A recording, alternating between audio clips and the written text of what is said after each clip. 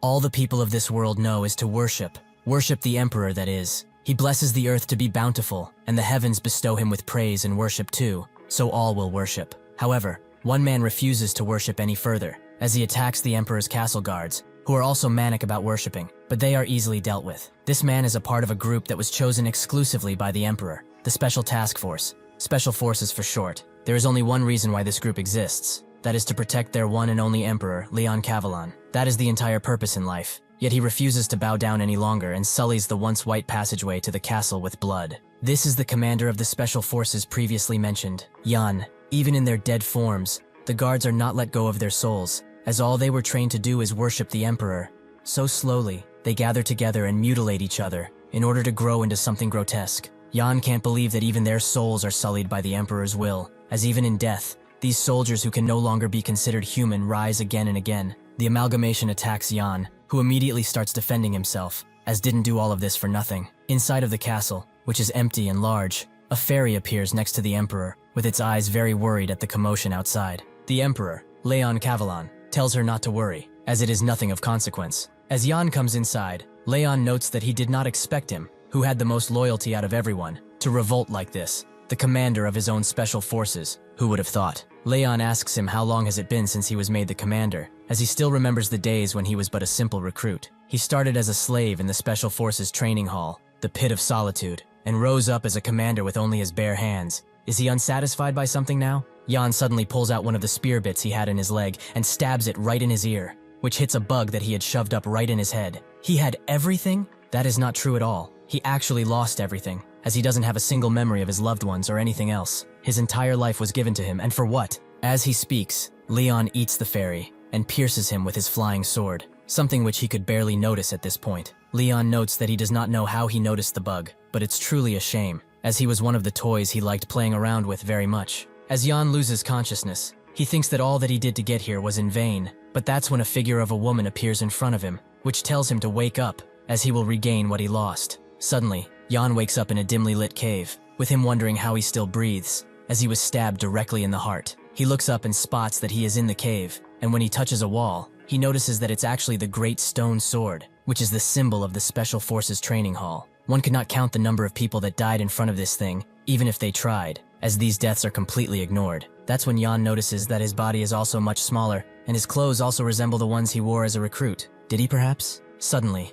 a man comes from behind him, and tells him to be quiet as he punches him straight into the sword. The man can't believe that he got distracted while they were fighting. How can he be so arrogant when he amounts to nothing? This is the Special Forces 12th recruit, Roman. Yan starts to remember Roman, as they talked for quite a bit. He asks if they are in the middle of training, which makes Roman say that indeed they are, but it's more of an excuse for him to beat him to death, as nobody really cares if a low-ranking recruit like him dies. Yan can't just wrap his head around his regression, but he also can't deny the facts, as everything lines up. The sword, his small body, and the conversation he is currently having with Roman, he has really returned to the past. He does not care what for, or even why. What is important now is that he can start his vengeful path once again. The him from now will not make the same mistakes, and he will behead that damn emperor with his own 2 hands. He also tells Roman that he will not get a girlfriend even in his 40s. He gives up and focuses on combat. Roman gets mad at him for talking crap and charges in once again. Yan dodges and can't believe that he got hit by such a slow punch. He is utterly pathetic too. Seeing that he continues to ridicule him, Roman starts using the punching rampage ability to start wailing on him,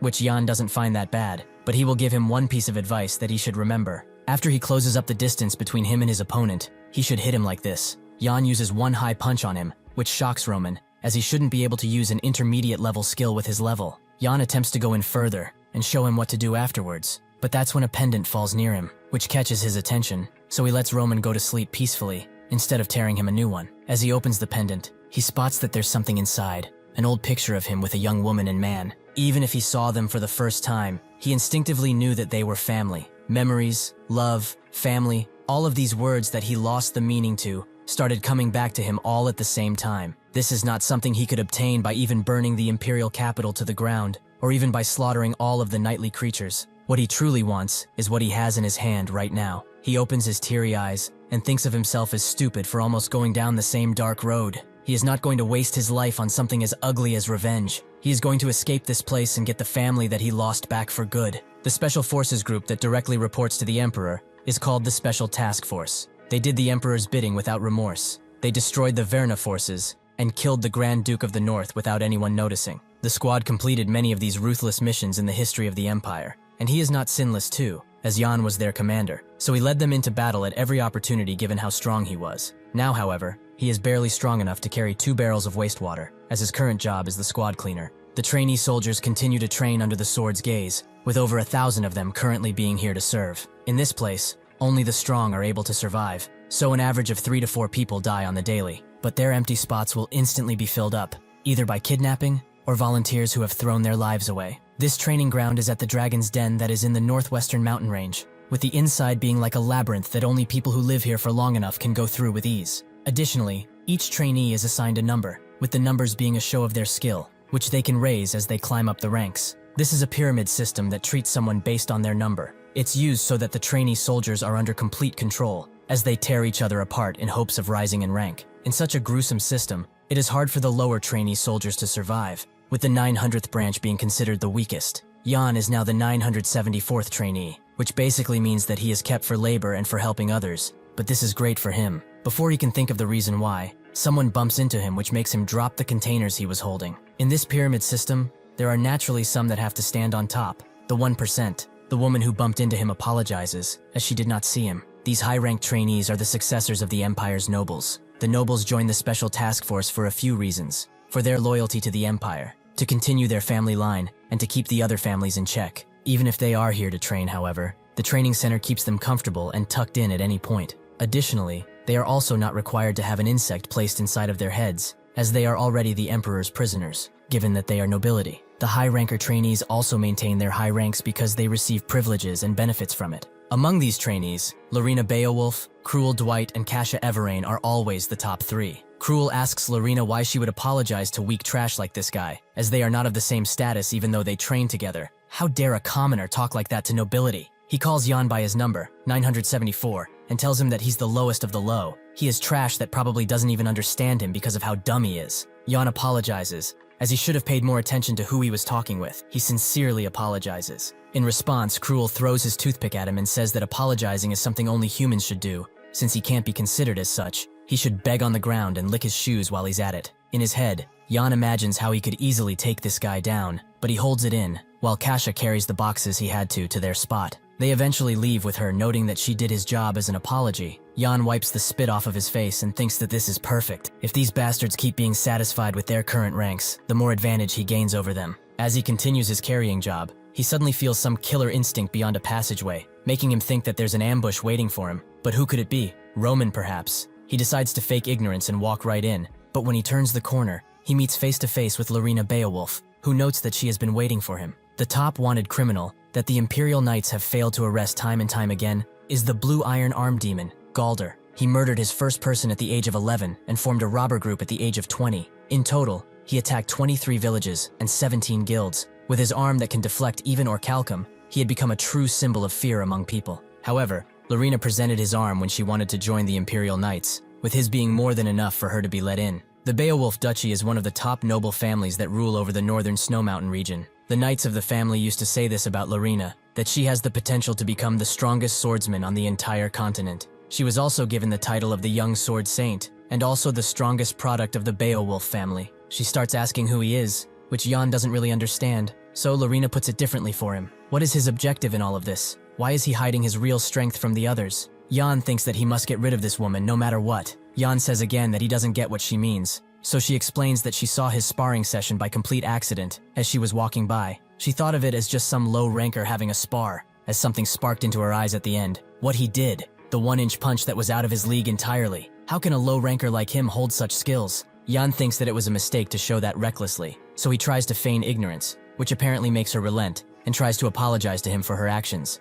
But as she tries to shake his hand, she moves her hand straight to his face, which Jan has plenty of time to dodge, but he simply doesn't want to, with the attack being transformed into a mighty slap. Jan starts to roll on the ground while asking her why she did that, with Lorena being quite surprised, as he was supposed to block that one. Jan screams at her that she isn't the person she's looking for, which she apologizes sincerely for now, as she didn't mean that. Jan has to act like a commoner who got beaten up by a mighty noble in order to trigger Lorena's conscience, which will probably make her not suspect a single thing. She also insists on helping him out with the boxes, while also telling him to speak casually with her, since they are both trainees. He feels that she's pushing it now, but Lorena explains that it's not honorable for a high-ranked trainee to treat a lower-ranked like a dog. So when she becomes the lord of a territory, she wants to protect the assets of the slaves within that territory. Jan didn't expect for her to be so talkative, but eventually they arrive at the deposit room, and he thanks her for her help. As she leaves though, she notes that she might have been wrong, but he saw her attack the instant she sent it, as he was following her with his eyes. She sincerely hopes this is another mistake on her part. With that, she walks away, letting Jan think that this woman is as sharp as a knife. So since there is no way to get her to leave him alone, should he just kill her now? That isn't wise, however, as even if he can, the entire Beowulf family will be against him. He would really be a fool for killing her just because she's annoying. He needs to focus on escaping now, so he goes to a bathroom, as he knows that something was around here somewhere. While there were deserters when he was the task force commander, most of them were not able to escape the training center. However, one of them managed to, but was unfortunately caught in a nearby forest by him. He asked him very nicely about how he escaped that wonderful place, so he in turn answered very nicely too. He told Jan that at the third area, the fifth cubicle is abandoned, and beyond the wall there should be a passageway that leads him straight to the outside. Jan keeps digging in the wall, as this is his ticket of getting out of this hellhole and achieving freedom once and for all. The roll call for all the trainees is being executed, with the person responsible for it eventually getting to Jan's number, who doesn't answer at first, so he checks his cell, but that's when Jan responds, as he was in his cell all of this time. As he performed more and more missions,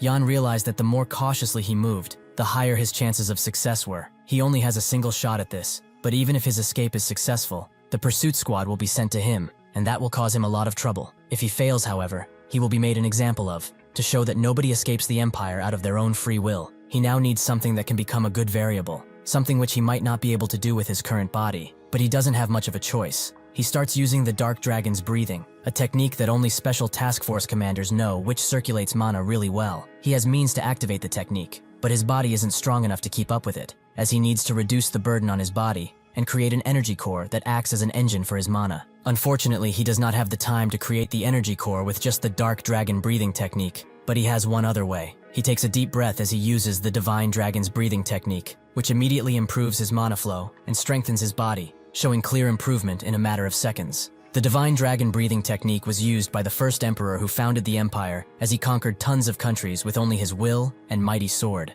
This technique is so powerful that the emperor became bored of his power and went out searching for people to fight. Jan continues to use it as he feels nothing wrong, but that's when mana starts leaving his energy core, which will mean certain death if he does not stop it. So he uses all of his stamina to keep it from exploding out and eventually succeeds. But the benefits from the technique are also gone, meaning that it's impossible to create an energy core with an incomplete technique like his. One day the emperor just taught him the secret technique. Even now he doesn't know why, perhaps as a test, but the scroll that he gave him only had instructions on how to absorb the mana, nothing about how to compress it too. Jan knows where the other scroll is, but he needs to focus on escaping before that begins. The next day, everyone gathers around the training area, with some gossiping about being set free, but Jan can't bear to tell them that there is no way for them to get out. Now that he remembers this day more clearly, this is the day that person comes around. He needs to stay out of sight as much as possible, so as to not get targeted. Roman is also searching for him, with Jan covering himself to not be discovered. Eventually, the instructor arrives and the trainees ask if they can go back home today, but that's when the instructor screams at them, using a technique, making the trainees either pass out or bleed. Jan thinks that he's crazy for using aura voice echo on a bunch of trainees, which is a technique that infuses mana into one's voice. The instructor calls them a bunch of worthless bastards with no skill or status. Why should they be kept alive? This is the Special Task Force Training Center Instructor Commander Damien. As the camp regulators drag out the dead or unconscious, Jan thinks that he needs to be careful, as low rankers like them are just toys for this bastard. If he gets on his bad side before escaping, he will have to give up on his entire life once again. Damien says that it's nice to meet everyone, as he has never met this much trash in one room ever. They are truly the worst dogs of society. If he was allowed to, he would kill all of them with ease, but they should not worry, as their mighty emperor is gracious enough to grant them one last chance,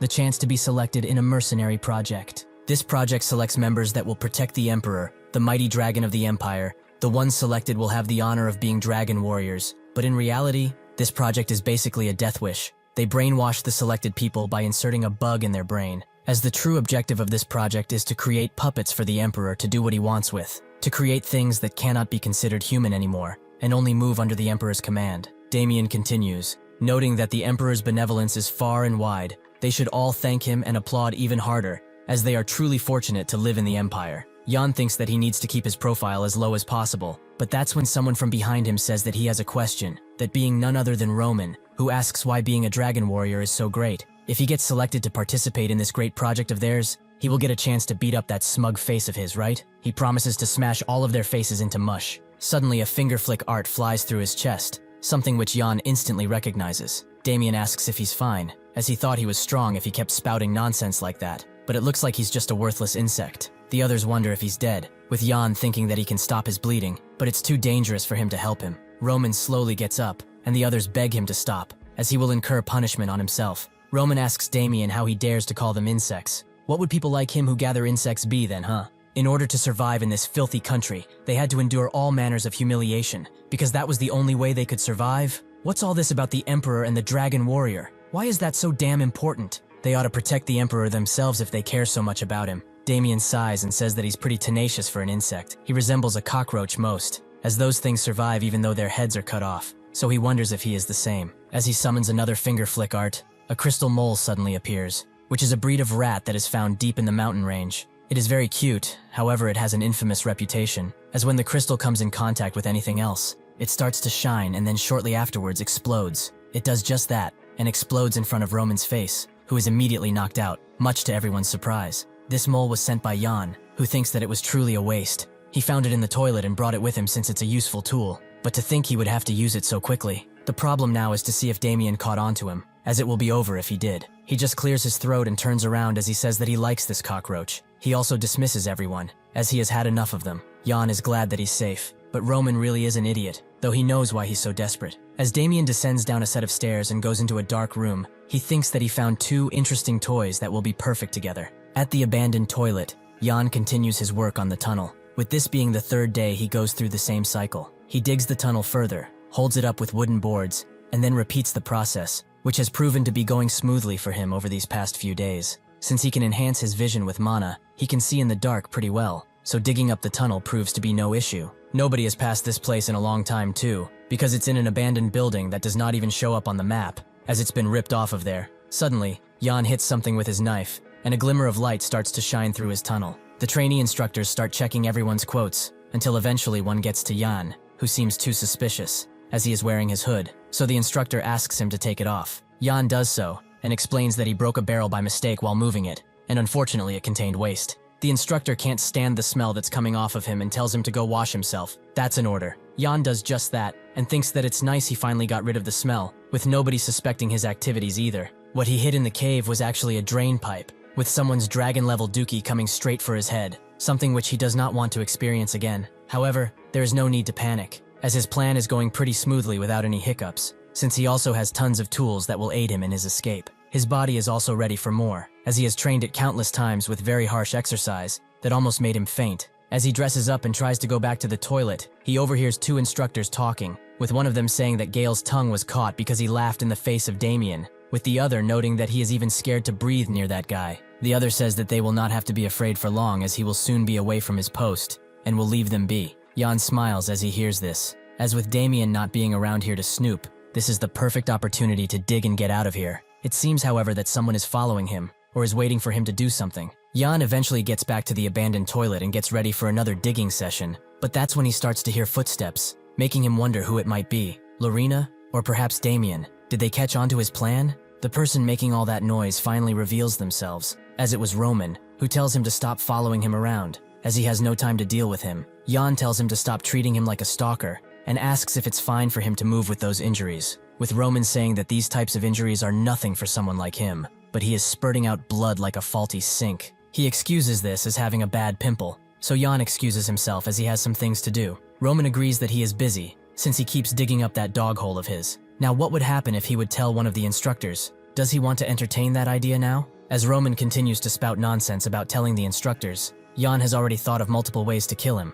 but the simplest would be to use Dark Chaos 16th form, as that would instantly cut half of his neck off before he could ever react. It would indeed be simpler to just do that and hide the body, but he can't. Roman asks why he's not saying anything. Is he perhaps too nervous? He understands if he is, as he will be executed if the instructors find out about his little plan, but he probably wasn't expecting to be caught by someone like him. Jan still doesn't say anything, which confuses him, so he asks him to at least beg, as he might keep this secret for him. Jan finally talks and says that he does not need to do that, since he won't say anything in the first place, making Roman yell that he will do it. He will go right now. Jan tells him again that he won't, since he hates the special forces much more than he ever will. Back when they had the gathering, he could not hold his anger in, even though he could have died right there and then. So with his strong willpower of wanting to return back to his home, is he really saying that he will tell the instructors about this? If they are being real, that's not happening, as he also wants to escape this place, probably more than anyone else. Isn't that right? Roman says that he is pretty amazing, as even when they last fought,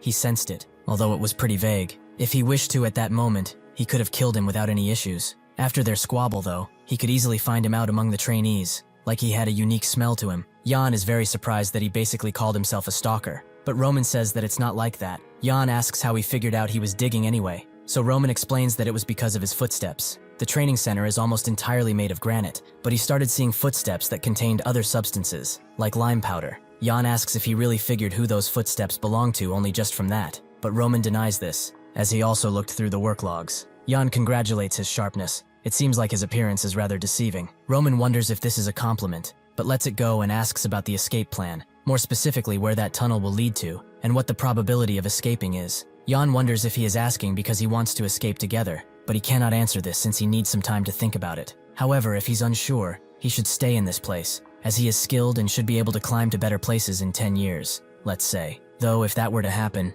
what would happen to those he is trying to protect? At this point, they can't even be sure that they will survive this whole ordeal, but would those he is trying to protect still be alive in those 10 years? Since there is no time to think, he needs to decide right now. If he joins the escape, they will no longer be here the day after tomorrow. Roman asks if he has a plan for after they escape, which Jan confirms, and asks if he wants to know. Roman refuses and notes that their difference in rank is far too big, so if they escape, the instructors will most definitely go after him more, and just like he said, the day after tomorrow is the day where they will no longer be here, because his corpse will be thrown to the wolves. Jan is amazed that he was able to think this far. He is truly different than he looks, but he shouldn't complain, as he is also taking a pretty big risk by taking him. So what is he going to do in this situation? Roman sits in silence for a second and then notes that he has no choice. He must bite the bait. As the moonlight shines through the gigantic hole in the mountain, Damien looks at it and smiles, as the refreshing air is quite nice. He has gathered all of them this late, because he has an announcement to make,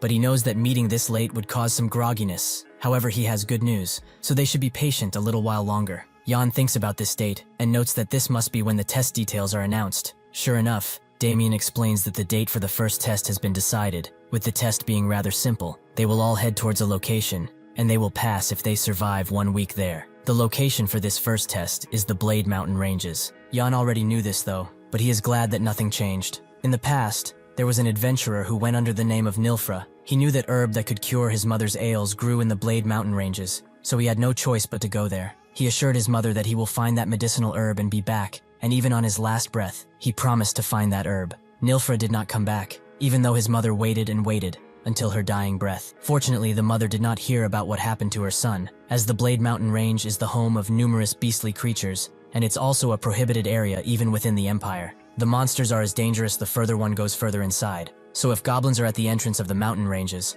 large demi-humans would be somewhere close, but even deeper, there would be gigantic monsters of immense proportions that only appear here. Additionally, there are also monsters that the world still does not know about, as they are still discovering them, but he is probably the only one who knows that the monster which lives in the deepest part of the mountains is so gruesome. Damien claps while asking the others if they are excited, because he sure is. He wonders how many of these tiny little insects will be squashed by the next week. Just thinking about it makes him filled with joy and childlike wonder. Suddenly, one of the instructors approaches and says that he has a message for him, which he hears out and immediately frowns at the idea, but agrees to go. Jan smiles, as he knows what this message is. Damien dismisses everyone as he turns around, since he has some business to attend to now, making Jan let his hood down and think that he looked upset, but he didn't expect for him to end the meeting so abruptly. Anyway, not many low-ranked trainees will survive the Blade Mountain Ranges without preparing, as that place is close to hell. But naturally, the high-ranked trainees will be protected, since they are nobility and all that. Suddenly, Lorena starts passing through them as someone announces her arrival, with Jan covering up his face,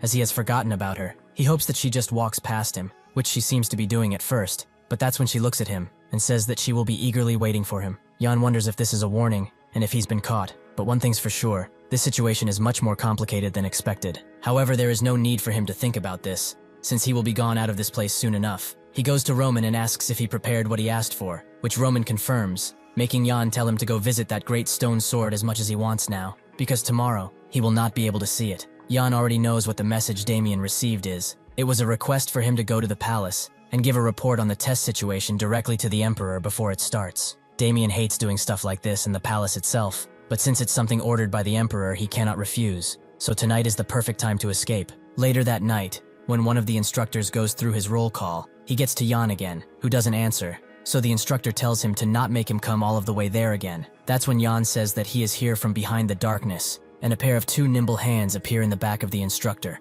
who is instantly killed. This is the party they will escape with, as besides Jan and Roman, there are two more trainees with them. Jan tells the others to hide this body properly, as it's about time for the shift to change. Jake and Todd, the two trainees, agree, and note that they should get out of this area quickly. It seems like Roman has picked these two to help, and assures them that they are both competent enough. Still, Roman feels like Jan is using them as bait, so he asks if he's doing that, with Jan noting that he would have no reason to bring two more people if that really was his plan. Roman is pleased enough with this, and says that these two won't be just weight on their backs. They are all prepared to lose their lives if it means escaping, which Jan gets, so he tells them to shut up, as if those who are sensitive to sound will wake up. Things will become difficult. Eventually they all arrive at a door that these two are here for. It cannot be opened by one single person, so this is when Jake and Todd come into play. In order for someone to go from the dorms to the abandoned area, they need to open these two doors. But to open them, two pressure plates must be pressed at the same time, and the switch outside must also be pulled. So first, two of them will step on the pressure plates, and after the other two cross, they will pull the switch and fix it in place. Then the other two will cross over. So escaping out of this place alone is close to impossible. Fortunately, they are not alone. Roman understands the plan and asks Jake if he's ready, as they will both be pressing on the plates and staying there. They do just that, making the door swing open, and Jan instantly goes inside, telling Roman and Jake to stay here while Todd will follow him. Roman asks how long they need to stay here for, with Jan saying that until he gives them the signal to let go. Some time passes, with the two showing no signs of coming back from where they went, but that's when the door suddenly shuts completely, making Roman think that this was Jan's intent from the start, to leave them behind as bait. He should have realized it the moment he chose someone like him. How can he be so foolish? That's when the door starts to slowly open, and a bloodied up Jan asks who said that he was going to be left behind. Roman immediately bombs him with questions. Where the blood came from, what happened inside, and more importantly, where Todd is. Jan tells him that they are both fine, so he should stop acting so damn worried. They were a little late because a variable he took care of before decided to wake up. He thought that he could calm the beast by feeding it food that contained sleeping pills,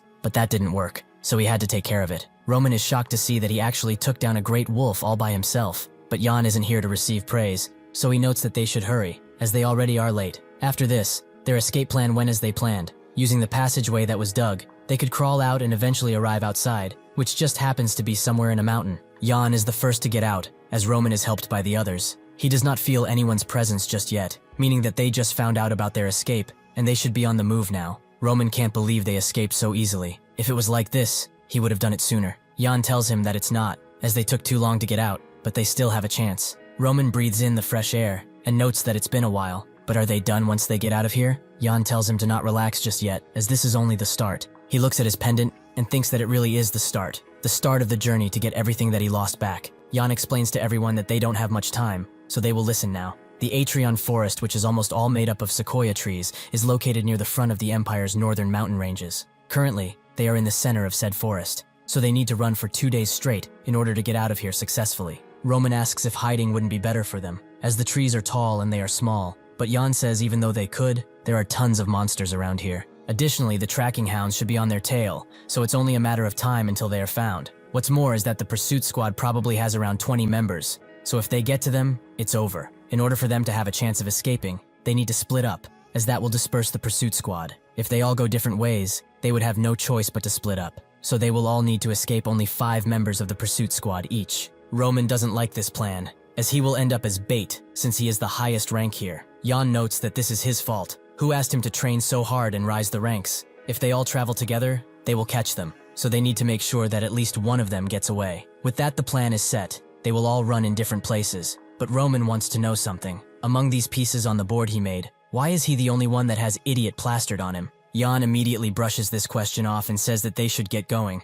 But before they do that, Jake stops Jan and thanks him for letting them follow, as they wouldn't have had another chance to get out of that awful place. He will most definitely repay this kindness in the future. Jan thought that Jake was just a normal trainee at first, but seeing him now, it seems he also has a reason for escaping that place. Roman tells him that would be dumb. He never wants to see any of them again. Jan didn't expect for him to be this cold-hearted at the end, but Roman tells him that this is not what he means, as a situation where they meet again is a situation where they will get caught. He just wants everyone to get away safely. Jan can't believe that such wise words came out of this dumbass, but he is right, so they shall never meet again. With that, they all sprint in different directions, with Jan thinking that since his worries about the others are gone, he can get started. He uses the divine dragon breathing technique to use mobility arts and instantly climb one of the high trees, showing just how much forest he has to trek through. The only problem he has now is his body, as it's hard to maintain the breathing technique even though the technique is pretty efficient. However, he should be glad that he's able to improvise with body strengthening techniques, otherwise he wouldn't have a chance. He thinks about Roman and the others,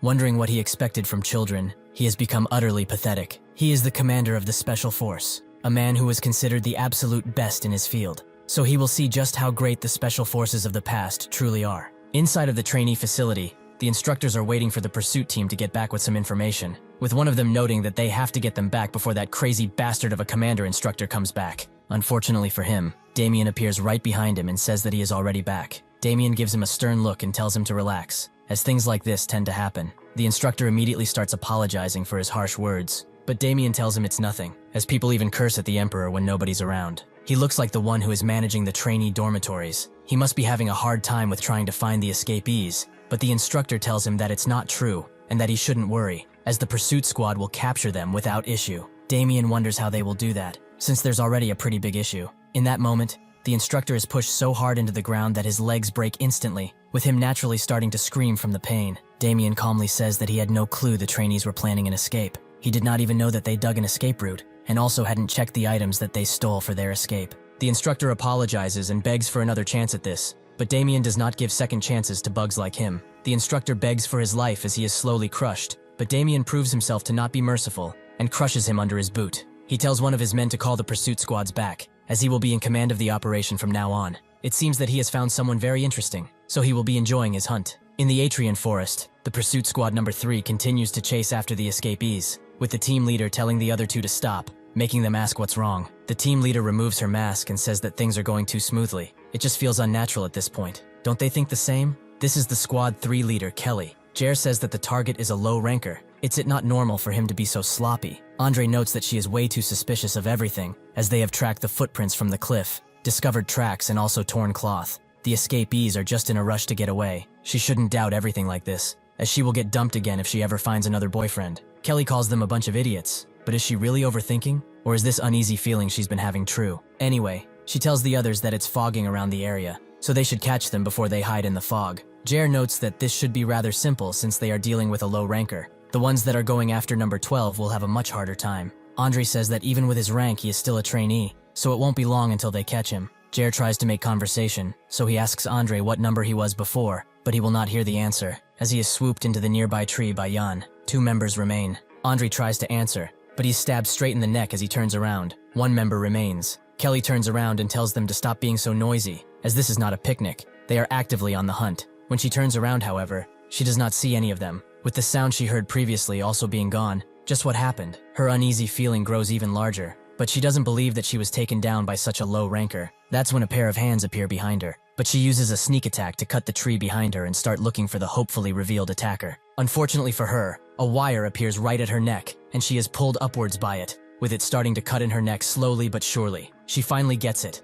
The footprints in the cloth were not tracks. They were bait set up by a hunter. As she draws her final breath, she cannot believe that such a low ranker took all of her team out, but she cannot do anything now, as her body fails her, and she goes limp. This marks the complete annihilation of Squad 3. Jan loots them, and finds a knife on Kelly that seems pretty sturdy, but he also believed that he would have a hard time. But this is easy as using body strengthening techniques help him a lot, though he needs to get out of the forest before the fog engulfs it, so he will spread the blood of the squad to make the hunting hounds come here. He will also be hiding his scent with a slime plant, which has poisonous fruits, but the leaves have a strong stench, so he will smear it on himself, and the hounds will not track him since they hate it. The most important thing is to hurry, as the more time he spends here, the harder it will be to get out, even if he won't be able to get out if he's encircled. That's when he notices a bunch of smoke coming from somewhere, which Jan knows that it's not the pursuit squad since they are well on the pursuit. So is it the people he escaped with? If that is the case, they will surely be caught. But he doesn't have the time to be worrying about others, as he brought them to use as bait in the first place. It might be better to just let things transpire like this.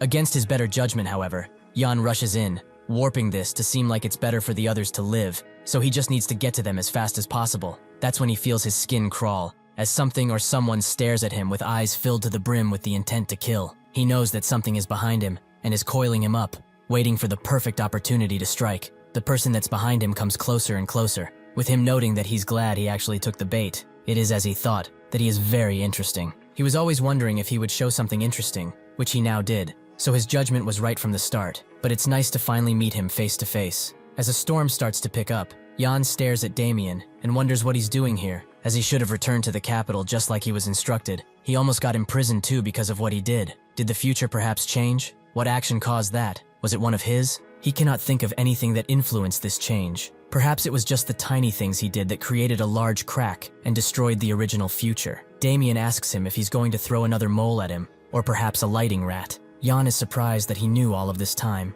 but Damien notes that it was noticeable for someone like him, though he still threw it very quickly, which was truly impressive. He was confused by it at first, as he thought that this place contained only bugs, but he proved himself to be an interesting piece. Jan damns himself for interfering at the time. He did not know how it could change the future, but this is the worst case scenario. However, nothing is for certain, as this guy became a powerful swordsman, sure, but that happened in the future. In his current state, he just might have a chance. Damien notes that he is infinitely interesting, and claps as he knows that he's thinking of killing him. It has been too long since someone wanted to do that to him, so he should at least tell him what he wants to do. Normally people would run away from him, but he is leaving him speechless. How quaint. He apologizes for showing his unsightly attitude, but he will give him an opportunity now. He should try and kill, then he will give him the freedom he desires for. Damien also thinks that he is too interesting, as the moment he mentioned that Jan's face changed. He has never seen someone with such potential before. He took down a beast and killed an entire pursuit team on his own. Everything, including his decision-making skills and stamina.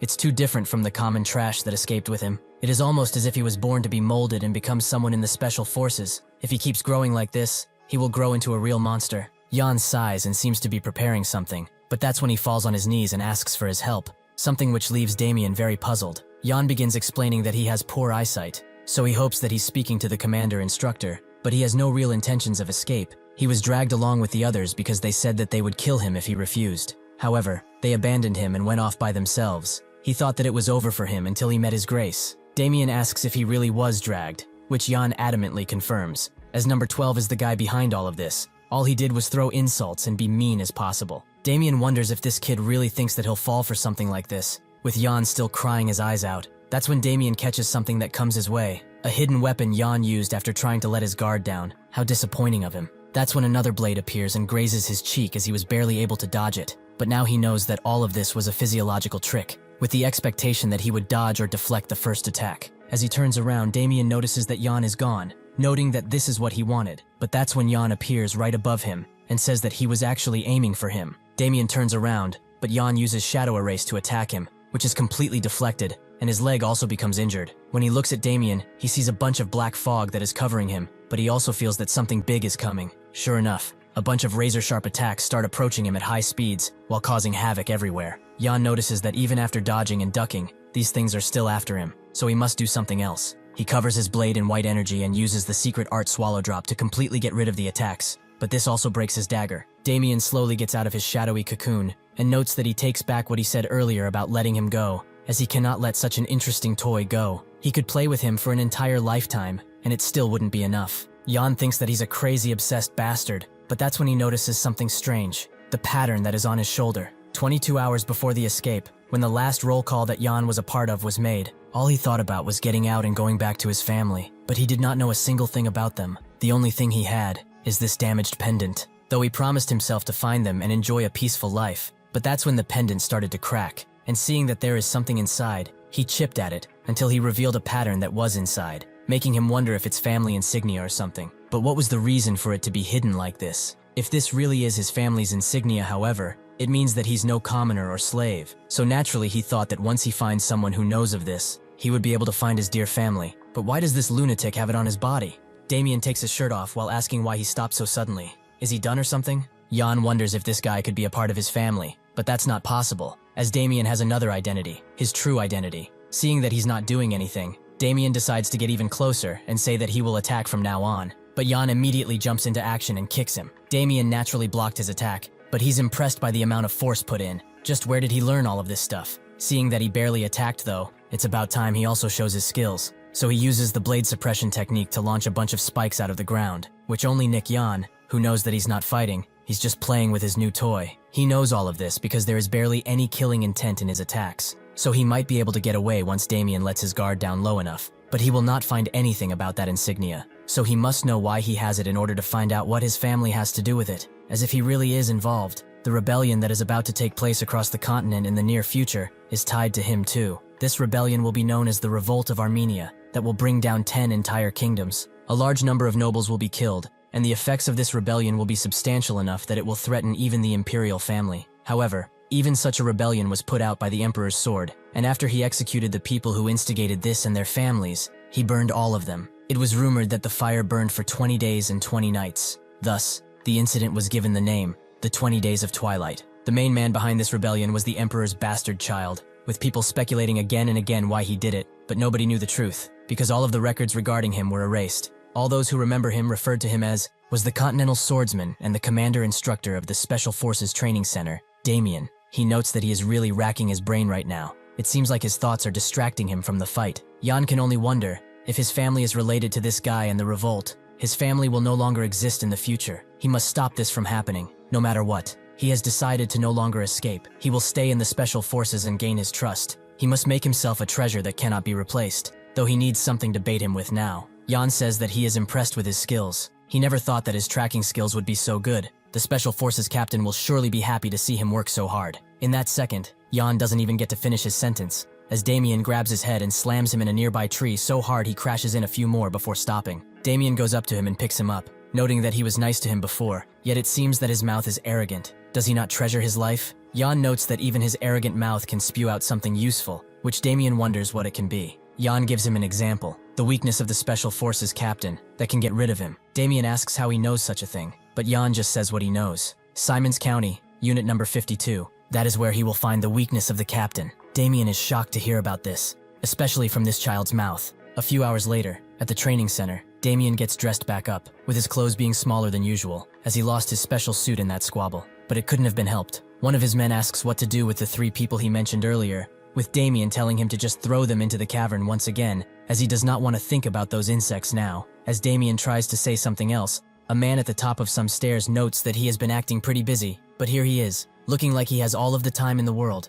Perhaps he is just lazy? He can't figure it out, so he would be delighted with some enlightenment. Damien smiles and asks what brought the Special Forces captain here on such short notice. This elderly man is the Special Forces captain, Rodrigo Meyer. He asks how the training center is doing, with Damien confirming that it is perfect as usual, but Rodrigo doesn't believe him, as he heard otherwise. Damien asks if he's talking about the rumors that the standards of the average trainee soldier are better than the actual squad members, which Rodrigo denies. This is the first time he has heard something so preposterous. He came here to take a look, because the quality of the squad members that came from this training center were absolutely horrid. Does he care to explain? Damien asks how the squad members are at fault here. It is the in-charge who is unable to handle them that should be blamed here. Rodrigo thanks him for his advice, but Damien's man notices that they are both letting out killing aura and a lot of mana in the air, so much so that he could faint at any moment from the intense pressure. Rodrigo notes that he did not see him at the Imperial family morning meeting. Why is that? Damien notes that he has better things to do than attend these rather unpleasant formalities,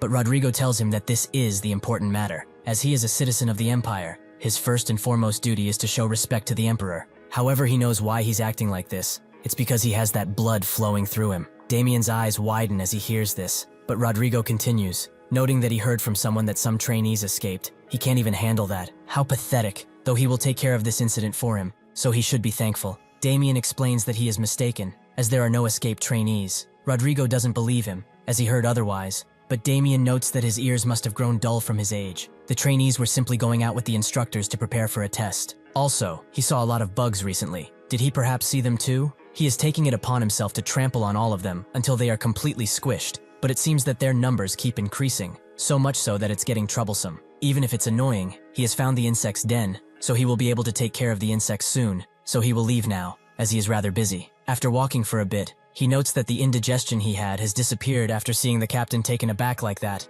But what he told him is really true, right? His subordinate removes his mask and says that he does not need to worry, as he will see once he looks into it, that all of his information is true. Simons County Street 52 is one of the many neglected streets of the Empire, and where Jan lived before. It It was a place that rarely saw travel, a street that wasn't good for children to live on, as they had nothing to do. However, someone special lived in that place, someone who he used to talk with all of the time. The Special Forces captain's daughter. Damien asks to confirm he played with the captain's daughter when he was of young age, right? Jan confirms it and says that there were not many children around, so they all knew each other pretty well. Damien finds it to be a pretty huge coincidence that the girl he used to play with was the captain's daughter, which Jan agrees with. It was really a coincidence. Though he knows that Damien won't believe this half-baked like off the bat, he must make it believable enough first. This is a delicate situation, where both Rodrigo and Damien are in a disagreement. To put it lightly, although he was searching everywhere to find the captain's weakness, he could not get the exact location. As proof of that is the reaction he showed when Jan told him about that location, so he will make use of his position now. Damien finds something strange.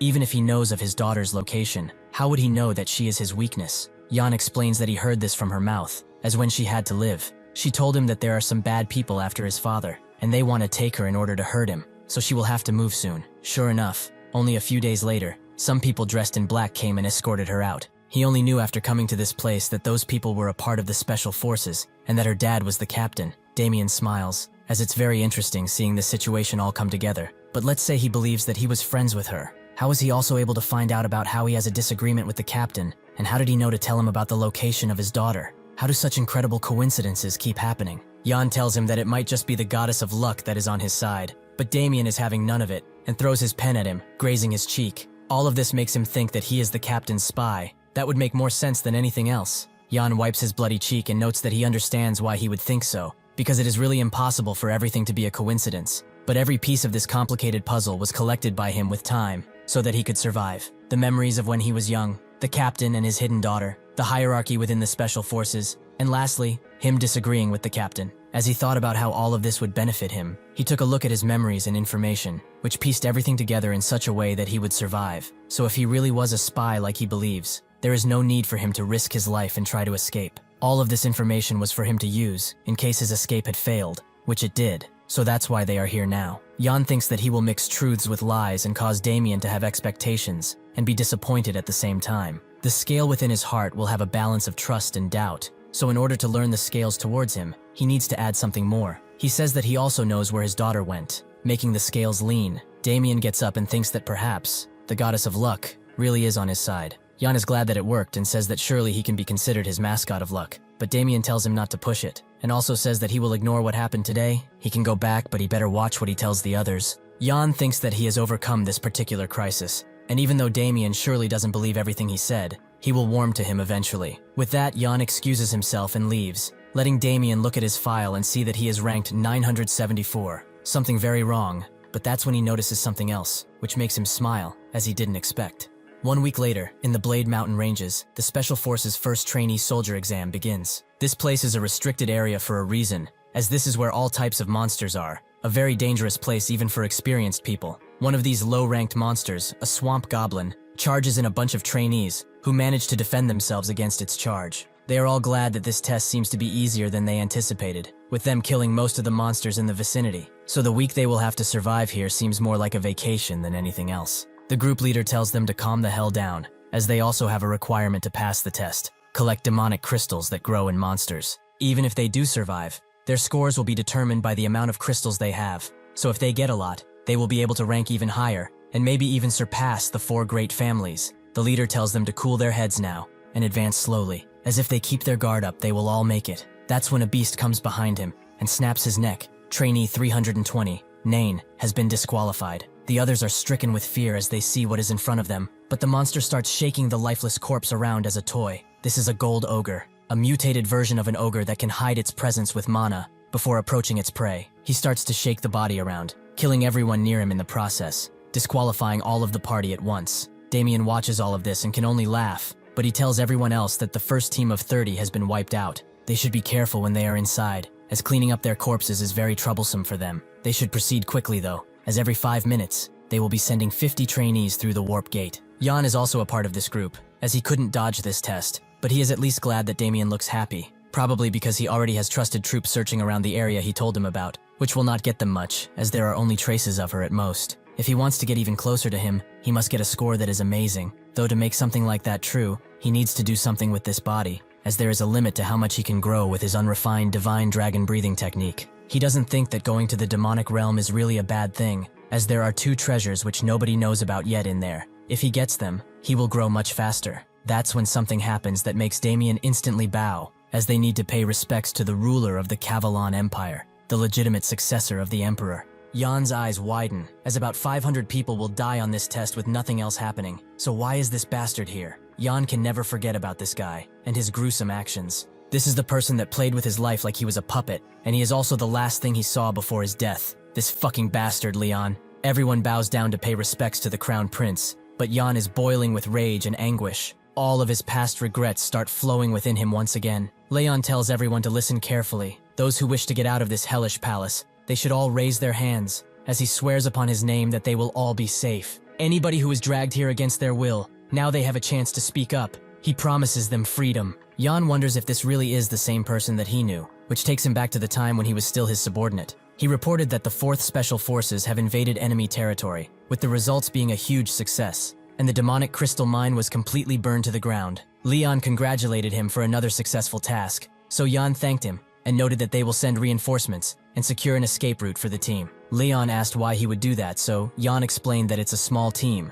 which means that escaping for them is currently impossible, so they must send some others to help them out. Leon then told him to just leave them there, so that they can sacrifice their beings to take down just a few more enemies. Jan contested this, as they cannot just abandon soldiers who have fought tooth and nail for the Empire. Leon explained to him that the world is like a game of chess. Slaves, citizens, soldiers, and nobles. All of them exist for the sake of one, the king. For the sake of one single piece, hundreds and thousands shall be sacrificed. That is the ideal world. They should be grateful that they have a chance to die for him. What greater honor is there other than this? This is why Jan despises him with a passion. He is an ugly being that holds no remorse. Still, now, he tells everyone, even the children of the nobles, to go back to their families and live peacefully, unless they want to go up against him when he ascends to the throne. The others wonder if he's serious, but he wouldn't just joke about something like this. Jan can't believe that he's acting this way, as he seems like a totally different person. Just what is going on with him? Damien comes to Leon's side and tells him that the trainees are just shocked by his sudden words.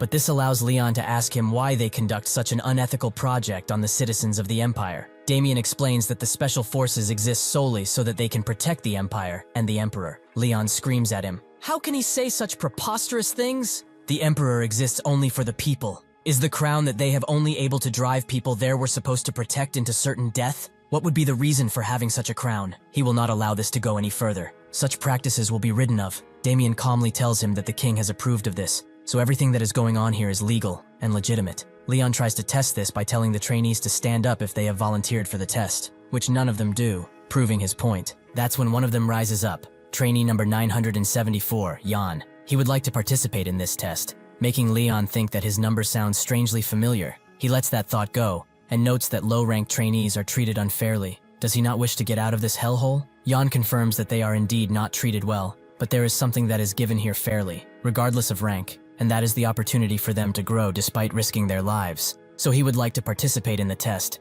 because there is something he must achieve. Leon calls Damien over and says that he brought in a trainee that he does not deserve, so he will allow them to continue with the test, but he will observe thoroughly. Damien understands, and tells the trainees to pay the benevolence and kindness of the Crown Prince with their lives if they have to. Alas, the test continues, with everyone getting ready to go through the warp gate. The instructors explain that once they enter the gate, they will be assigned to a random location. Also, occasionally bodies would get disintegrated because of errors, but they shouldn't worry about that. The first one to go through is Jan, who knows that in his past life Leon did not come here. He was completely different too, just what happened for him to turn into a monster. Eventually Jan makes it to the mountain ranges with all of his limbs still intact, but it's unfortunate he wound up in the middle of nowhere. Anyway, he must now look for a weapon, but he is distracted by the smell of this place, as it has been a while since he last fled it. This is something prominent throughout the valley, as it all smells like sulfur and rusted iron, or blood. That's when a goblin attacks him from behind with a pretty wide attack. Somewhere else, a party is attacked by a cockatoo griffin,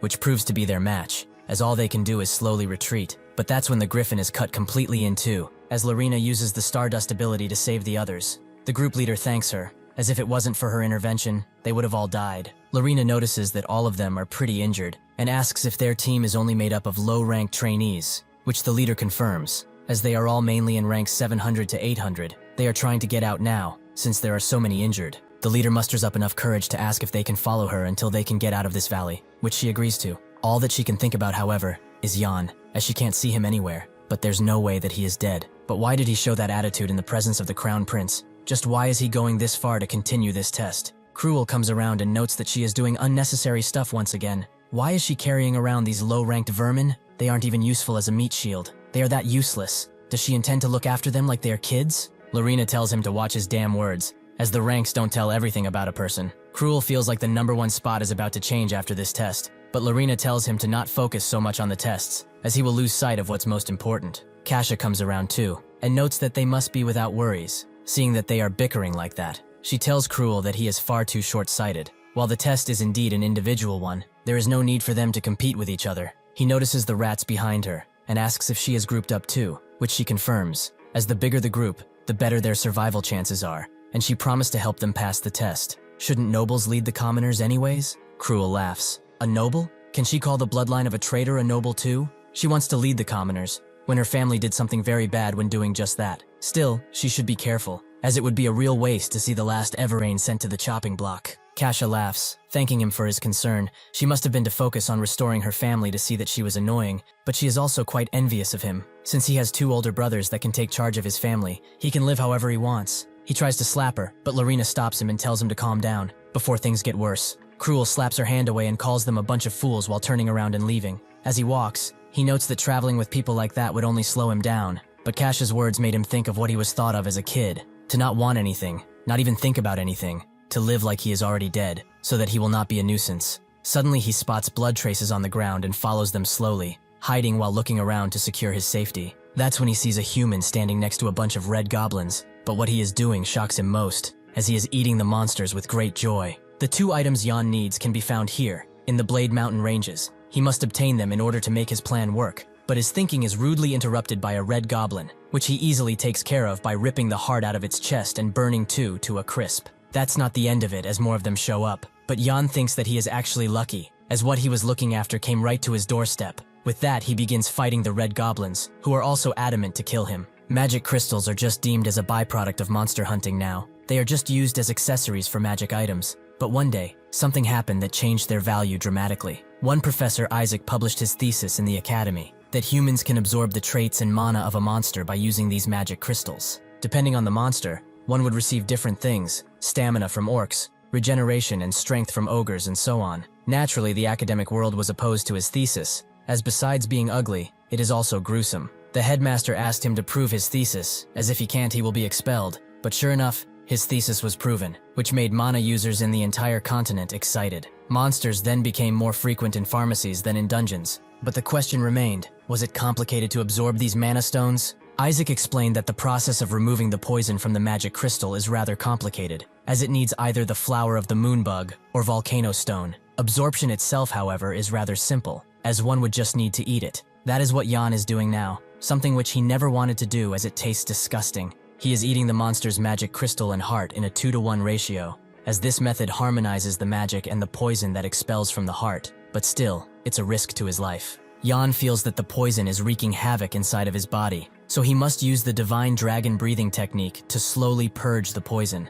This process takes a while, more than he expected to, but at least it's working. That's when Cruel jumps in and tries to kick him, with an attack that creates a crater at the landing point. He notes that he was surprised when he saw what he was doing, but he is still ranked 900, meaning that he can easily take his magic crystals away. Unfortunately for him, Jan was not hit by the attack, and says that ugly people like him are far more dangerous than any monsters in this place. Cruel thinks that he just got lucky by escaping, but he heard that there was a tribe which ate monsters, quite repulsive, and something which he didn't think that he would see in person. He would love to beat him into the ground, but he will show him kindness and sincerity. If he gives up all of his magic crystals to him, he will show him how merciful a noble can be. Jan says that he doesn't have any, which is true, as he ate them all. But naturally, Cruel doesn't believe that and calls him a stupid barbarian who cannot fathom the mercy he is showing him. But fine, if he wants to act this way, he better be ready to fight, as nobody is here to save him. Jan says that he is right. There really is nobody here, huh? As Cruel tries to make him hand over the crystals again, Jan punches him straight in the gut, with an attack that he can't even see coming. Way back when at the Dwight estate, Cruel only had one thought in his head, one idea to drive his ideals, that he must become the master of this place. He was only 12 when he began to understand how the world truly is, and it made him feel like it would be only natural for him to be the successor of this family. But unfortunately, he was stuck with 2 trash cans above him, 2 elder brothers that were too scared of him actually succeeding the family. Because of this, he was thrown into the jaws of the Special Forces Training Center, under the pretense that he was just training. To this day, he cannot believe that it was their influence that made him go here. He shall never forgive them, as he, Cruel Dwight, is the true son of the Dwight family and its successor. As he keeps monologuing in his head, Jan strikes him in the gut and calms him down a bit. The Valley of Snakes is a single path that leads only below the cliff. It is called that because the path seems like it's slithering just like a snake. As no living creatures dare to approach this area, nobody knows where the end is. Cruel curses and curses at Jan. As he is not a luggage boy, he is the successor of the Dwight family. Jan tugs on his leash and tells him to talk slower and walk faster. He does not wish to hear about his eternal yapping. If he really is the great young master of the family, can he stop whining? Cruel tells him that he is tired. Why doesn't he pull it too? Jan notes that he literally made him do this. But this is an easier punishment, considering that he tried to kill him. Cruel also just doesn't get why he is dragging around goblin corpses, and so many at that. Jan tells him to stop complaining so much already. It's easier for him anyway since he can use mana. Cruel tries one last trick and says that one can get punished by the Empire if they force a noble into manual labor. But as a response, he gets a rock thrown at his face, and Jan says that he thought nobles are immune to pain, but it was his mistake it seems. Cruel fixes his nose and wonders who this guy even is, as he thought that he lost only because he let his guard down. But after the first attack, this guy just kept humiliating him with slaps, and eventually they got into this situation. Jan tells him that even if he did something wrong, he would get hit a lot less if he would just apologize. Can he get that through his noble head? Cruel still feels like there is no way he would have lost, as he couldn't gather enough mana before, but once he recovers his mana, he will rip this guy in two. Jan feels his killing intent, and notes that he must have misunderstood him. Perhaps he spoke too roughly. Does he want another crash course to clear his head? Cruel immediately folds and says that they could meet from time to time and become pals. But Jan tells him to cut it out, as he can feel what he's thinking. Jan thinks about now though, as he's pretty strange. He has traces of bloodlust all over him, and heading in all directions. He only knows of one thing with this type of energy. Just like how there is black magic that uses darkness among the world of magic, there are also demonic martial arts that also use the power of darkness. One can obtain more power a lot quicker and without much training, but it slowly breaks their mana and body as the use continues. Eventually, the user will become devoured by the darkness and fall into utter madness. In his previous life, Cruel had the nickname of Bloodstar, as he was notorious for his misdeeds that he committed only to succeed the family. Jan wonders if what he's feeling off of him is demonic martial arts, but it cannot be, as he has no way to learn them yet. Cruel asks him to release the leash at least, as he has no way to run since there is only one way, and he is not an animal either. Why would two dudes use a leash on each other?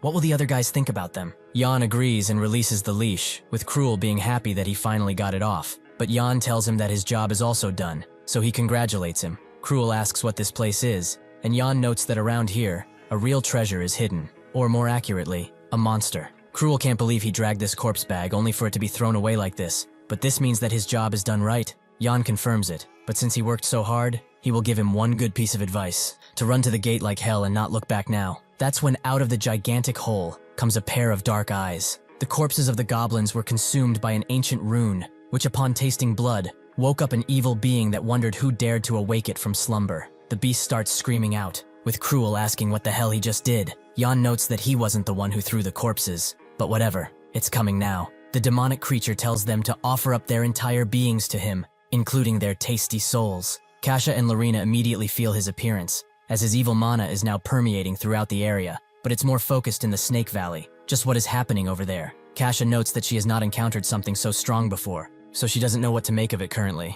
Kasha asks how strong that mana really is, but Lorien thinks that they should change their plans and get to the gate. She speaks to the others, telling them that they will be returning to the gate as quickly as possible. They shall dispose of any baggage and throw away anything that would slow them down, like magic crystals. Seeing that she decided this, they all get ready to depart, with Kasha wondering why the sudden change, of course. Lorena notes that when she asked how strong that mana was, she didn't answer because she couldn't believe it, but it is at least the same as the Patriarch. Kasha can't believe it either, as the Patriarch's abilities are almost unmatched. He is within the top 5 of the Empire, the guard god of the North. How can he be on par with Duke Beowulf? This means that even if the instructors come around, they won't be able to do anything. Will they even be able to get out? At the instructor's post, one of them notices something flying around, but that's when the beast says that this is not enough, and convulses their bodies to consume them, but it's still not enough. Roman and the others try to defend themselves, but they are completely engulfed in flames, and their souls are consumed. The others try to run, but even they are swiftly taken care of.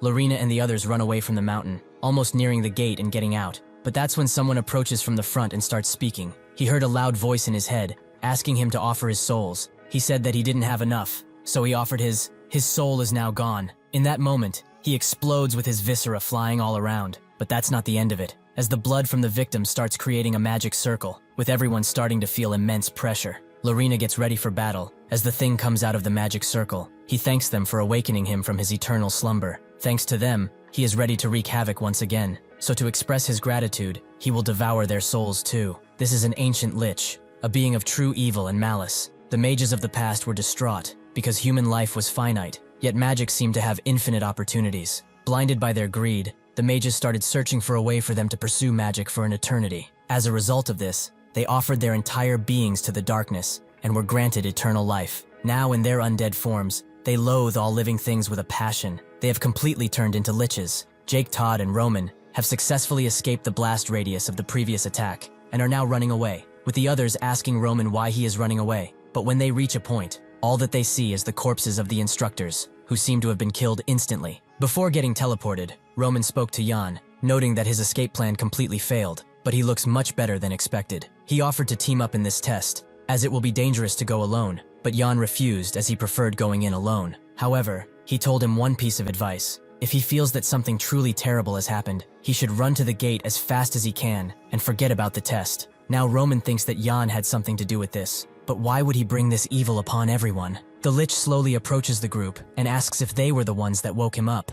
Lorena immediately tells the others to give up on this gate and head towards gate number 3. They should all run right now. Kasia says that she must come too, but Lorena notes that she will be staying here and buying them enough time to escape this place. All that she must do now is evacuate the trainees from here. Kasia knows that she can't do this alone, but she also can't help, as she has something to live for. Reluctantly, she leaves with the others, as she cannot die here. The lich can only call her a fool. Does she intend to face him alone? Lorena still feels that she has a chance, as she has 2 advantages to help her. This blessed mithril sword that undeads are weak to. But before she can think of the second, the lich starts to chant his magic and summons tons of skull magic missiles and beams them towards Lorena, who expertly dodges each of them, until she throws the hilt of her blade to create a distraction. This allows her to get up high and use her second advantage, the simple fact that mages cannot attack and defend at the same time, meaning that she can easily attack after an attack. Unfortunately for her, this is not true in the lich's case, as he had a protective wall on him already, cast by another skull of his. In her distraction, she doesn't notice the skull that is behind her,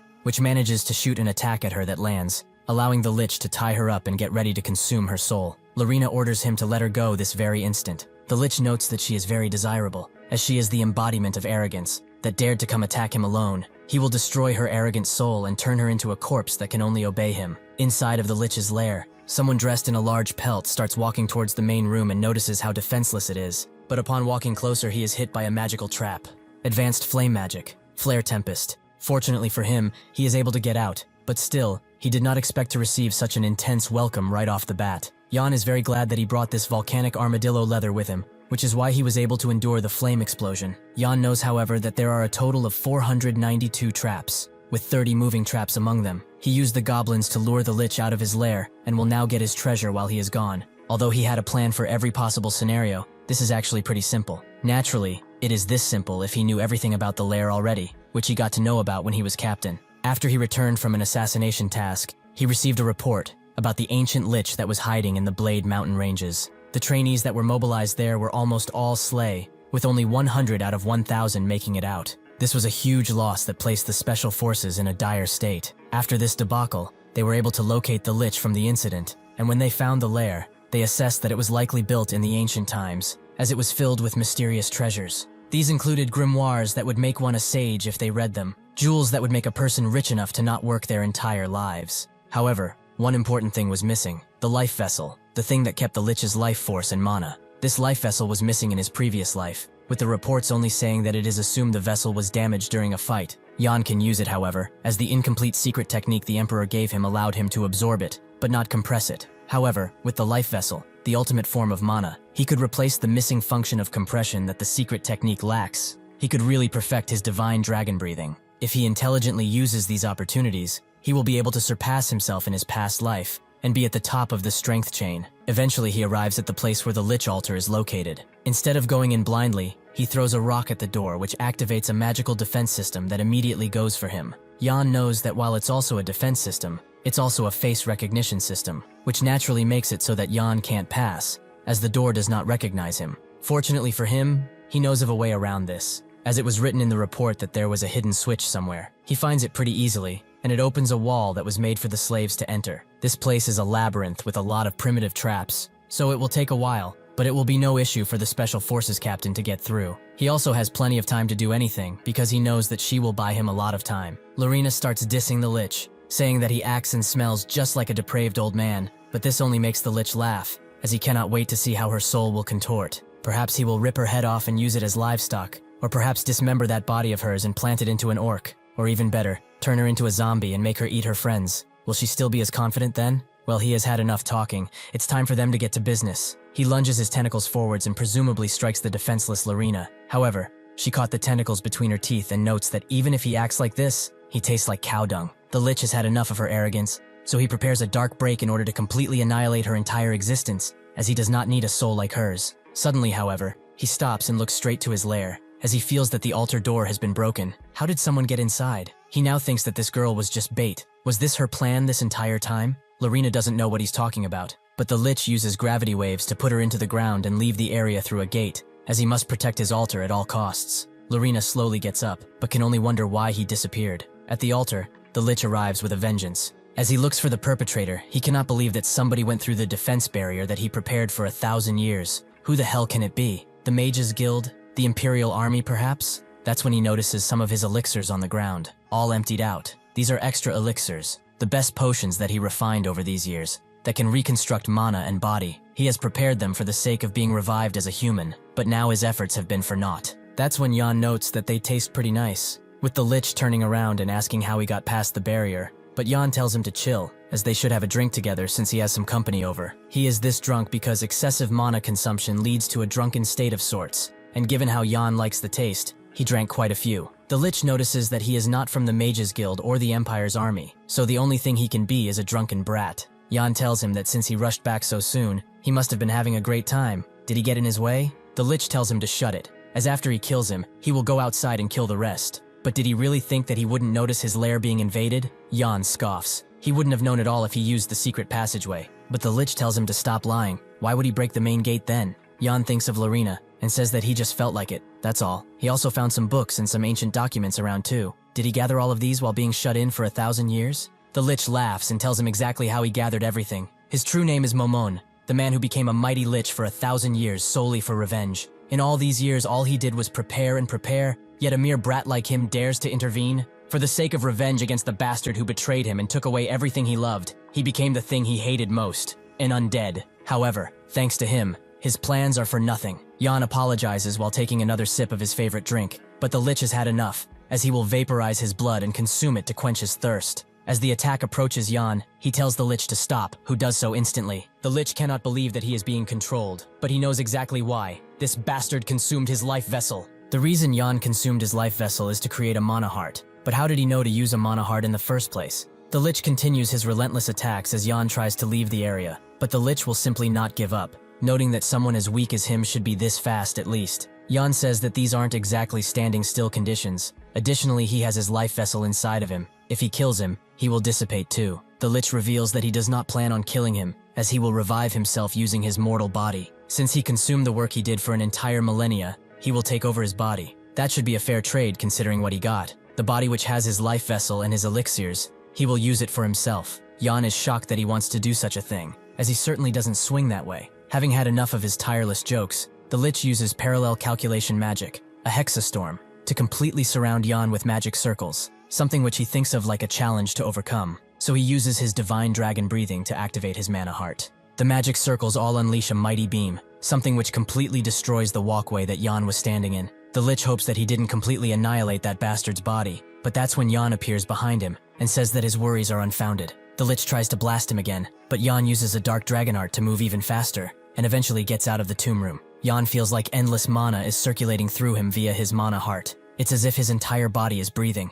The heart and the mana crystals he consumed from the monsters, the elixirs and the life vessel he got from the Lich, every single one of them have made him much stronger. With all of these things, he will return to his prime soon enough, and perhaps even surpass himself and climb even higher. Eventually, Jan reaches a dead end, but he could have sworn that there was a door here. The Lich comes around and says that he is now his little plaything, as he activated his trap and shut all of the doors. Jan thinks that with this, he has to kill the ancient lich, but something like that might not even be possible, as he has no way of fighting now since he used all of his tools and weapons. Thinking that he finally has him, the lich uses a summoning technique to summon a dragon skull. Jan, however, does not need to fight, as he has someone else to fight for him, a person that defies common sense all around, the Crown Prince, Leon. He explains that he arrived as fast as possible because he heard that something happened during training, but he did not expect for a lich to appear. Hundreds of trainees have either gone missing or died because of his evil actions, trainees that were also his precious citizens, yet they died before they could become what they wanted to be. He will never be forgiven for something like this. The lich remains silent, allowing Jan to greet the prince, who asks what he is doing here, as this isn't a place for a trainee to be in. Jan explains that he was searching for the lich and got separated from the others. Leon thinks that he must be the one who told them about his location. He did a good job, so he can leave with a light heart now. Jan can't believe how timed Leon's arrival was. He really did good to rely on Roman. Before the test, he told Roman that when he reaches the gate, he should tell the instructor commander these exact coordinates and make sure that the Crown Prince hears them too. The lich finally speaks. That body and energy, something like this isn't possible. How is he related to Bahamut? Leon asks how he knows of the founding emperor's name, which makes the lich twitch. Founding emperor? To think that he would meet one of Bahamut's descendants out here. How ridiculous. The lich can only remember what Bahamut said to him, that he cannot believe he made such a good breathing technique. This divine dragon breathing is truly unmatched. Since he has fulfilled his role, however, he will now die for him, as the breathing technique belongs to him and only him. The lich's bones rattle uncontrollably, as he can't keep his rage within. The descendant of his sword enemy is right in front of his very eyes. In the past, as the lich, Momon, was theory crafting some spells, he always wondered, what would happen if the energy core's stable flow and ability to maintain energy constantly, and the mana circle's fiery amplification became a single entity? What kind of power will be achieved then? In order to fulfill this dying curiosity, he began to make use of his friend's body, Bahamut, to research this. Eventually, the research led to a successful conclusion, and a new mana manifested in his body. That is how the mana heart was first born. After the whole process, Bahamut started to flex, but Momon told him to put on some damn clothes already and asked how he felt, with him noting that he feels like he's standing on clouds. With this, he should be able to create a new martial art to rival anyone. With this, they started creating that martial art that made use of the new mana heart, and named it Bahamut Wish, the Divine Dragon Breathing. After everything was said and done, Momon knew that there were endless possibilities for the mana heart. He couldn't have stopped there, so he would have to do some more research. Unfortunately for him, the man he trusted like a brother put his hand through his chest and apologized, as this is where his role ends. He has been truly incredible up until now, not just for creating this amazing mana heart, but the divine dragon breathing couldn't have been possible without him either. However now, he must die, as he knows far too much to be kept alive. Every bit of his research belongs to him now. It always did. It always will. With that, because of the foolish will of a single man, the only person in the entire continent who could elevate everyone's lives for the better was left for dead and rotted away until there were only bones remaining. Still, he kept his soul alive with the small amount of mana he had within him, and with just one thought in his mind, he was able to revive himself from the dead. That thought was revenge, to enact punishment on those who wronged him. He would show them all what it meant to fight a man that doesn't have a thing to lose. Momon blasts through another door as Leon continues to follow him, so he starts using a hexastorm to slow him down. But Leon uses the secret art of the dragon's breathing, Golden Crescent, to destroy his mana circles. Even in death, Bahamut still seems to torture Momon with his crude abilities. Leon tells him not to mention the name of the founding emperor if he wishes to live even a second longer. With that, they start trading blows once again, but Momon doesn't even have time to activate his mana circles, so he tells his undead minions to grab Leon and hold him down. He is not too scared about this, as no mere sorcery will hold him back. He slams his sword deep into the ground and uses the Hungry Demon Dragon technique to blast them away. Momon starts to get desperate, so he uses a lot of powerful magic to launch himself at Leon, who also unleashes a mighty technique, creating a pillar of bright and dark light that permeates throughout the halls. Jan watches this and thinks that it's incredible. He cannot believe that Leon can fight on a common level with a lich. Just who is the monster in this situation? He noticed how the divine dragon breathing let out sword energy that resembles a dragon. Now he knows why it has that name. But this is a good opportunity for him, as he will be able to see just how far the Crown Prince's ability goes, as he will eventually have to fight him. However, he shouldn't get sidetracked and still look for his family. Should he just run away while they are fighting? That's when someone asks him where he's going. That someone being Rodrigo Meyer, who has noticed something strange about him. There have been 2 incidents where he is at the dead center. Here and in that trainee escape situation, he is quite the peculiar individual. Jan tries to call him captain, but Rodrigo tells him to use sir from now on. But the training standard must be in shambles, for him to not know how to greet his superiors. Just what are they teaching them in that camp anyway? Jan notices that he's like a nagging old man, so he doesn't say anything else. Although the instructor commander fully covered up the incident where they escaped, that was only after the incident had been reported already, so Rodrigo naturally read it. There were a total of 4 escapees, from 10 up to 900 in terms of numbers. 3 of the higher-ranked trainees were captured pretty easily in the nearby forest. But Pursuit Squad 3, that was after the final trainee, had been discovered later, as they were all killed and the trainee was seemingly gone. This can only mean one thing, that he is the last trainee to escape. He also heard that the instructor commander personally joined the hunt for him. A mere low-ranked trainee like him was able to survive a pursuit squad and the wrath of the instructor commander, even a lich, this time around. Should he consider all of this luck? He really does not wish to. Jan explains that it's not just pure luck, it is super lucky luck, meaning that he must have done a lot of good deeds in his past life. He stops joking around and explains that he was threatened by the rest of the trainees to become a porter for them when he was offered as a sacrifice for the lich while they ran away. The crown prince suddenly appeared and rescued him. Rodrigo finds it funny that he puts all of that on luck. Does he really expect him to believe something like that? Jan notes that he was truthful. Is he just going to punish him because he was lucky? Rodrigo can't believe that this brat has the gall to talk this way, to have such bravery despite being number 974. Is he an illegitimate child of the great family? That can't be it, however. Jan asks if he's not going to help the young prince, but Rodrigo tells him to not be a fool. If he tried to go in that fight, he would only slow the prince down. Jan also wonders how the lich is still alive after he absorbed his vessel. Is it because he couldn't properly absorb it in the time he had? If he activated his mana heart to completely absorb it now, what would happen? Leon eventually gets the upper hand in their fight and tries to strike down the lich, who manages to dodge all of his attacks while Leon continues to ridicule him. The lich is doing all of this dodging because his mana output keeps decreasing, just as if someone is sucking out all of his mana slowly. But he realizes now who the person doing it is, that brat who drank all of his potions too. Since he has had enough of their ridicule, Momon is pushed to use an ability that will be sure to destroy everything around them. He does not wish to steal his body anymore. They will all die under his command. Momon has activated his domain expansion. No, I'm not joking this time. An ability that manifests the inner world of the user, and other than the Emperor, only 4 other people are capable of using it. Momon, now in a state of mind befitting of a lich, tells the descendant of Bahamut to perish under his might, who wonders if this guy really plans to kill everyone here, including himself. Jan can't allow such a thing to happen, so he uses his mana heart to fully absorb the lich's life vessel, something that he immediately feels, and starts to waver. Seeing an opportunity, Leon takes it and slashes the lich with his ultimate technique, but unfortunately for him, the sword breaks upon contact. Momon tells him that his efforts are futile, but while he is in his domain expansion, he is essentially immortal. Leon does not stop, however, and tells the dragon sword to come forth and obey. With his new dragon sword, he cuts Momon in half fully, ending the fight right now. Momon does not wish to give up. The target of his revenge is right in front of him. Everything he did is now going down the drain. Everything that he has prepared for the last 1,000 years. Who thought that he would be defeated by a mere human spawn? In his last moments, he talks with Bahamut, as he would have been willing to give up even his life for him. But why? Why did he betray him? These words seem to shock Leon, but he's just glad that it's over, as this was a truly terrifying enemy. What he used was really a domain expansion. If he would have been able to really fully awaken it, there would be nothing standing here. He is far too weak for the real world, it seems. Rodrigo comes around and says that he is injured, but why did he even get involved in this incident? It's not befitting of someone like him. Leon tells him to stop nagging and asks Jan if he's alright, who notes that because of him, he was requested. He can't thank him enough. Leon tells Rodrigo to bring the trainee to the medical squad, who reluctantly agrees, but Jan doesn't pay them any mind, as he has learned and made things beyond what he imagined. He was successful in creating a mana heart with the life vessel, and was also able to see the prince's capabilities. All of this, thanks to Momon, where the powerful lich drew his last undead breath. A piece of his clothes still stands, and within it,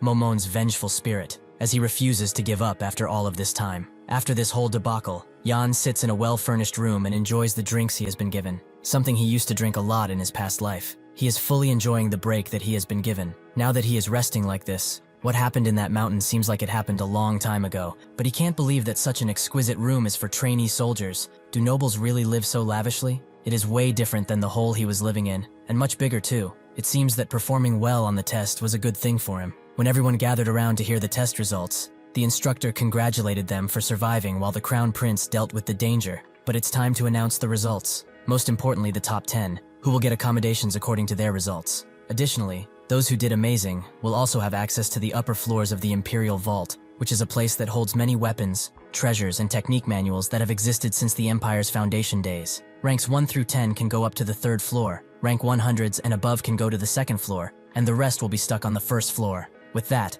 they started to announce the rankings, with Roman being rank 5, Dwight being rank 4, Kasia being ranked 3, and Lorena ranked 2. The others were surprised that someone performed better than Lorena, as they thought that she would be first. But she thought that these rankings were all meaningless anyway. Rank 1 is a facade, as she was entirely powerless in front of a true monster. She must get stronger, no matter what. Dwight called her pathetic. She acted all big and mighty like she could protect everyone, but she couldn't even secure the #1 spot. He heard from a little bird that she tried to stop the Lich. What an honorable noble. Additionally, he also gathered from someone a strange rumor that she did not fight the Lich at all. She barely survived his onslaught while begging for her pathetic life. Lorena did not deny that, as the Lich was someone she couldn't hope to defeat with her skills. However, instead of paying attention to the rumors about others, shouldn't he pay attention to his own improvement? Dwight did not like this ridicule, and asked if she could really fill the position of the dead Duke Beowulf like that. That is the successor of the family. It was supposed to be one of his brother's positions, but it belongs to nobody, now that he died like a bum.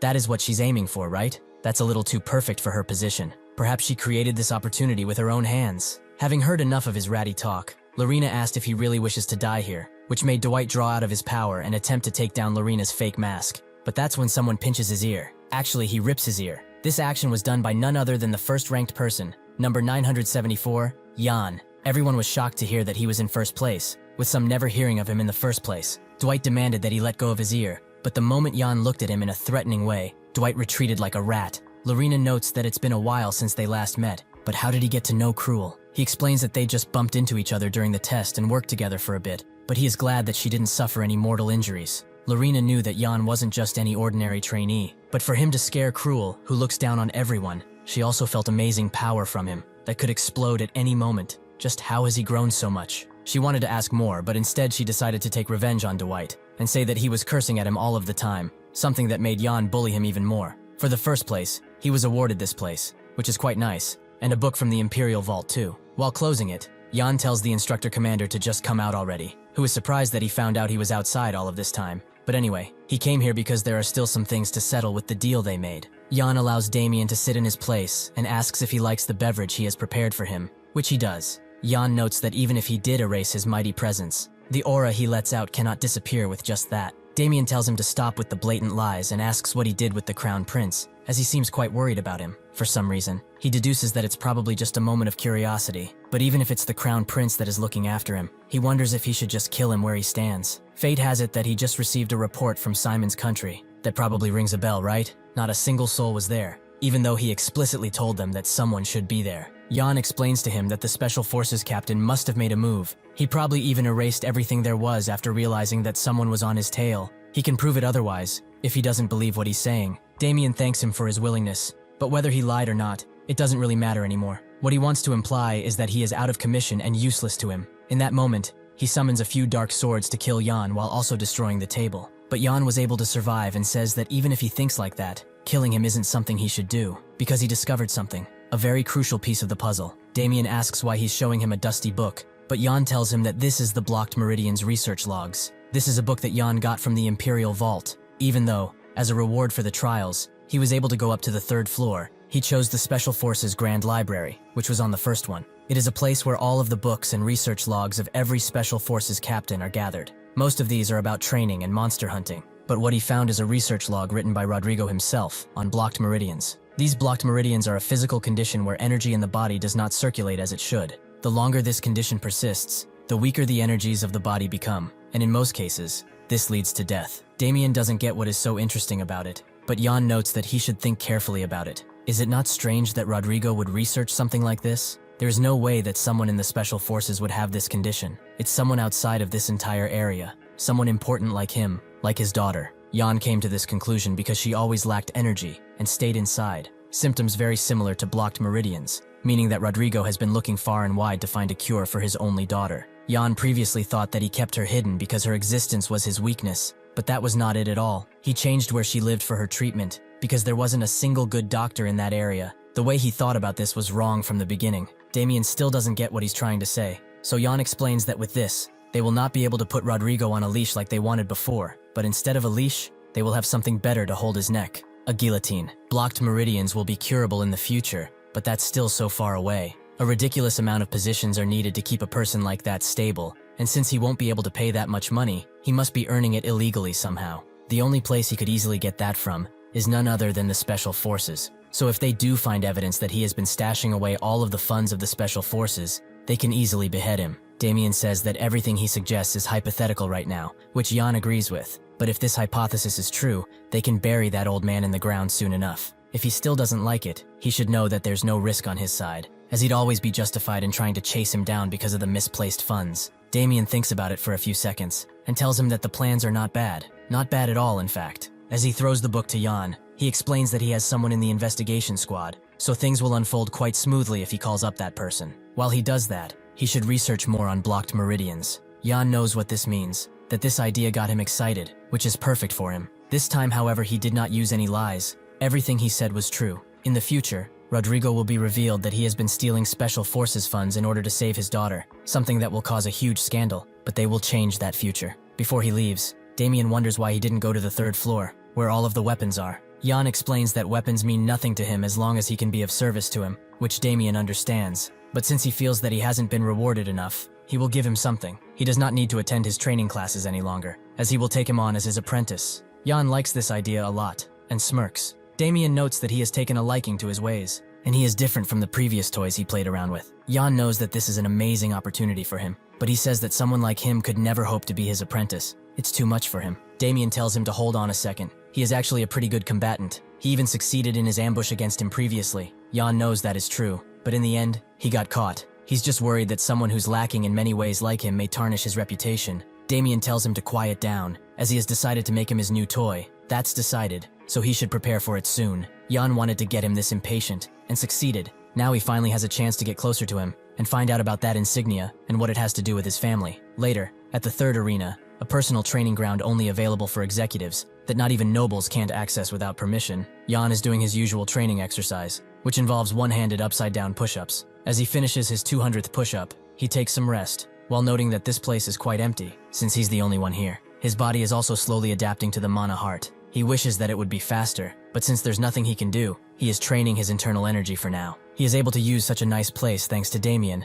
and people reacted differently when they heard that he got this privilege. Some were very angry, some turned out to be really friendly, and some stalked, like they usually do. While he said that he only went to the 1st floor for Damien's sake, that is not entirely true, as he wanted to get another book from that place, The Birth of the Empire. Even though it looks like a normal history book, what it contains inside will cause an uproar in the future when people find out that it was actually written by the founding emperor. Even if he already has a mana heart, Jan is still unable to use the divine dragon breathing well, which was a product of the founding emperor and the betrayed lich, Momon. In order to use the divine dragon breathing well, both are needed. Right now, the only thing left for him to find is the knowledge of the founding emperor. Now that he thinks about it though, Momon is quite pitiful as he crafted this perfect technique only to be killed afterwards. No wonder he became what he became. As Jan opens the book to research any leads on the technique, he finds something strange, as the book is completely empty, no matter where he flips to. Was the rumor that the founding emperor was the author fake? He killed even his dearest friend to gain monopoly on the technique so naturally he wouldn't leave it out in the open for everyone to find it. As he wonders what it could be, a black hand appears behind him, but he notices a presence and turns around. He goes back to the book after checking around and notices that it's been tattered, so he uses Shadow Slash to attack a pillar where he felt the presence, being quite sad that he can't cut it in half at this point. Suddenly, someone comes out of that pillar and says that he cannot hope to solve the secret of that book,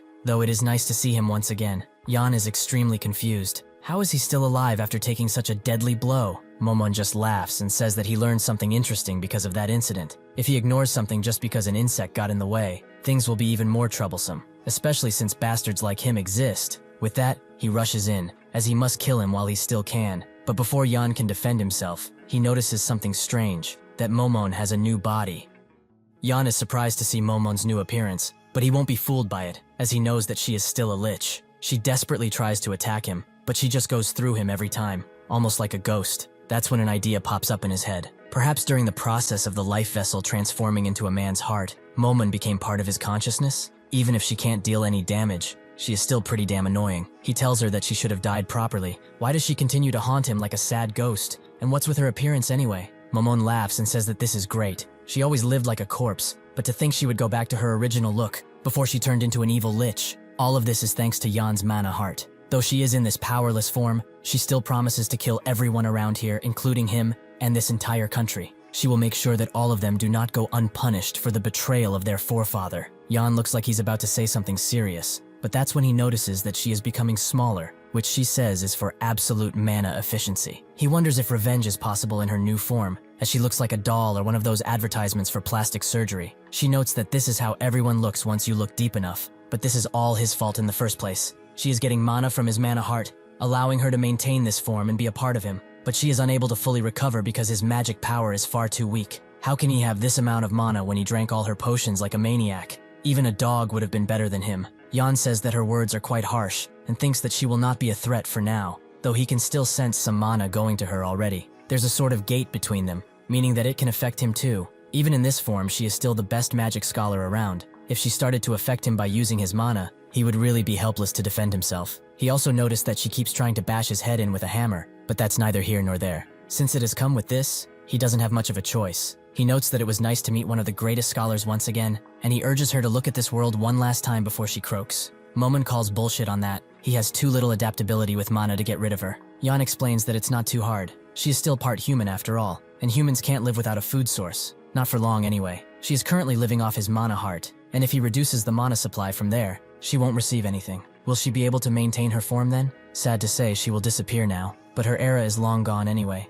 She has no business here. Momon refuses to give up, as she worked extremely hard to survive. She won't just disappear into dust like this. She tells Jan to wait, as he will regret it if he cuts her off. She knows the secret of Bahamut's book, and she knows for a fact that he wants to see the contents. Jan agrees to let her live for now, and cuts his hand to drop some blood on the book, before asking what else needs to be done. Momon infuses some mana into the book, which makes the blood take the shape of some words. Light and darkness are one but two at the same time. Jan didn't expect to find some preschool-level poetry in this book, and asks Momon if she knows anything about it, but she doesn't, as she never got into Bahamut's writings. Jan doubts it's just gibberish, considering it came from the literal emperor, but that's when the words start to float away from the book and write all new sentences. These sentences slowly but surely start to go into his body, and directly into his mana heart. However, they split off from there and created a new mana heart inside his belly. Suddenly, Momon screams out for him, making him drop the book. She asks why he's standing there like that doing nothing, which tells Jan that he was the only one who saw what he saw.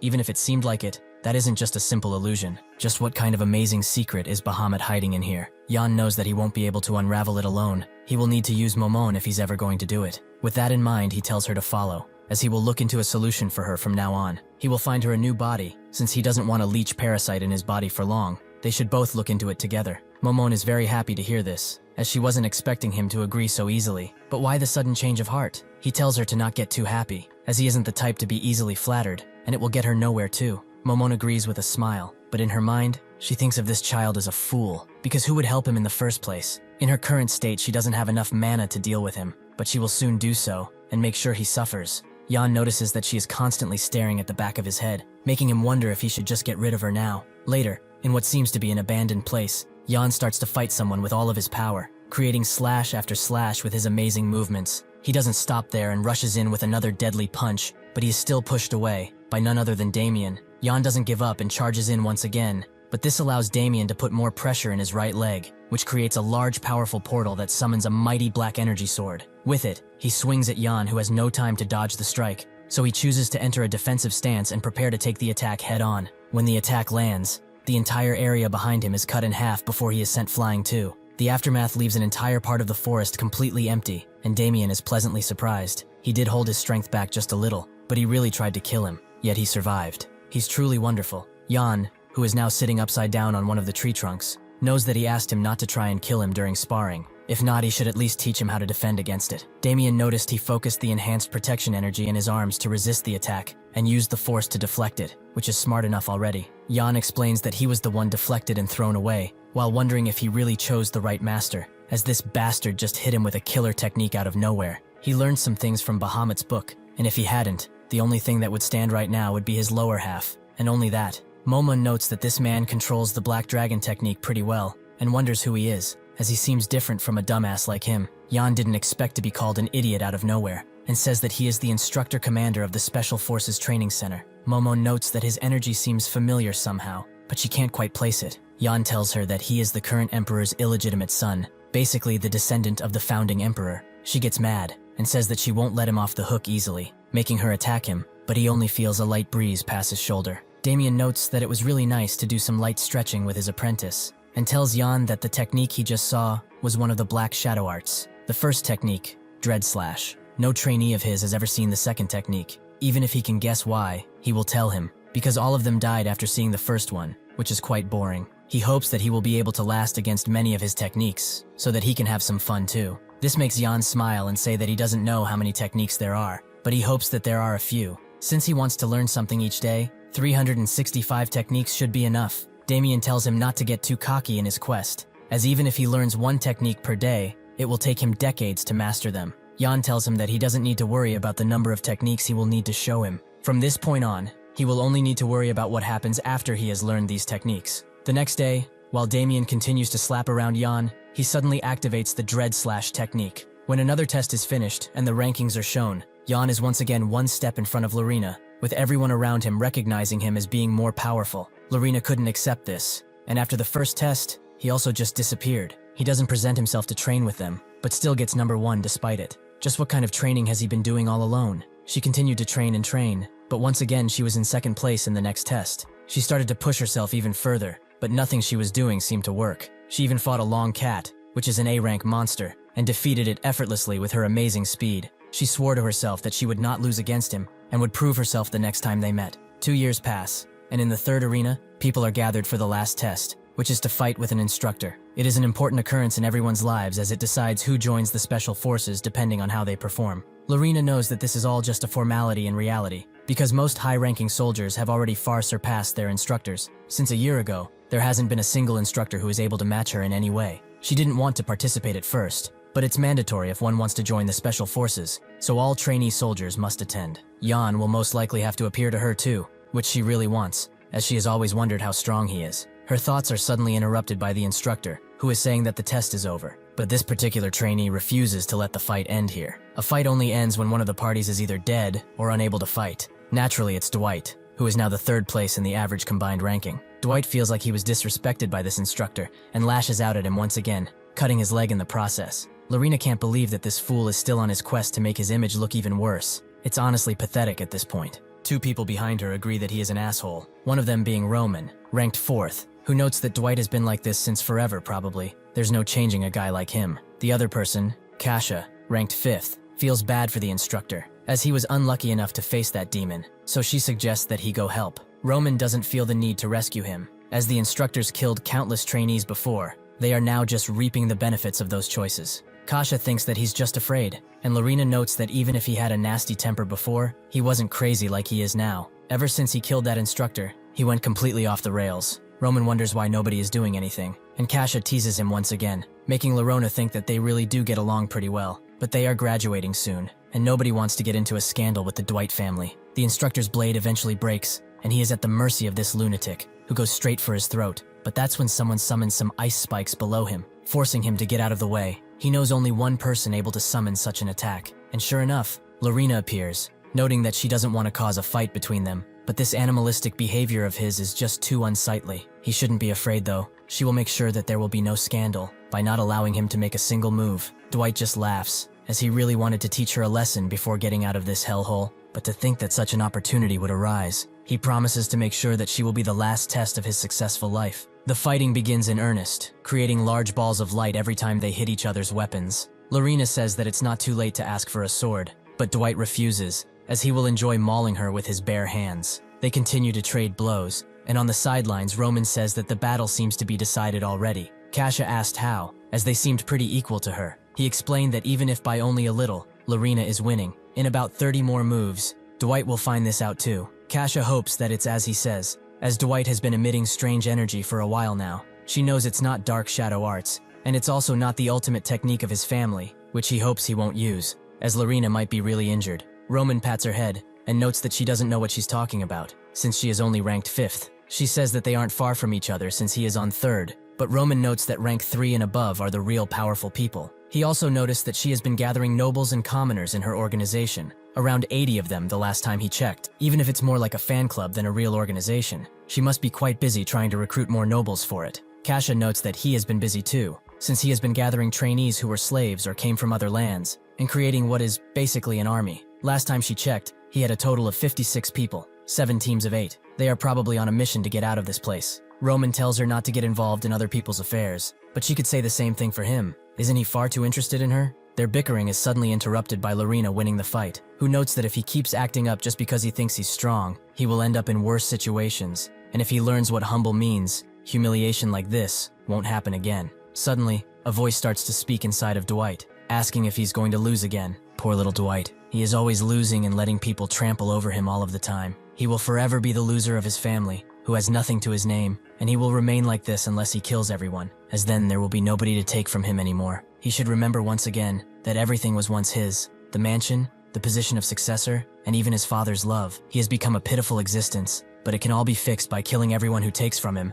He will gain back everything, be it the mansion, the successor position, or even his father's undying love. This voice slowly but surely corrupts Dwight's mind, and he completely loses it. He laughs and wonders if Lorena has the same resolve as he does, the resolve to kill somebody. She notices that he keeps pushing his neck into her blade, which makes her take it away and ask if he has really gone crazy, but this is what Dwight was waiting for, as this leaves her open for a slashing attack that she has no hope of countering. He doesn't stop there, however, as he moves in even faster for another one, but that's when something appears that completely stops his advance, that being a black wolf. Someone tells it to come back, and everyone instantly recognizes who it is. Jan has come back from his training. Dwight can't believe his luck. First he got to teach Lorena a lesson, and now he gets to teach him too. Jan gives Lorena his wolf and tells her to rest, with Dwight noting that a dirty mutt like that is fit for him. But these are only little circus tricks. He learned nothing these 2 years. Jan says that he has not changed a bit in the past 2 years. Momon finds the man in front of her pretty interesting, as demonic energy has slowly eaten away at him. Since it has progressed so much,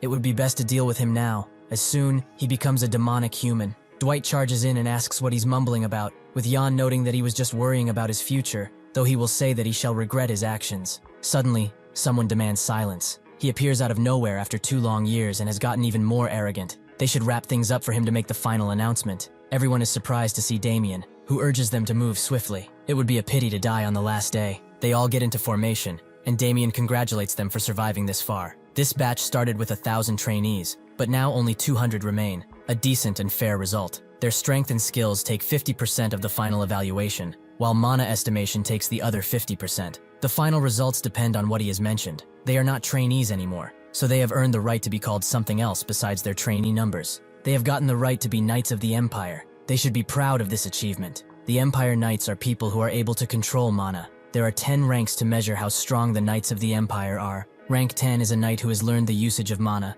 Rank 9 is a knight who has an energy core or circle. Rank 8 is a knight who is able to resonate with his sword's name. Rank 7 is a knight who is able to manifest his energy. Rank 6 is a knight who is able to imbue his energy. Rank 5 is a knight who is able to use Sword Blast. And Rank 4 is a knight who can use Enhanced Sword Aura. Since it's time to wrap things up, the result of the evaluation will be announced from the top. First in evaluation is Jan, and his rank is. After this, at the Special Forces upper rank accommodations, Jan walks the halls and says that it's been some time since he has had any decent accommodation. Momon asks what knight rank even is, which surprises Jan, as he thought that she knew. So he explains that it's a given rank to the knights like circles are for magic. Most of the trainees end up rank 7 to 8, and even if it doesn't seem high, they are at a level where taking out demi-human monsters is not out of the question. The 4 elites are all ranked 6th. There are few people within the training center who can defeat these guys. To become rank 6 at their age means that they are elites among even the elites. Lorena comes around and says that he has changed in the past 2 years. His hair has also grown quite a lot.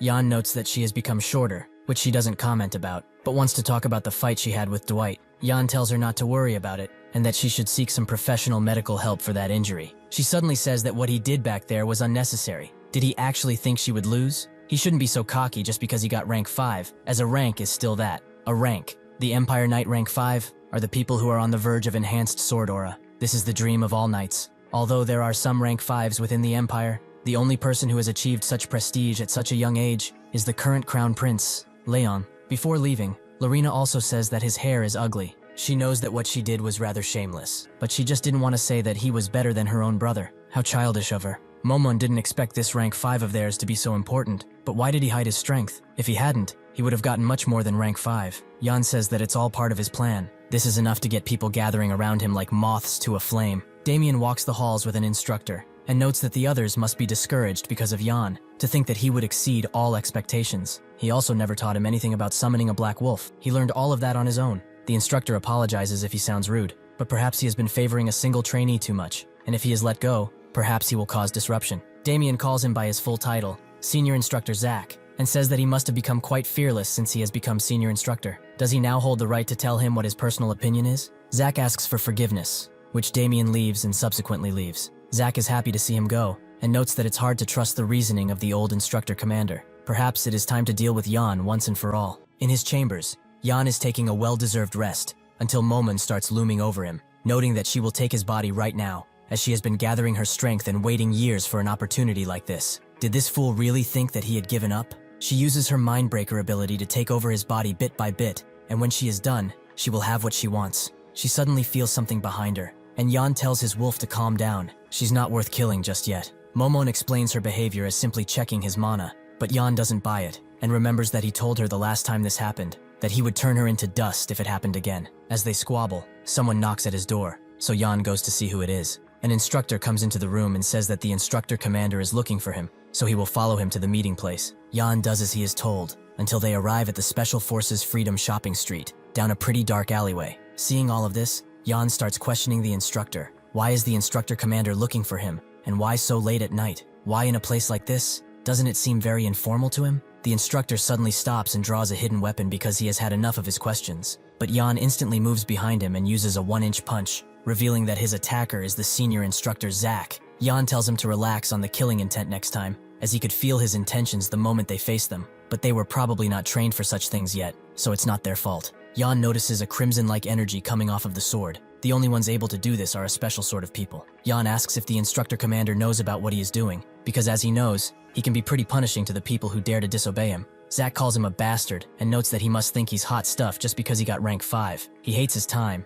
bastards who become arrogant just because they got some results on a test. So he will see just how arrogant he can be when he is faced with multiple enemies. Jan smiles and says that he won't be able to defeat him with so many people, but unfortunately, he ate his word, as he was indeed defeated. Momon asks what he's doing, but Jan tells him to shut it. Jan asks why he is doing this. He would like to know the reason so he can reflect on it in the afterlife. Zack explains that this goes back 2 years ago. He led some trainees and escaped the special forces. A lot of instructors were then mobilized to capture them, but everyone was killed by him. His brother was among the people he killed. He probably doesn't even remember what he looks like. The squad leader of the 3rd Pursuit Squad. That was his brother. He will not forget how he found his brother because of him. He couldn't have just killed him easily. He made him suffer. He has been waiting a long while to watch this day. He will have his head and appease his brother's soul. He will go to the afterlife and beg his brother for forgiveness. Jan isn't about to let himself get killed, so he uses Black Wolf to get out of his restraints and take Zack's arm at the same time. He apologizes for his brother, but they both battled to survive. He just won.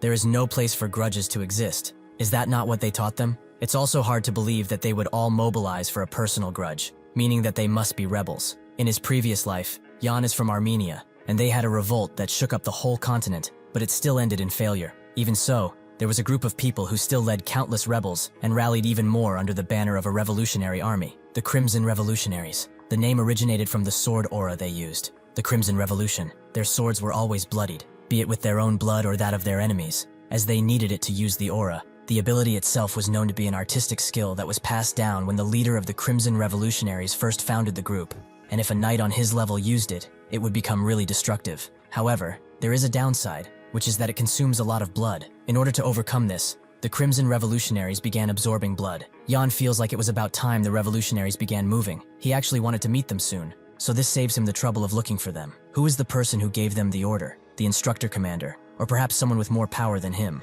Zack doesn't know what this brat found out about them, but the moment he mentioned the revolutionary army, he signed up for a slow death. He tells everyone to begin the Crimson Revolution, which they do, and they all charge in with their swords bustling with aura. Since these are all knights, Jan has to get serious. So he calls out Black Wolf, who engulfs his arm entirely to use a technique called a Dread Slash. Zack notices that this is the same technique that the instructor commander uses. How did this bastard reach such a level at such a young age? With one slash, Jan breaks and engulfs the entire area in a black cage that annihilates his enemies, leaving only Zack alive, who is too distraught at the sight of his comrades being slain by this monster. He asks Jan if he's a spy from the Empire or something, and how did he even know about them? Jan presses on his cut leg, and says that he's going to ask the questions from now on. He should not worry, as he will spare his life depending on how he answers. He pulls out his pendant, and asks Zack if he knows about this insignia. Zack becomes wide-eyed and seems to recognize the insignia, but why does he have such a thing? Jan can finally get some answers, and ask tons of questions, like how it's related to the instructor commander,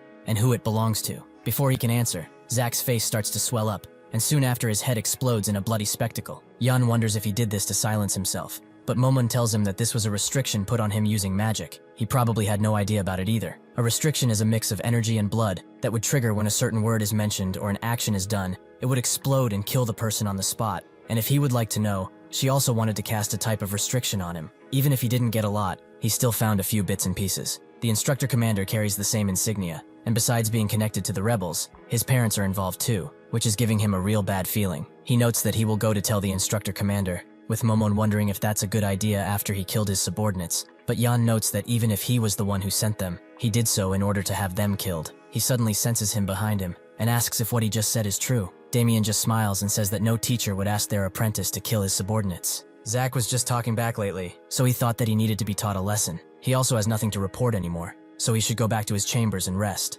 as he will have his hands filled with whatever is coming. He can promise him that. The next day, while on the Continental train, which is heading to the northern Beowulf territory, the ticket controller checks everyone's tickets and eventually gets to Yan, who hands him over swiftly. He thinks that since the tests are over, he was sent on a leisure train trip, but that is only a prefix, as he's actually going north for a mission. The trainees that survived all of the tests have officially become members of the Special Forces, meaning that they can be deployed instantly. They were immediately all deployed to 4 battlefields. Since the Empire is at the center, they were sent north, south, east, and west, basically covering the entire continent. They were gracious enough to let people choose where they wanted to be stationed, which isn't common for these bastards. To the east, the land of the undead and wraiths shares a border with the Empire. Kasha and 80+ of her followers went to that place. To the west, strange happenings and monsters tend to appear out of nowhere. Roman and 50+ of his followers decided to go there. The south is filled with storms, making it a common place for tornadoes and pirates. 60 or so members that belonged in the higher ranks went there.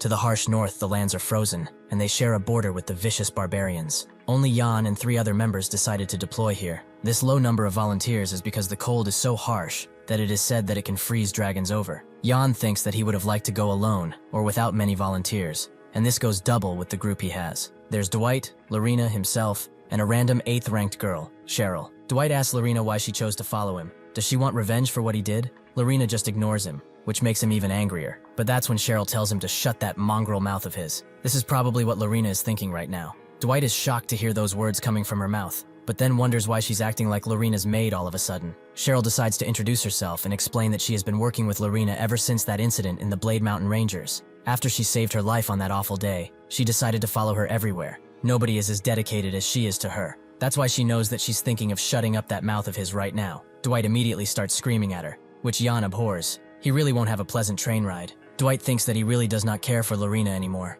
The reason he decided to go north is because of this bastard. He will kill him whenever he gets the chance. He hated him since they first fought, and he always humiliated him in some way after that. In the training center, he couldn't do anything, but now that they are out, he can finally have his way. Suddenly, he is broken out of his rage by Yan asking how many hits he wants. He better answer now. He certainly doesn't want him to decide, isn't that right? Dwight asks if he can be hit only once, which Yan denies. So he starts hitting him again and again, until the ice that has formed on the train cart starts falling off. Lorena looks out of the window and thinks that she didn't expect to go back to her hometown so soon. The last time she was here, her father didn't want to hear about something she said, and warned her that if she ever brought up that name, he would exile her. Because of this, she decided to leave by herself, not looking back even a single time. But even if she left, she still had not found anything about her brother. Yan notices how quiet Lorena is. It must be because she's going to the hometown she chose to leave, but she will soon be surprised, as she will hear some shocking news. Suddenly there's a bunch of commotion behind Yan,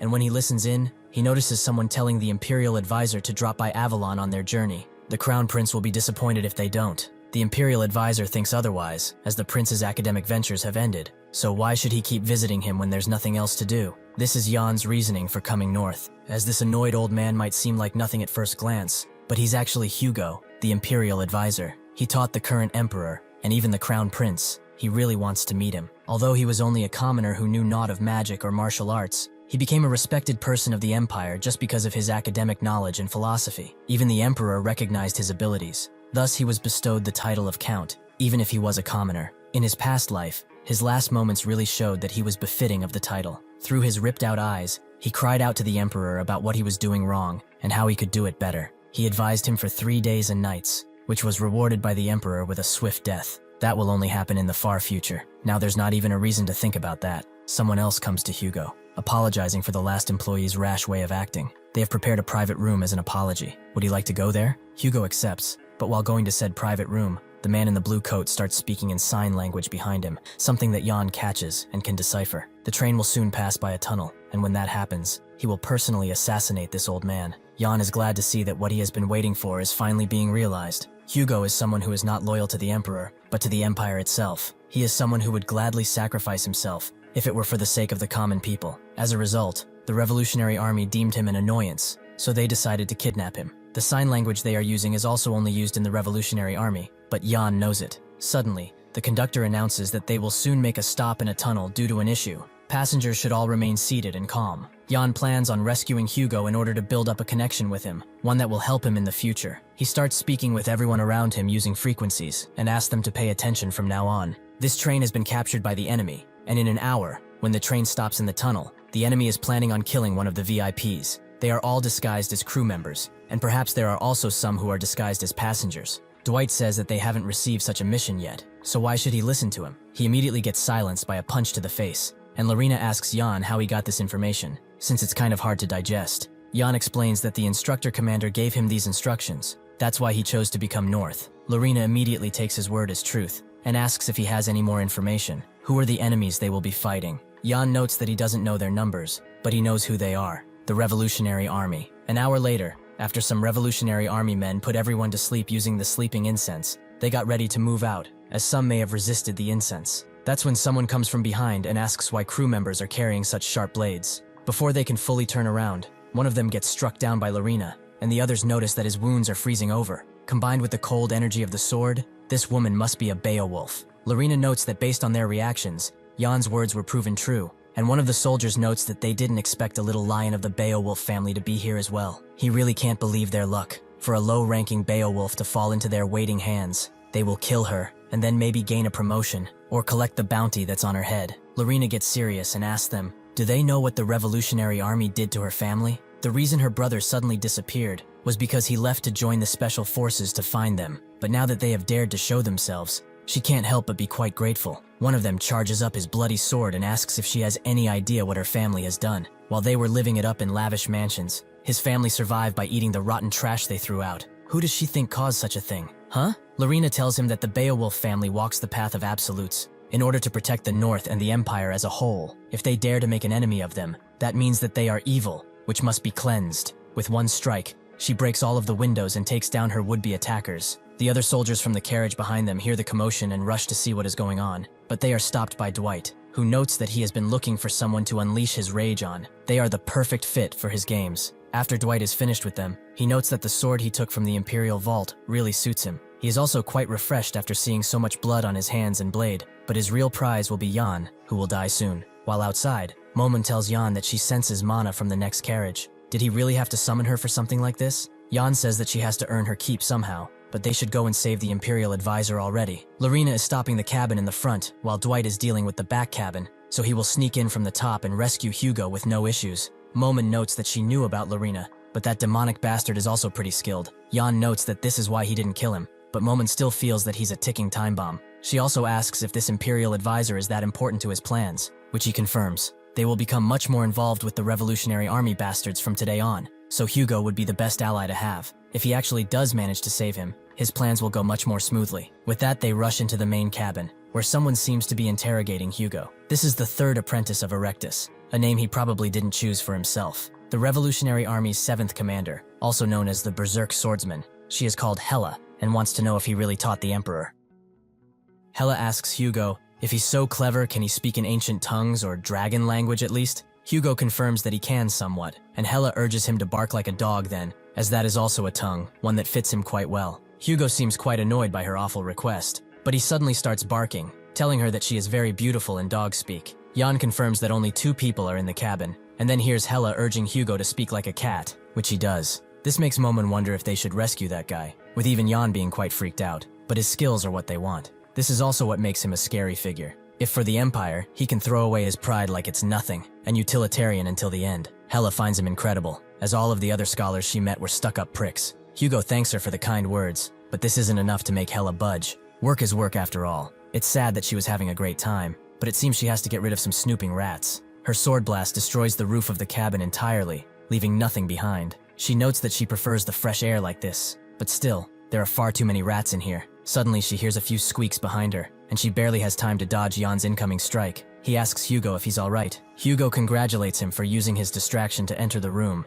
and Hella starts to charge up her power angrily. She bets he can speak like an animal too. She will make him squeal like the pig he is. Jan notes that she's quite good at it, imitating a pig that is. While they were talking, Momon already figured out how much mana she holds. That woman is at best a rank 5, although there's quite a dense amount of aura infused in her blade. Jan expected it as such, only because of the color of the aura. The white sword aura is a color that Erectus is infamous for. He has also been training the next generation with it, meaning that this woman has to be one of his apprentices. Since it has come to this, he will have to deal with her rather quickly. That's when someone from behind tells him not to move. That someone being the 4th apprentice of Erectus, Varus, who has used stealth magic and is threatening Hugo's life. Jan asks Momon about what she said. Only 2 people were in the cabin, but she actually said there were only 2 people with mana. She and Jan start to fight about it, but since it's done, Jan drops his blade and surrenders, wondering if Hella still wants to hear him squeal. Hella says that it's far too late for that. Instead of such a simple sound, she wants to hear the melody of his skull cracking. Meanwhile, Lorena continues to fight the guards using her family techniques, which prove really useful, but it seems to have taken a toll on her. She's coughing up blood because she pushed herself too hard in gathering aura. Her body can't take it much longer, so she should deal with her enemies quickly from now on. Suddenly, someone from behind notes that this is a mess, especially her technique. It's far too rough for it to be Beowulf's secret art. Lorena can't identify the man in front of her, and she also notices that he's erasing her cold aura with his sword aura. He also came from the rear cabin, meaning that he met Dwight. The stranger asks if she's the daughter of the Beowulf household, which makes her instantly retaliate against him. At the rear cabin, a barely alive Dwight sits defeated and wonders what Jan thought they would do here. None of them could beat the bastard he just met. Even Lorena can feel, just from his presence alone, that this man is stronger than the instructor commander. He apologizes for sounding offensive, but it's unfortunate they met in such a place. Since it's his duty, he must kill her right here and now. When Hella attacked Jan, he simply smiled, as something like this was far too easy for him. Cheryl hides in the baggage area and knows that she can fight, even though she was asked to stay put, which makes her worried about Lorena. She hopes that she's all right, as she should be there to protect her no matter what. The man tries to leave Lorena but notices her getting up. It's truly a pity. If she had stayed put, she would have saved her own life. Is this some kind of reckless bravado on her part? He knows that she's not as dumb as to not recognize the difference in their strength. What does she expect to do in her state? Lorena sighs, and notes that she's not like the usual Beowulf family members. Her swordsmanship is crude, her emotions are uncontrolled, and she cannot use the secret art properly. However, she can hope to at least die like a true Beowulf. Even if she doesn't defeat him, she will put her life on the line to fight him. The man listens carefully and notes that when 2 warriors fight, to kill or to be killed is the expected outcome. He apologizes for acting without thinking. He introduces himself as Black Tiger, although that's a nickname. His real name is Amur. From now on, he will go all out, and he hopes that she can too. Inside the front cabin, Varus sits completely defeated, with one of his arms completely gone. There was no way for them to lose. They had the numerical advantage, and disarmed everyone. They even had a hostage. So how did they lose? He tries to look at Hella for answers, but Jan gets in front of him and reveals the truth. They are just weak, all of them. Hugo asks if this annoyance is over,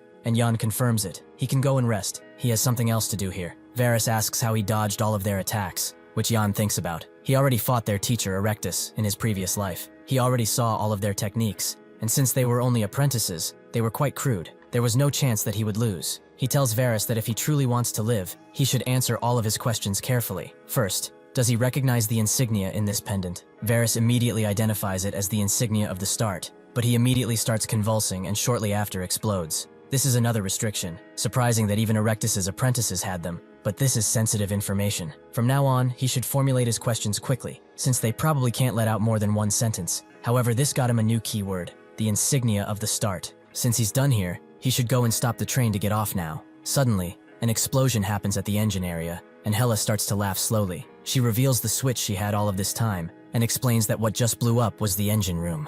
This train cannot be stopped anymore, and at this rate, the magic stone circuits will overheat, which will result in a devastating crash into Avalon Station. She is sure that it will be a fantastic light show. It's sad that she will not be there to see it. With those spiteful words out of her mouth, she dies. Jan didn't predict this, because it never happened in his previous life, and Momon starts panicking, noting that they should both get off swiftly, as the amount of magic stones in this train will blow them up to Kingdom Come. Jan tells her to stop.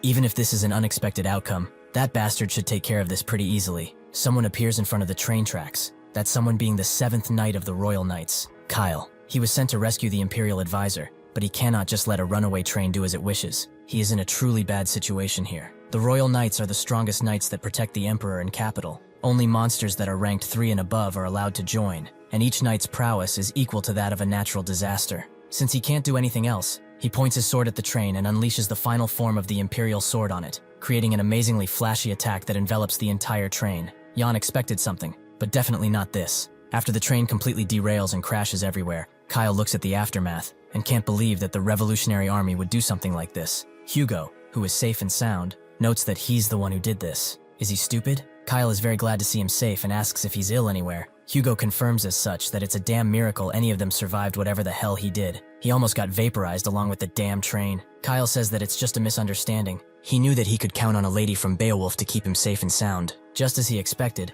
she changed the trajectory of the train, which allowed a few cabins to be damaged and allowed them to leave safely. Lorena tries to tell him that the person who did that was not her, but Dwight stops her and notes that they are members of the Special Forces. They are equipped for such tasks after all. Kyle didn't expect for other gems of the Special Forces to be here, with Dwight noting that he's the #1 around these parts, making Cheryl quite confused. Lorena lets the matter go for now, and notes that there was someone peculiar among the ambushers, that person being the Black Tiger, Amur. He is a special rank assassin with his unique sword that has an energy that feels like a tiger. That's how he got his name. Perhaps the Revolutionary Army hired him, and since it's been 10 years since he reached rank 3, he must be even more powerful now. Lorena explains that she fought him, but she was too weak, and after the train flipped, he disappeared, only leaving her with these words: "They will meet again, daughter of the Beowulf." Kyle is surprised that he was here, but finds it more incredible that she fought against him. Truly amazing. Hugo ignores their conversation and looks behind him, expecting to see someone soon. Somewhere else,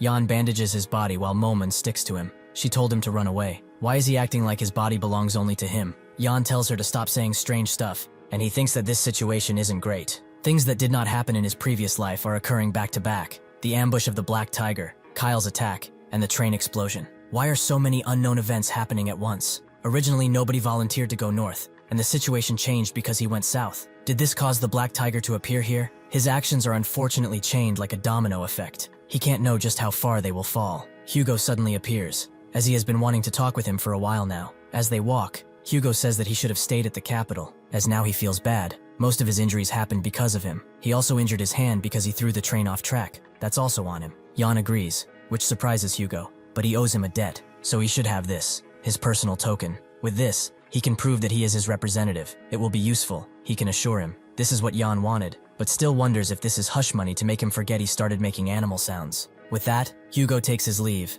and Jan is finally glad to get the thing he came for, although it took much more effort. Momon asks if it's really that useful, and Jan says that it is, even if it's just paper. Now, it's time for him to move on to his next destination, to the land of the brutal cold. Somewhere in a city down an alley, a merchant asks Jan if he wants to repair his sword. If so, he will have to fork over 500 gil, which is quite expensive. The merchant doesn't feel the same, as it's made from black steel, so getting this damage is extremely impressive on his part. Jan has this sword from the instructor commander, which he probably thought would be used as a normal blade. It seems that not even black steel can handle the Black Wolf techniques multiple times at once. With the sword repaired, the merchant wishes him farewell, but also invites him to come again, as he will make sure to give him a discount, since he's such a high-paying customer. Jan feels creeped out and leaves. They are now in a city near Beowulf, Villian. Considering the harsh weather and the inaccessibility of the trains, they all decided to use the gate in Villian to get to Beowulf. But when they got there, a train warden told them that it takes time to charge mana into the mana circle, so they would be able to leave tomorrow at noon. Villian is a metropolitan area, and it will take some time to get mana, so since they needed to restock some of their items, they decided to stay. This is Jan's first time coming to a place with so many people after regressing, but he woke up in that pit, so he guesses it's normal. Momon feels that something is wrong, about that Kyle character in particular. Did he not detect the Golden Dragon's energy from him? Jan asks what she's talking about, and Momon starts to explain to him the power he has, after calling him a dumbass, of course. A mana heart can have 6 types of powers: black, red, blue, green, metal, and earth. The Golden Dragon is the strongest among the metals. Jan feels like it's just elemental power, nothing that impressive to him. Momon screams at him that if it were so easy, everyone would be the founding emperor by now. The only thing that can manifest the dragon's energy is the dragon breathing and the mana heart. If he's going to look down on a mana heart so much, he will wind up dead sooner or later. Jan agrees with her. The only ones Momon detected the same type of energy out of were the instructor commander and the crown prince, which was expected since they have Bahamut's blood in them. How are the royal knights related to this, though? He will have to investigate. Suddenly, he is approached by Lorena and Shirley, who seem to have gone shopping.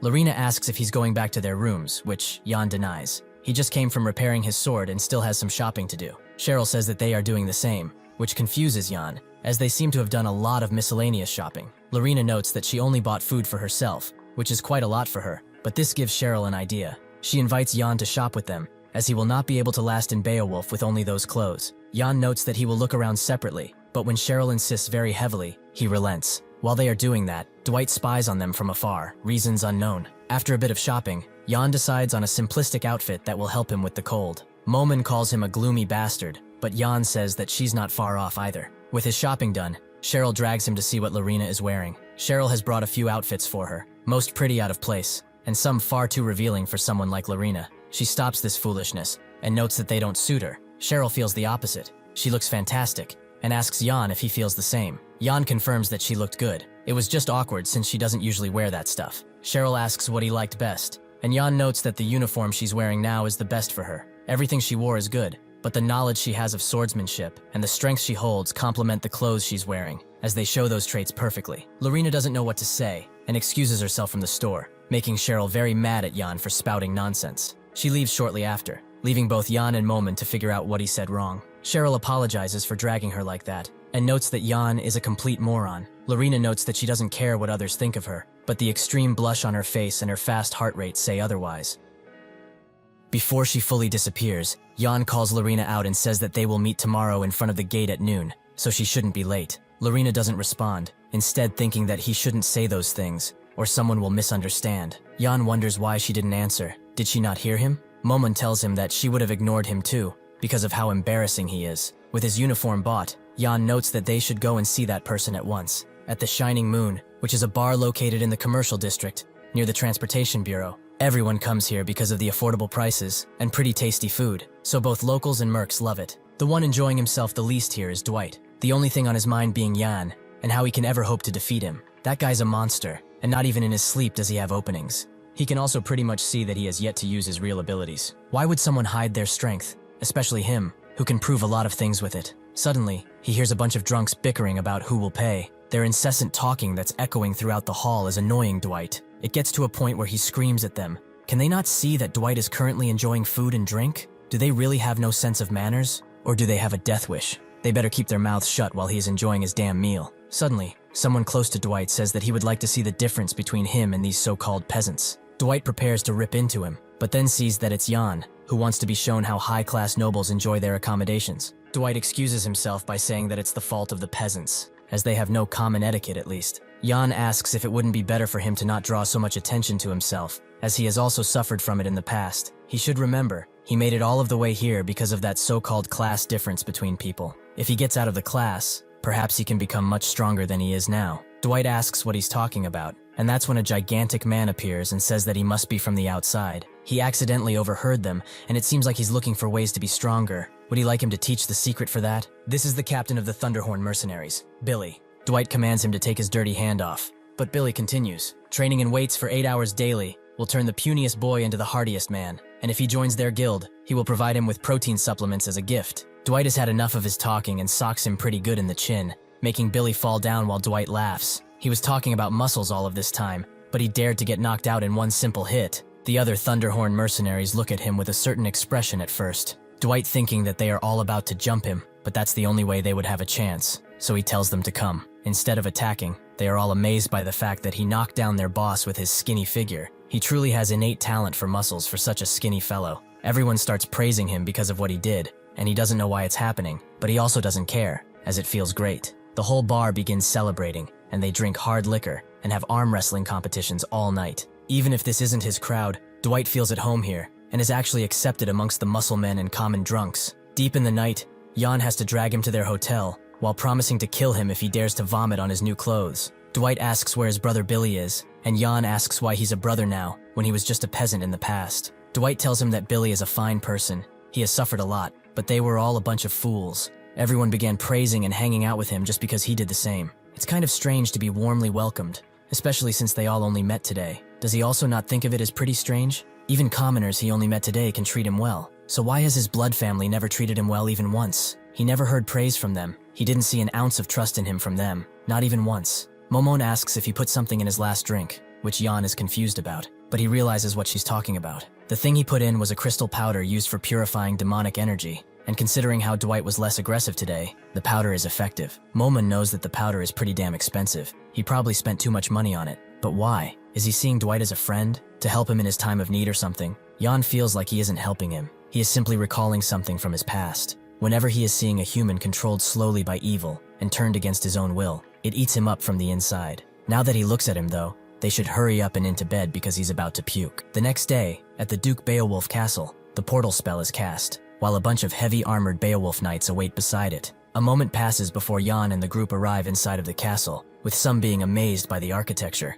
while others abhor the dreadful cold that's creeping in. Yan thinks about the mission they need to execute here, that being to work with the Beowulf household and subjugate the barbarians in the area. Because of this harsh environment all around them, they are always fighting the barbarians for livable land, so it's inevitable that they would require more manpower. However, the bigger problem here would be that these knights are extremely proud, to the point where they would never accept outside help. Before they leave, Lorena tells everyone to stop, as she has something to say. From here on out, they will be seeing a lot of things that they probably never expected, so they should be prepared for everything. A butler comes inside the room and immediately asks if they are from the Special Forces. He introduces himself as the chief household butler, Hans, and would like for them to go back at once. The North hasn't and never will request reinforcements, and has also not agreed to have guests. This is Count Hans Meringer. He is a former knight captain of this household, and after retiring, decided to work as a butler. He is at least rank 3 or above, so with his skills, he would be able to become the knight captain of any other country. That begs the question, why is someone like him a mere butler in this place?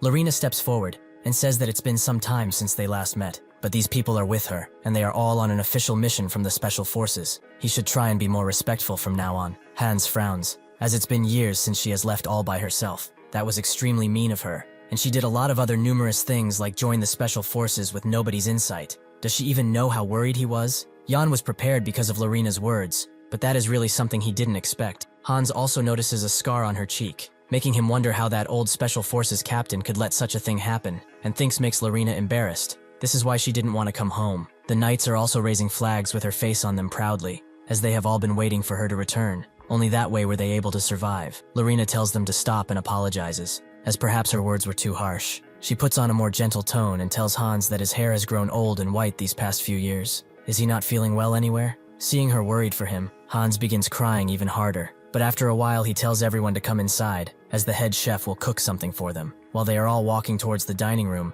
Hans tells Lorena that the patriarch will return from his hunt soon, and when he gets back, she should really share a meal with him. Lorena gets more serious, and tells him to never bring that man up in front of her ever again, as she will finish the mission before he gets here, and then leave once again. Hans tries to say something, but Lorena turns away, leaving him to wonder if her misunderstanding still remains unresolved. Everyone is made to wait in the dining room with the food right in front of them, which they aren't allowed to touch. Dwight is rightfully annoyed at this. Is this how the Beowulf family works? Do they think they are training dogs or something? And where is Lorena anyways? Cheryl tells him to be more quiet, as they will really call him a dog if he keeps doing that. Dwight feels like she's the only one who wants to say that, as nobody else will dare to. That's when a maid tells him to mind his manners, as he's acting like a dog, making Dwight ask if she knows that he's the son of a prestigious family. The maid says that she's also a maid of the Beowulf family, but he doesn't see her bragging about it. Cheryl asks him to calm down already, as Jan isn't here either. Apparently he had something to attend to. Apparently he is looking for something that can only be found around these parts. Jan is exploring the abandoned weapons storage, which holds a bunch of pretty alright weapons. But Jan's looking for something special. In his previous life, the Emperor once sacked the entire continent just to find a single sword. The primordial dragon, called Only One, was killed by a dragon slayer who made 2 sacred swords that could tear his rock-hard flesh. Bahamut naturally killed him and got one of the swords for himself, so the Emperor spared no expense to look for the other sword, which Bahamut could not find. He put out rewards that could make anyone extremely rich, and mobilized search parties throughout the continent. Just when he was about to give up, he managed to find it, and said this: the sword that even Bahamut could not find, the sword that could not be found no matter how hard everyone looked, was hiding in the corner of a dusty storage room like this. This is the dragon sword, Astalon. Its brother sword is called Nagling, which pierced through him, but now he's sure with this sword, he will not lose, even against the Emperor. The moment Jan tries to touch the sword, he hears a strange voice coming from the sword, and when he grabs it, it starts glowing, the sword being louder than before. He is not qualified to wield it. After the bright light fades, Jan can't believe that the sword rejected him. Does it prefer gathering dust around here? He definitely heard the sword's voice,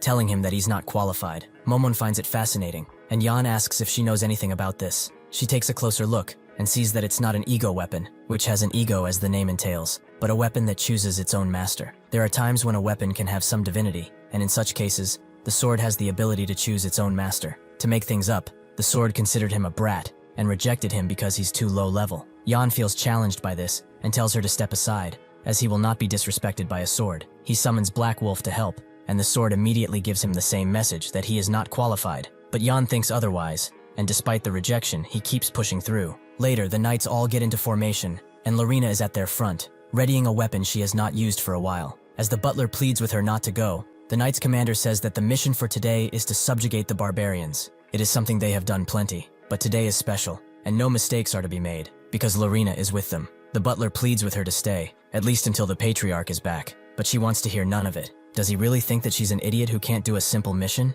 If that is the case, she doesn't want to see him here. All they must do is obtain 10 barbarian flags, which should be much easier than fighting a lich. The butler tells her to not underestimate them, even if they are brutish. The barbarians are of the belief that the flags contain the souls of their ancestors. They would rather lose their lives than lose those things. Since he knows she won't listen, she asks the others to look after her. Cheryl agrees, and Dwight as usual is repulsed, but doesn't disagree entirely. Cheryl thanks Hans for the clothes. They would have frozen without them. Lorena notes that he's considerate as ever, but Hans focuses more on her uniform, as she's wearing the team uniform. Lorena looks around and wonders where Jan is, just in time for him to appear and apologize for being late. His errand had some difficulties, more than expected. Everyone's surprised by how tattered he is, with Dwight laughing at his condition until he gets beaten up. Even Momon mocks him for trying. He should just give up on that sword, as persistent men aren't that popular. Jan feels like he has plenty of time to conquer the sword, although he must find a way to actually achieve that. Lorena comes by and wants to tell him something. This is her first mission as a special force member, so that's why she's wearing the uniform,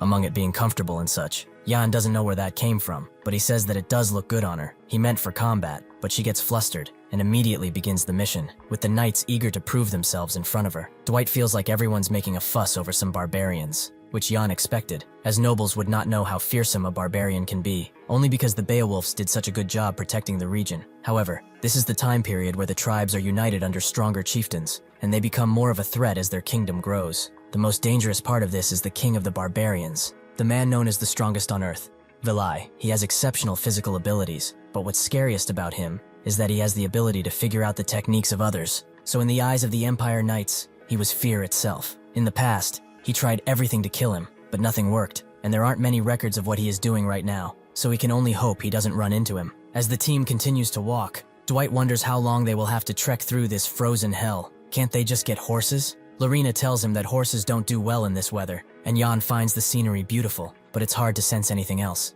Lorena notes that they must think of it as bleak, since 200 of 365 days are all winter. The only thing here is snow and barbarians. However, there are still people living in other places around here. Those people she finds to be stronger than anyone. Jan notes that this must be the pride of a local lord, and Cheryl agrees. Both Lorena and this place are beautiful. The guards also seem to agree on that last part, but as they bicker, they see something coming from the forest, a crimson mist. One of the knights says that this is the scout's signal for when they discover barbarians, so it's time for them to fight. Dwight really wants to fight, with team leader Savo agreeing that it's time, but he better prepare, as he will see something cruel soon. Dwight feels like he's bluffing. He saw different monsters and even a lich. Nothing could faze him anymore. It's true that the Special Forces members face countless monsters and undergo rigorous training with their lives on the line, so being confident is not without its merits. But what this team saw was a whole different type of cruelty. The tribe they are in now can hardly be called a base, and in there, a one-sided slaughter is taking place. Dwight and Cheryl look in horror, as Lorena averts her gaze. Cheryl is in complete shock.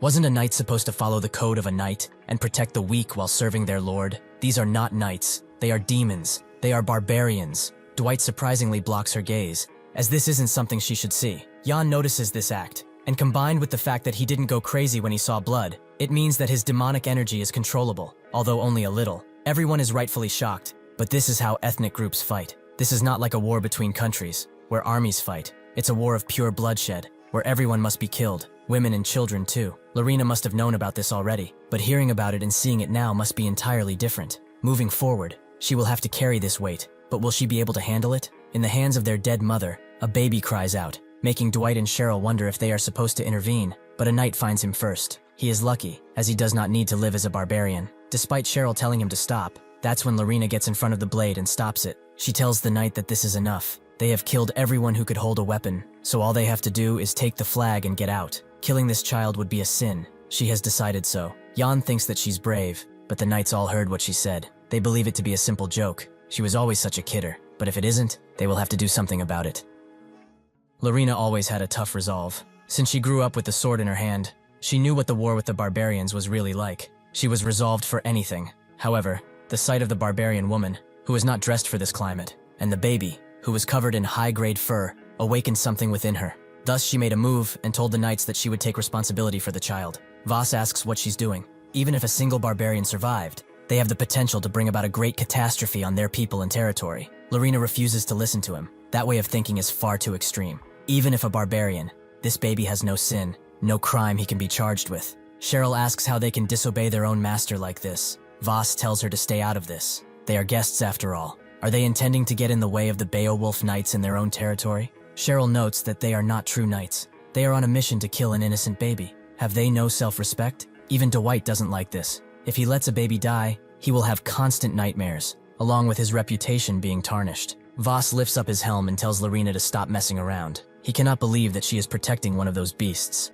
Does she know what that even means? Jan expected something like this. Conflicts are happening everywhere in the world, and these Knights of Beowulf don't seem the persuasive type, because they are not doing things out of emotion or profit. What they are doing here is taking revenge. They saw too much blood be spilled by the barbarians. Suddenly, he feels a rush of energy coming in, and the others soon notice too. Sure enough, above everyone, the chieftain arrives, who immediately crushes the ground below him and with pure energy, begins to radiate an amazing light. After he calms down, one of the knights damns the scouts for not doing their jobs. Nobody expected the chieftain to attack. He suddenly grabs his tiny head and asks if they slaughtered them. Did they murder his family and tribe? This is Chieftain Kabur, one of the 20 barbarian chieftains. Since they have done a sin that cannot be redeemed, he will send all of them to hell personally, but he will do it slowly and painfully. Lorena jumps in order to save the knight, but even if she strikes, the blade's tip breaks as soon as it reaches Kabur's head, which suddenly begins to glow. With that warning, Lorena swiftly backs away, but Kabur still punches around like a madman and is slowly catching up to her.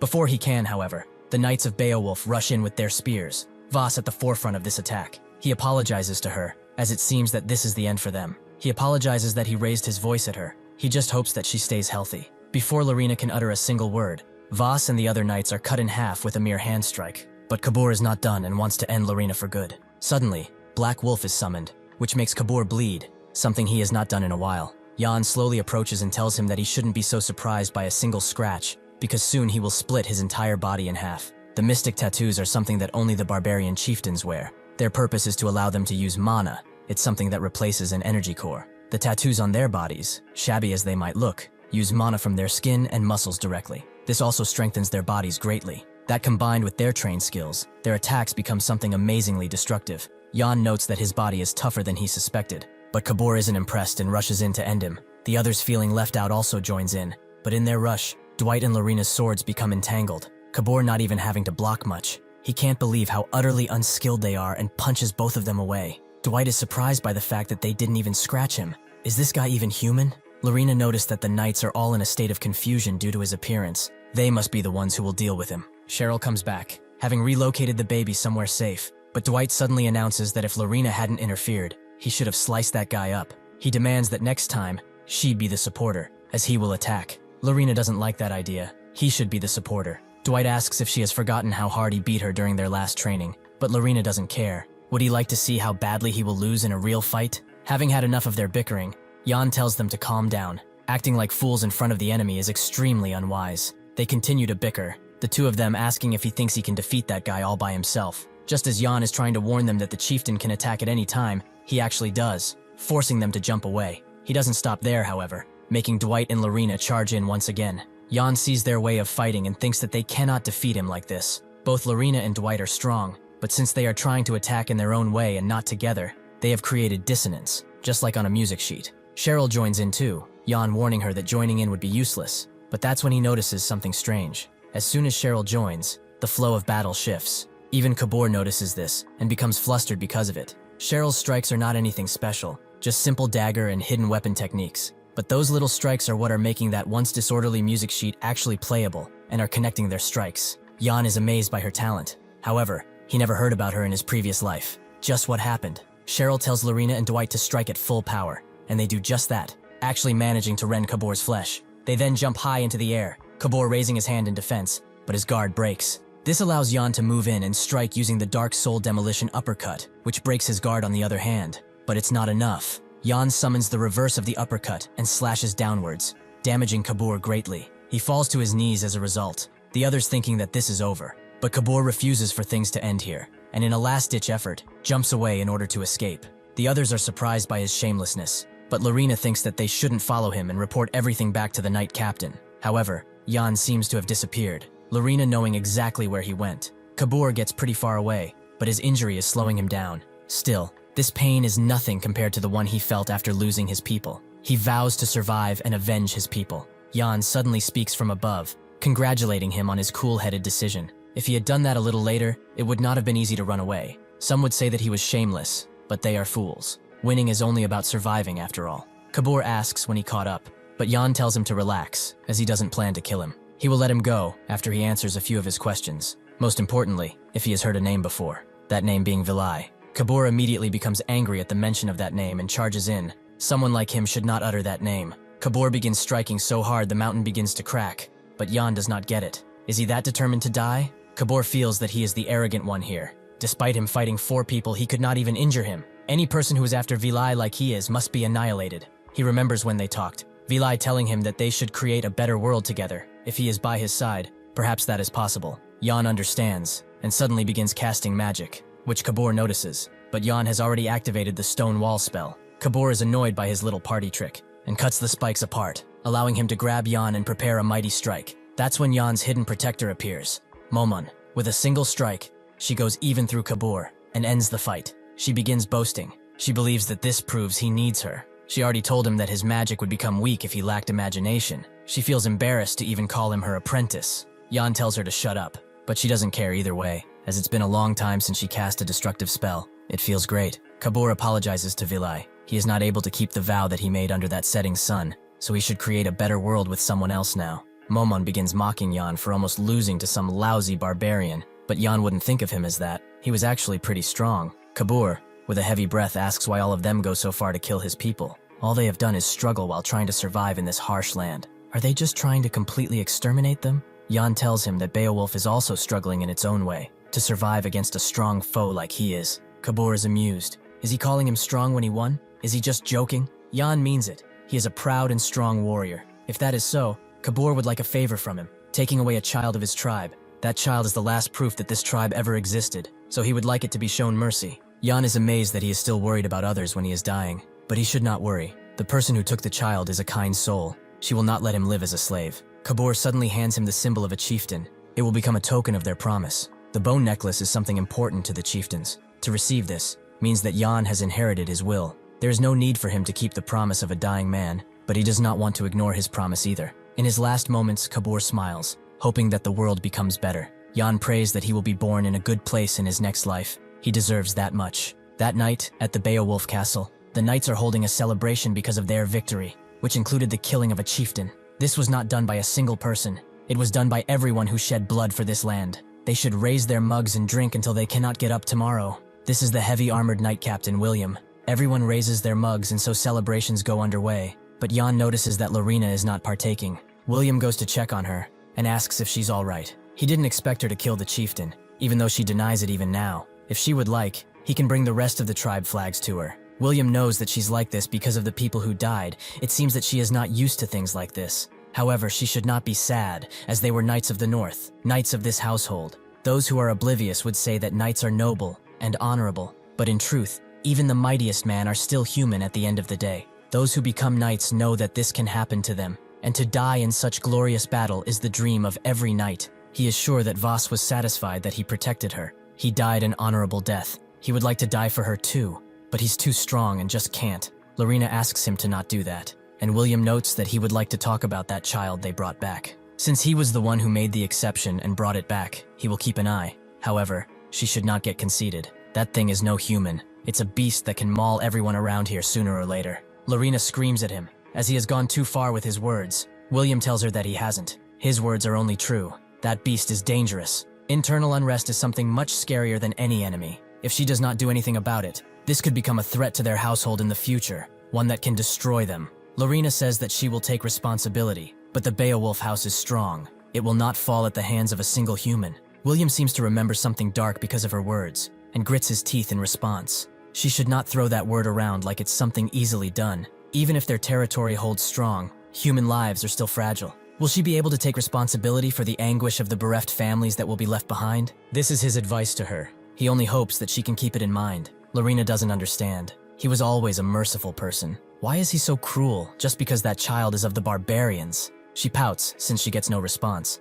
but Hans comes around and asks if William has said something to her. Lorena notes that he was just mad that she brought that child back, making Hans angry. How dare that bastard show disdain in front of her? Should he go and show him how to respect his betters? However, he understands him, and she hopes that she is generous with her understanding. There is a reason why he is acting like this. About 30 years ago, an all-out war was occurring, with the barbarians having numbers much larger than they do now. A certain young knight came face to face with a barbarian child in a subjugated tribe that was in flames. The child had no weapons, and was enduring the coldness of this land with just his body. Feeling pity for him, the young knight took in the child. Despite everyone telling him otherwise, they warned him time and again, but to no avail. He was also against the idea, but that child was led into the mansion eventually. The knight was frequently out of the house due to his many subjugation missions, and so his fiancée was the one who looked after the child. The two of them gave everything to look after that child for an entire year. In the end, even if they tried to love their child as one of their own, he was still a barbarian. He killed the knight's fiancée and ran away,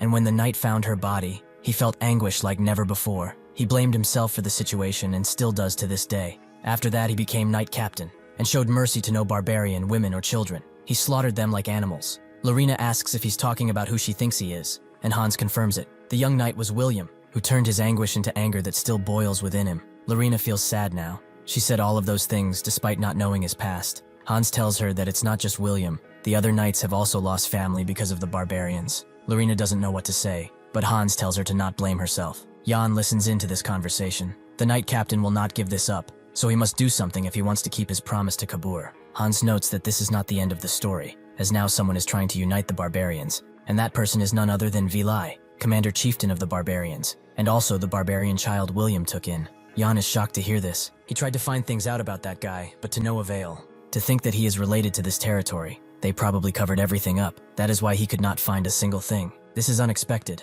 but will help him track down Vilai. Hans understands how she feels. She is kind after all, but she should step back and let him handle this from now on. Lorena refuses, as the others will not show mercy to that child, but Hans asks what other option they have. Jan gets out of his cover, and notes that they are just overthinking a simple problem. Hans tells him to step back. Even if he's a friend, he is disrupting house affairs. Jan would like to tell them the solution to this problem. All they must do is persuade Count Beowulf and get his permission. He is the absolute ruler of the north, and if he allows something, nobody would dare oppose it. Hans believes his words are nonsense. He will never allow such a thing, and who would dare speak of this to him? Lorena gulps down and says that she will do it. She will talk with her father and persuade him. No matter what though, she will accept his decision. William walks the lonely streets, wondering if he was too harsh on Lorena, but still, he must stop her before she feels the same sorrow he felt back then. Suddenly, he spots a certain flag, that of the Frost Knights, but they were on a subjugation mission with the Patriarch. Have they already returned? Suddenly, someone comes around and asks if he's alright, as he seems down. That person is the Frost Knight Captain Keon, but if he is back, that means that their count has also returned with them. William asks if the Duke has returned, which is a no from Keon, who explains that he had something to acquire, so he sent the knights back first. William finds it hard to believe that he's in the northern seas all alone, and wonders if he will be okay. Keon tells him that he does not need to worry. The northern seas are like a playground to their Duke. The ones he should be really worried about are the monsters that face him. Also, from what he has heard, Lorena brought back a barbarian, which is probably hard on them. William says that it's fine, but Keon wasn't talking about them. He was talking about Lorena having a hard time. As he knows already, she is kind and would have a hard time for a few days just because she saw that pitiful creature. He is curious about the special forces that came with her too. Can they be trusted with her safety? William has heard that they are competent but still quite young. Although there is one person named Jan among them who is extraordinary. As long as he is around Lorena, they needn't worry of her safety. Keon understands. Perhaps it's because of his age, but even with Lorena's return, he still feels like something bad is about to happen to them. William asks what he means by that, but Keon does not know. He feels like a big storm is about to befall their kingdom. At the side building of the Beowulf Castle, Momon is enjoying a drink, because it's basically free. She has heard the soldiers argue about the child for several days, but they have recently stopped and gotten quiet. Jan told her that they would take a break from barbarian subjugations, but they have only gathered 3 flags so far, although they did that with only her help, because she showed Jan how to deal some damage with magic. While she did have to use up all the mana she secretly accumulated, Jan did praise her skills a lot. Now that she thinks about it though, that bastard deceived her, and actually stole mana from her. She goes to ask him for that mana back, but she is distracted by a duel that is currently happening. William is against Dwight, but sees all of his flaws instantly, as he is too open on all sides and far too stiff for a swordsman. Dwight becomes angered because of this, but William mocks him more by saying that this fight is already in his favor because he is using a real sword against a wooden one. Although only with this they could level the playing field a little. This makes Dwight push further, and Jan watches from afar. Momon asks why this duel is even happening. Are they too bored or something? Jan can't deny that, but after fighting Kabur, he found out that they are still too weak. If she didn't intervene, they would have been in danger. He also obtained some info on Astalon. Every time he touched it, the sword refused him as a master. However, the Northern Knights did not feel any kind of reaction. It just felt like a heavy blade to them. Perhaps this could be due to the unique mana-used method of the Beowulf house. They create the Snow Soul in their energy core and use it as an amplifier for their mana. This is a similar logic to the mana heart, so he is trying to see if there is anything he can learn from this fight. Momon doesn't understand why Dwight is fighting if that is the case. Jan just got sick of beating people up, so he wants to see someone else beating on another. Even if she's a lich, Momon still believes that he's a bit messed up. Did something happen in his childhood to make him the sadistic man he is today? Kion suddenly appears, greeting Jan, as this is their first time meeting after all. Jan recognizes him as the captain of the Frost Knights, and also introduces himself, and also apologizes for not doing so up until now. Kion tells him to be at ease, and talks about him defeating Chieftain Kabur, which is an impressive thing to do at his age. Jan tells them that he just got lucky, as Lorena along with the other Special Force members damaged him enough to make him an easy target. Kion understands, but he talks in a way that would suggest he is close to Lorena. What's his relationship with her? Is he not acting too friendly? Is he perhaps looking down on her? What did he do to their queen?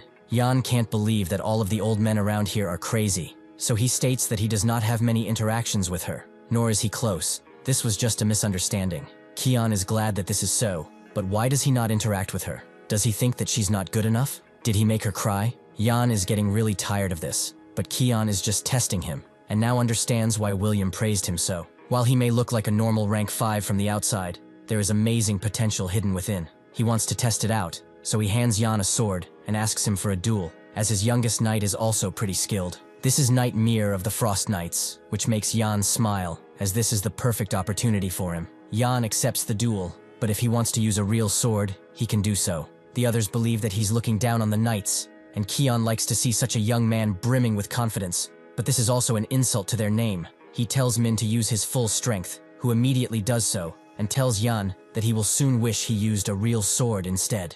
As Min rushes in, Jan easily takes away his blade with a single strike, surprising everyone. This boy has subdued a Frost Knight with only an attack. Jan asks if he's alright, as he put a little more power in that attack than he would have liked. In the northern Rockthorn Forest, Vilai asks an elder if that man is still in the northern seas. The elder confirms he has yet to show signs of leaving, so Vilai tells him to gather the chieftains under his name. Dwight eventually admits that he lost, but William tells him to not be discouraged, as he did great and has some really fearsome talent. Dwight feels that he's teasing him, as he didn't leave a scratch on him, but William confirms that it was close, about 600 pieces of paper close. Naturally, William is kidding. With him, his household has a bright future to look forward to. He then notices the gathering of Frost Knights behind them. What happened? Everyone is shocked to see Jan's victory, but they are more concerned about their pride, as he has embarrassed them, or that's what Jan thought, as they are all amazed by how incredible he is. Min thanks him for the great fight, but Jan should be the one who thanks him. Min recognizes his loss.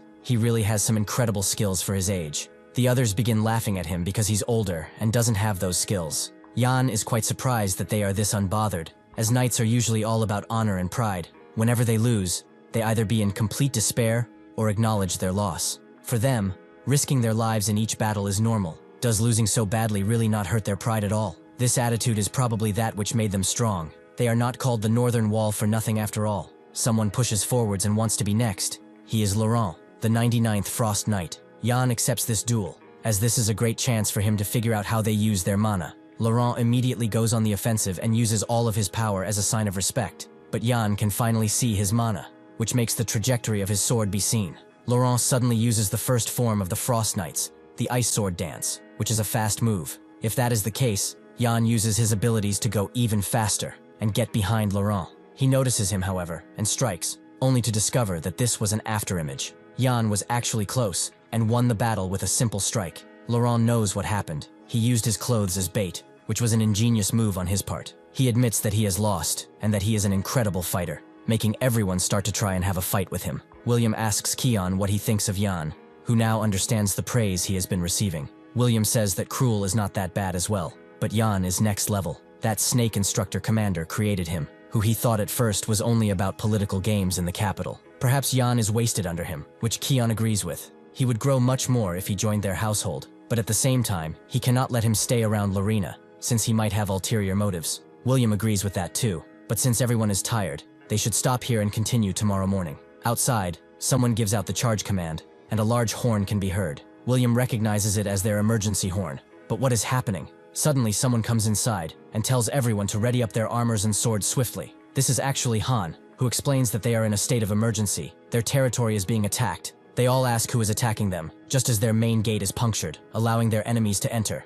Han tells them that their strongest enemy is here, the commander chieftain, Vilai. Jan is shocked to hear this, as this was not supposed to happen until much later. History has changed once again. The soldiers gather up at the walls, and they can all see that the third castle walls have already been decimated, meaning that the barbarians are advancing at an alarming rate. William asks a soldier to report, who says that the third knights are currently defending the second castle walls. They have judged that it is possible to defend at the third castle walls. Those walls have been broken and the residents evacuated, so the knights move to the second walls. But their enemies have great numbers, so this is not looking good. If he wants a number, he estimates that there are around 30,000 barbarians right now. William wonders how they did not see this gigantic army come when they had rangers, but the knight also reports that they are all dead. They were targeted right before the attack. With that, William orders Keon and the Frost Knights to head towards the first castle walls in order to help with evacuation, while he and the armored knights help the second castle wall defense. At the same time, Jan damns it all, as history has changed once again. And to make things even worse, it's going in the direction he least wanted it to. He can only wonder what happened for this to happen. Perhaps it's because he came to this place. In the past, as long as the suppression force known as the Beowulf was around, Vilai chose not to invade. So did he come up with some ways to deal with them? With his decision to come here, the things that have changed are only Lorena and the others, right? That's when Jan finally gets it. A barbarian reports to Vilai that they are advancing towards the second castle walls as they speak, with Vilai telling him to stand by for now. They only need to let those who are fast on their feet advance, as they must take them all down slowly and get their target. Jan knows what he is after. He wants to take Lorena hostage. At the second wall, the third White Knights are desperately trying to stop the barbarians from entering the castle. But try as they might, the barbarians have come here with a clear goal. Through their brotherhood, they all feel their shared anger. They have come here to avenge those who have fallen at the hands of these monsters. They will win this battle, and they will become the true masters of the North. Somewhere else, Cheryl and Lorena are sticking together, but both of them are shocked about this sudden attack, which they were completely unprepared for. Since some barbarians are getting quite close to the children's hideout, Lorena tells Cheryl to relocate them somewhere else, while she maintains this position. Cheryl is not happy about leaving her alone, but it is true that it's easier to run if they are solo, so she leaves while promising to return quickly. Just as she is left alone, a barbarian sneaks up behind her, but he can't even speak, as he feels a sharp pain from behind. Lorena wonders why he's not speaking, but Jan has actually cut him in half. Glad that he found her, he suddenly grabs her arm, which she's quite flustered about, and asks where they are going. Jan tells her that they are going to the castle, as she is the target of the enemy. Vilai is after her specifically, because she is the Duke's weakness. He intended to capture him by using her, and he barely stopped that from happening now. But this is not the end just yet. If they get caught out here, their situation will be hopeless. Even if he has to give his life, she must escape. Suddenly, the castle begins to crack, and the steeple from above comes right down on Jan and Lorena. Jan does not have time to save them both, so he lets go of Lorena and pushes her, before the steeple crashes down on him. Lorena has survived, but her foot has been pretty damaged, so she can no longer walk. She can't believe that a human could actually do such a thing and calls out for Jan, but there is no answer. Vilai apologizes for the sudden introduction, but he really does not know any other greetings. Lorena instantly recognizes him, which he did not expect, but this only means that they have nothing to talk about. Lorena can feel the pressure he's exuding. It's the first time in her life she's feeling so intimidated by another human, other than her father. With her leg injured, there's no chance for her to win. so she must put an end to this within an instant. Vilai notices that she's charging up her mana. Perhaps she intends to end this fight instantly, right? Lorena couldn't even see when he closed the distance between them, or not even feel it. As they say, he is far too powerful. Vilai promises to not hurt her if she comes quietly, as she is an important card in his deck. Lorena looks besides him, which tips off Vilai that Jan is attacking him, so he punches right through his chest and turns him into dust. They both think that this is the end, but Vilai notices that this was just magic, and the real Jan notes that he only relies on his eyes, so he cannot differentiate between real and magic, as that was a really simple skill. Lorena wonders how he knows how to even use magic, but Vilai is not at all impressed. Jan explains that even if this is their first time meeting, he wouldn't like to meet him now. All the while Lorena tells him to let her down. After he doesn't listen, she decides to punch him, but even that does not work. Vilai suggests that he doesn't get all arrogant only because he has succeeded in his deception. It will take him less than half a minute to shred him into pieces. Jan wonders if he even has that much time, as his real target will disappear while he fights him. Vilai doesn't understand. His target is in his hands, but Jan has realized what his real target is. Truthfully, isn't he after Astalon? The dragon sword Astalon is said to have the power of a ruler who has won every battle in their lives. With that sword, subjugating the empire would no longer be a dream for him, and if he wanted, he could tell him the location of it. However, he will take her somewhere safe, as he has business with her. Vilai understands that if he lets them go, he will tell him the sword's location, right? Lorena whispers, asking if that really exists, which Jan confirms, but he's not really going to give him the sword, as that thing is quite special. Jan thought about how Vilai lived in the Beowulf kingdom when he was younger. He suspected that he would know about the dragon sword, and with those eyes of his, would easily be able to find it. Even if he did not know about it, he wouldn't just ignore its existence, and that's what Jan has used as bait. Vilai knows about that sword, but that's not what his people call it. That is the Sword of the Rule, the legendary blade that is passed down their tribe. Jan knows that this guy just bit, so he hurries him along. He does not have time, as the knights are going to get the sword and move it to a safe place soon. Not to mention, the Duke will be here soon too, so he has to make a choice. Either he takes Lorena, or the sword. Vilai does not like those options, so he will choose option 3. He will kill him, take her, and the sword. Within a second he approaches them, and with only his battle aura, pushes them away. Jan is concerned for Lorena, but Vilai approaches him, as he's mad that he tried to negotiate with him. He will make him beg for his life through his punctured lungs, and then he will tell the location of the blade obediently. Even as Vilai strikes, Jan just smiles, which confuses him. Still, the gravity pressure strike is dealt all around the area, making the ground crack and fly away. Jan has managed to survive, barely dodging that attack, but he knows that he held back. Perhaps he has grown soft. Vilai tells him to shut up. He simply stopped because he had a question. He recognizes the bracelet on his waist. It is Kabur's. So why does he have it? Jan explains that he got it from him. After their battle, he entrusted this bracelet to him, and asked him to carry on his will. Vilai asks if that was his last moment, so Jan tells him of them. Even while dying, he only thought of his tribe. That man was a simple and strong warrior who fought for his people. Vilai still wants the location of the sword. If he gives it to him, he will let him go in order to honor Kabur's will. Jan doesn't know what to feel about abandoning his teammate and running away, but Vilai tells him that he does not need to die here. He knows that he cannot hope to defeat him, and he's not even of Beowulf either. Why does he fight in a land that he has no stocks in? Jan hadn't thought of that, and after a while of negotiating,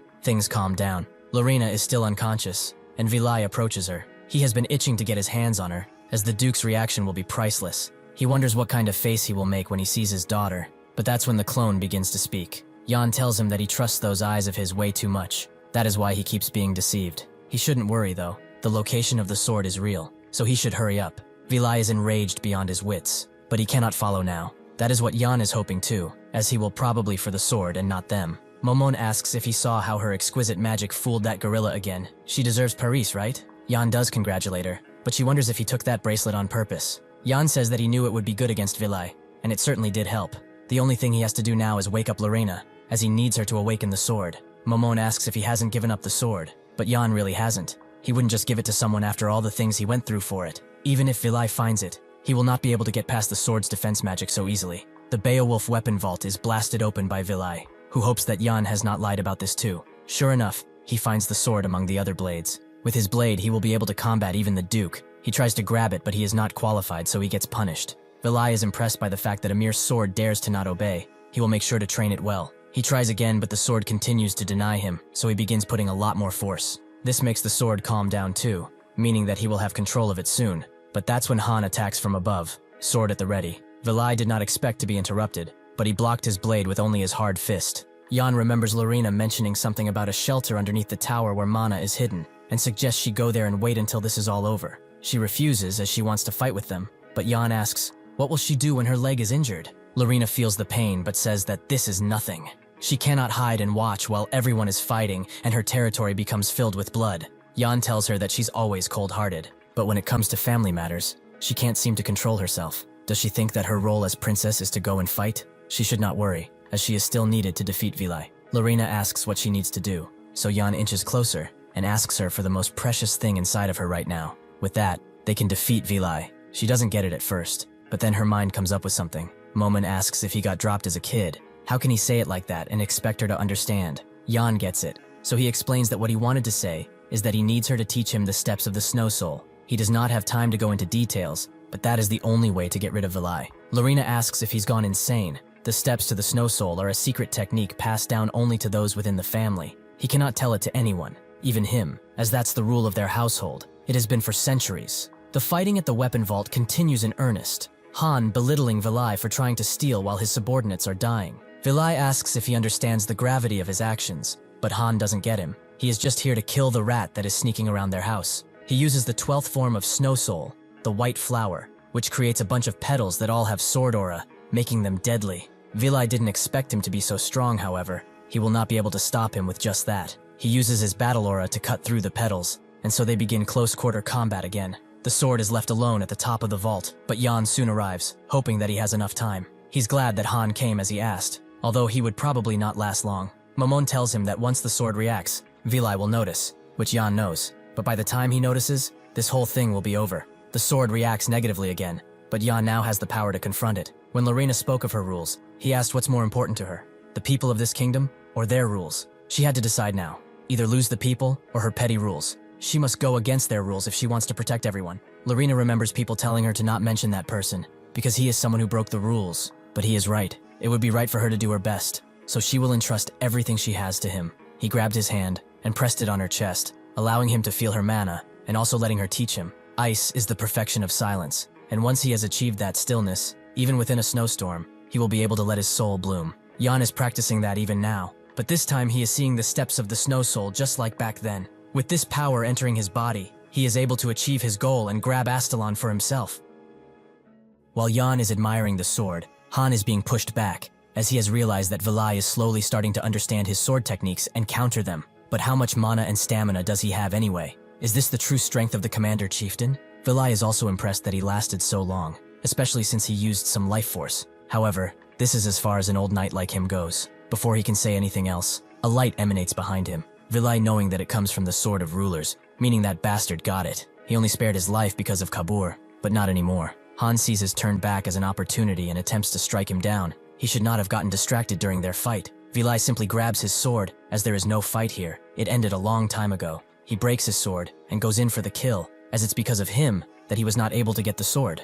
However, he is suddenly bound down by a bunch of ice magic. Vilai knowing that there should be nobody here with that skill. So who did this? Jan comes around, guessing that the situation would come to this. Vilai has now confirmed that he was the one who did all of this. How dare he lay his hands on his sword? Jan can't believe how much power Astalon has. He was wise to think that the Snow Soul would enhance ice magic too. After adding on to that the power of this blade, his ice magic has amplified quite a lot. Vilai does not get why he is able to wield that special blade, and why his body has 3 mana holes. Just what has he done in all this time? Jan is quite surprised that he saw through it so quickly. But he does have God's eye, so it's not like it's impossible. Vilai decides to smile. If that is the true power of the Sword of Rulers, then it is great, as it's a sword that truly fits a king like him. If the sword has dared to select him, then he has no other choice but to take that sword from his decaying corpse. Using Battle Aura, he charges in with his Black Sun, but Jan only uses the Frost Knight basic sword technique, a slow oblique slash. This simple attack is enough to cut the area around and cause Vilai a pretty deep injury. But even with this, he does not give up, and still charges in with his attack. The earth cracks as it goes to Jan. Vilai examines his injury, as it's been a while since he received one. Perhaps it was because of the Sword of Rulers, as it was able to tear through his hard muscles and his strongest aura. Jan barely blocks this attack, and Vilai finally understands that the blade has the ability to cut through mana. That sword is something truly befitting of him then. Jan says that he's wrong, as the sword isn't that black and white. Astalon is a blade that can stop the flow of mana completely, but he won't know the difference, therefore. He cannot control it. Vilai doesn't care. He will learn it as he uses it. so he should hand it over right now, and he promises he will crush every single bone of his slowly. He suddenly feels something at his feet, and that's when he notices that they are frozen. He also feels a cold breeze of air that he has felt for the very first time, despite being born in the harshest parts of the north. Along with that, the shadow of death whispered his name slowly. The Duke has arrived, demanding to know what a barbarian dog is doing in his home and why he dares to rummage about while he was gone. The Duke slowly descends by creating his own ice stairs out of thin air and asks Vilai once again, what does he think he is doing in his home? He better choose his words wisely, as they could be his last. Vilai is glad that they are finally meeting. He probably already heard of him, but he is the chieftain of the United 20 Tribes. The Duke demands he be silent, as he does not know of an insignificant barbarian like him. Vilai hates his arrogance, but he has the strength to back it up, as he has never seen someone with so much mana which he didn't even notice. Perhaps this was the plan of that brat, for him not to notice the Duke approaching. Vilai decides to swiftly break out of his ice binds and charge in, as they would have to fight one day anyway, and it seems that the time is now. The Duke feels appalled. Someone as tiny as him should not be mentioning his mighty name. Vilai thinks that he has him, and charges in even faster. But that's when the Duke expands his domain, using the final form of the Snow Soul, Eternal Frost. The barbarians that have been terrorizing his realm are all frozen in an instant, right in front of the soldiers, who know that their Duke is back. The Duke asks Han if he's fine, which he is. He's only amazed by his power, as it's incredible. This is the true might of Eternal Frost. Han is not impressed by his display. He has grown old to struggle against such a barbarian. The domain expansion of the Duke, Eternal Frost, makes all of the enemies in its range freeze while harming no one the Duke considers an ally. This is the leader of the Beowulf household, who protects the north and holds the line. Bacchus Beowulf. He asks Han if all of this happened while he was gone, which makes Han feel ashamed. But Bacchus doesn't care, as Larina and their people are safe. Han tells him that there was someone who helped greatly. He calls out Jan to present himself, but he is already gone, making Bacchus think that he's quite sneaky. Despite all that he has faced, Vilai is not done. He breaks free with his aura, and summons another ball attack. Bacchus asks what he can do if he can just freeze him, but Vilai is not aiming for him anymore, as he plans to take his entire kingdom away. He hurls the ball at the tower in which the people have retreated in. He will use this as a distraction to get away, but that's when Jan appears and cuts the aura ball into two, annoyed by the fact that he's still kicking. The ball still explodes, leaving Jan with some damage, but he is mostly tired at this point. On top of using this new magic combined with the new sword, he had to fight that beast while protecting Larina too. He used up everything in his body. This time, he gave it his all, and he deserves a little rest. He knows that there are capable people out there, and he will leave the rest to them. Suddenly, Larina appears, holding out his hand for him to grab. Jan is kind of annoyed that he does not have a chance to rest, but this feeling is not bad either. After this, the news of the barbarian invasion spreads quickly throughout the empire. Everyone hears of Jan's spoils too, and the era, even though quite slowly, is starting to move. The next day, Larina goes to the Beowulf graves and visits her mother. It's been a while since they talked. She just hopes that she's not mad because she has not been here for a while. She hopes that she's well, wherever she is. She was actually really busy. She's been training way too much, but even so, she hopes that she will still look after her. She's realized that the world is a really huge place. There was someone as strong as her brother. He was really incredible on that day. She has decided to keep trying. She will keep looking for her brother, and also for the bastards who dared to take her life. After all this talk, she decides to go, because a disturbance has appeared next to her. Bacchus tells her to stop, but she insists that she must go, as she's late as it is for training. Bacchus suddenly hands her something, an ice crystal, which will help her with the Snow Soul once she absorbs it. Larina refuses this gift, but then Bacchus asks if she does not have something she wanted to ask of him. She wanted him to protect that barbarian child, right? If she wants to trade, then she has to give something in return. Larina knows what he's hinting at, and grabs the ice crystal, hoping that he will keep his promise. He suggests that instead of wasting her time playing around as the Special Forces, she should make sure that her Snow Soul is trained, as her cold energy has gotten duller and duller. Additionally, she should come and visit more often. Han would certainly love it. Larina stops, and says that he's as strong as expected. Considering how mighty he is, nothing will be able to threaten this place, not even the barbarians. He truly is the savior of the people. So then, why could he not protect his wife? Even with all his power, he could not protect the ones important to him. So she does not want to return to a place where her mom and brother are missing from. Bacchus lets out a deep sigh as she leaves, and asks Helena what he must do. She was much wiser than him, and Larina still hates him for what happened with her brother. On the day that the Revolutionary Army rats sneaked into the castle, he saw something truly shocking. The one leading them, the one who dared to cut his own blood, was her brother, who did not look remorseful at all. Would Larina be able to handle it if she knew this truth? Think of her last words. And for Larina, he culled his rage and exiled him, but he still wonders if that was the correct decision. He does not know what will happen if Larina does find him, but he only hopes she will be safe. Bacchus detects someone behind him and notes that he's quite late. Jan tells him that he looked deep in thought and did not want to bother him, but it seems that he has been looking for him. Bacchus confirms as such. He heard of his spoils from Han, and since they reward people according to their efforts and achievements, but instead of giving him something useless like a coin, he decided to give him what he wants. He has handed everyone else their rewards, but as for him, would it be enough to give him the sword that he has stolen, and currently has hidden in his robe? He appears to like it after all. Jan says that it's actually not good enough. He lost count of how many times he saved Lorina's life. Bacchus can't believe how arrogant he is. Does he not know how precious that blade is? Jan tells him to be honest. Was this not just rotting in the back of a storage room all this time? He certainly wasn't going to use it, and nobody besides him can anyway. He's helping him by taking this thing that's hard to get rid of, and he's not accepting any handling fees either. Bacchus notes that Han told him he was an interesting person, but to this extent is quite amusing. It's good, if he was going to be insane. He hopes it would be to the extent that he does not seem like he will be taken over by the blade, so this is fine. He can ask for anything, money or treasure, even land, but he has a single condition. He has control over the north. Nobody can deny that, but that cannot be said about the central area. He wants him to look after Lorina from this moment forward. Can he swear upon his soul that he will take responsibility for her? Jan says that he has no plans of marrying her, making Bacchus ask what the hell gave him that idea. Jan got it from him telling him his vows already, but Bacchus meant that he would take responsibility for her life while he's not around. Also, how dare he reject that marriage? He does not even deserve her. He will marry her right now. Actually, no, he is unworthy. Jan can't believe that he's in the same spot as the other old goats around here, and decides to leave it as it is. After this, he goes to the central district to catch the train. He apologizes to his friends, as an old man with a nasty temperament stopped him. Lorina tells him that the train has yet to depart, but Dwight demands he report earlier next time. They should go quickly, as they will be returning to glory after all. They rescued an Imperial advisor and defeated the Commander Chieftain. Surely their reward will be big. Lorina congratulates all of them for working so hard. It's quite impressive that they had no casualties on their very first mission. Might be a first in the history of the Special Forces, actually. Jan says that her leaving is quieter than expected, but Lorina already had a fight with them at the castle, and left it at that. The train is about to come in, allowing Jan to think about what happened. This trip was a successful one. He was able to get the advisor's invitation, and even Astalon as a bonus. Besides that, the Duke gave him a hefty sum of gold, and some items worth much more than that gold. Suddenly a crow lands on his shoulder as he thinks, which he recognizes. After a bit, he tells Lorina to wait. They will probably need to go without him first, as there's something he forgot. The instructor commander asked him to visit some to buy their special strawberry cookies, making Dwight believe that he's acting like his dog.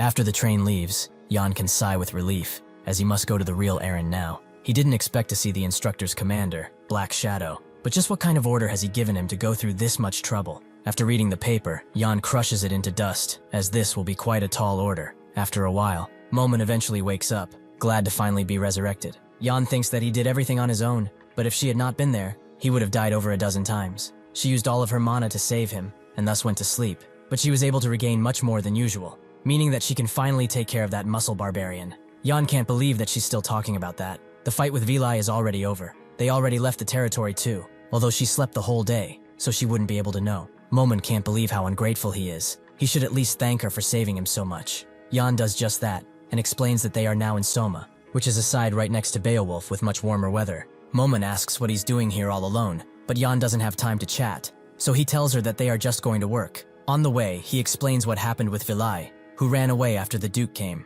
Now he's here under the orders of the commander-instructor. Well, it was only one order. That was to wait for his childhood friend in Soma. Momon is surprised that someone like him has a friend, and although Jan would like to say something, she's right. Jan knows that this childhood friend is the lie that he told the commander-instructor on the day he escaped. It's the daughter of the Special Forces captain. This order would be to kidnap her, but her appearance right now does not feel right. He wonders how the instructor commander would even react if he realized this was a lie. Either he would destroy him, or let it go like it was nothing. What is certain would be that he has the upper hand since he gets to contact her earlier than the instructor commander, but he must confirm her identity in the first place. Momon sees that he's being catcalled by a bunch of women who want to have drinks with him at the bar, where they probably work. Momon didn't expect him to come to such a place, but he is a young man after all, and has his needs. Jan has no clue what she's talking about, but Momon decides to teach him about a technique to get all the girls. First he hunts 1 wolf and 3 rabbits, and then he stuffs it in the woman's bag. If he does so, he will become the best ladies' man. Jan asks if she's gone insane.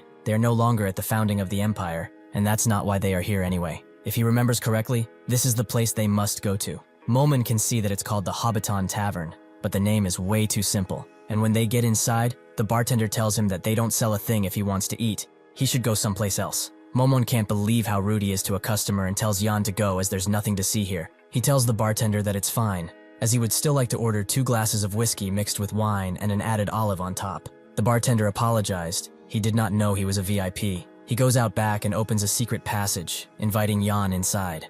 As they go down the hidden stairs, Momon asks what this is and what he's trying to do. Perhaps it's an underground club. Yan tells her to stop thinking about weird stuff. This is a place that only sells information. They disguise themselves as a tavern, but they actually sell info about Soma's back alley. Right now they only have info on Soma, but soon their network will speak throughout the continent, and they will be known as the Beggar's Den. Who he is about to meet right now is none other than the future leader of that Beggar's Den, Bella. She has never seen him before, so why has he come here? Yan explains that he has someone he must find, but he only knows her name. Can they find her? Bella confirms they can and asks what her name is, so Yan says that it's Bella. She gets flustered as she hears this and asks how he knows her name. Just who is he? Yan is surprised that she still gets flustered. She really can't hide her emotions. He notes that many would like to know her name, although he might be the first. Bella tells him that curiosity is not great, as there's a saying, it kills the cat. She presses a hidden button on her table, making the ceiling crack and letting a bunch of arrows go through, which seemingly hit Yan.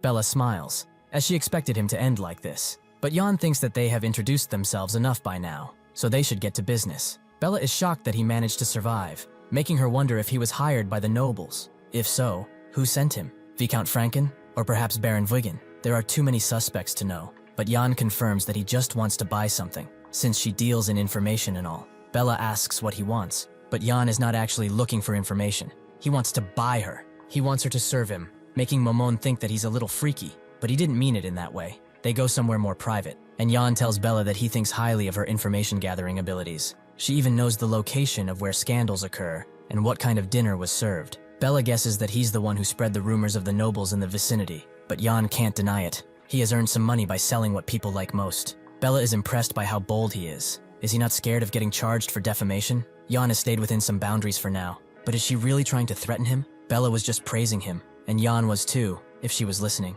Bella thanks him, but if she does become his subordinate, then all of the Soma nobles will do whatever to kill her, because they are scared she will reveal their secrets. However, there is a way around this. The situation might be different if he pays her enough to take on those risks, but she's not sure if he's capable of that. Yan asks how much she will cost while reaching into his pocket, but she doesn't think it's an amount that can be stored in there. Yan pulls out a satchel filled with gold coins and guesses that it's around this mark. She is surprised to see gold coins of the highest purity, and Yan says that those are issued by the Central, meaning they are worth a lot more than normal gold coins. Bella still thinks that it's not enough, so Yan suggests they play a game, with his and her futures on the line. He's going to propose how much he will offer to buy her, and her price will keep ascending until she says stop.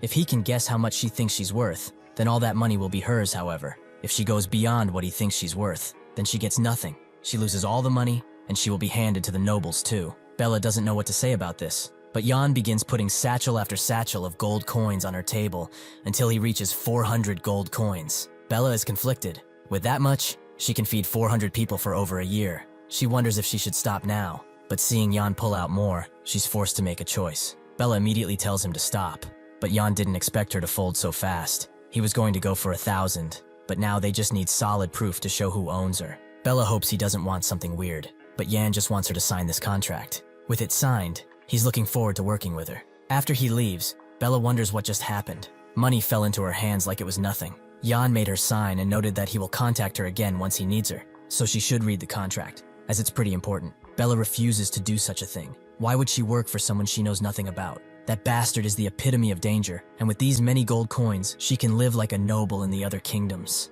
She can say goodbye to this pathetic life and leave that moron in the dust. Suddenly, her head begins hurting harder and harder, almost like it's splitting apart. That's when the contract raises itself in the air and shows her what she signed. All parties agree that if Bella breaks the conditions of said contract or acts in a way that would harm Yan, her head will explode. Now Bella gets it. This is no normal contract, but a slave contract. Yan feels that it activated, meaning that it works, and Momon calls him wicked to think he would place a restriction on her like this. He didn't force her to sign, although she had no choice. He also hopes she placed that restriction properly, so that her head doesn't pop. But Momon doesn't like to be doubted, especially since she's proud of her self-destruction magic. Also, she noticed that he took the money out of a dimensional pouch. Where did he acquire it? Yan tells her that Duke Beowulf gave it to him as a present, or, at least to leave him alone. Momon asks if they're going back now. but Jan notes that there's still much work to do. Somewhere else, in a secluded place, the Empire soldiers are in a lonely house, where a lonely girl sits, biding her time. In the Verdine forest, Jan is tracking some wagon tracks, and judging by their condition, he estimates them to be 3 days old. This means that they have tracked them properly, and they are close now. Momon comes out and asks how much longer. Does he intend to just walk around like this for years? Have they not arrived at the train station? It seems that she has forgotten. So Jan tells her that they are carrying out a mission assigned by the instructor commander, which she remembers, to find some girl, right? Jan notes that it's not just some girl, but the daughter of the Special Forces commander. He didn't expect the instructor commander to assign such a mission so suddenly, though. Momon finds it funny that he, a Special Forces member, is kidnapping the commander's daughter. Jan guesses that the instructor commander is trying to use her to pressure the commander in the faction conflict, a political move, so to speak. However, the wagon is too big to move her discreetly, and they have way too many escorts too. Is the person he's tracking right now really the commander's daughter? Suddenly, a bunch of lights were approaching, with a girl asking if he is lost. Jan confirms as such. He must have taken the wrong path from the forest entrance. She finds him quite unfortunate, but it's good they crossed paths, as they were just going back to their village. Since this forest is deep, lots of travelers get lost here, so why not come with them and rest at the village? It's just a little further out. There are not many houses, but it's fine if he stays for one night. The elders enjoy seeing her so enthusiastic, but it's only natural, since there aren't many young people around here. She tells them to stop it, but Jan refuses. He just wants to be pointed toward the right direction. The elders think she got rejected, but if he doesn't want to come, at least he should take this lantern, as it's dangerous to walk at night. Jan smiles and immediately pulls out Astalon, cutting the woman directly.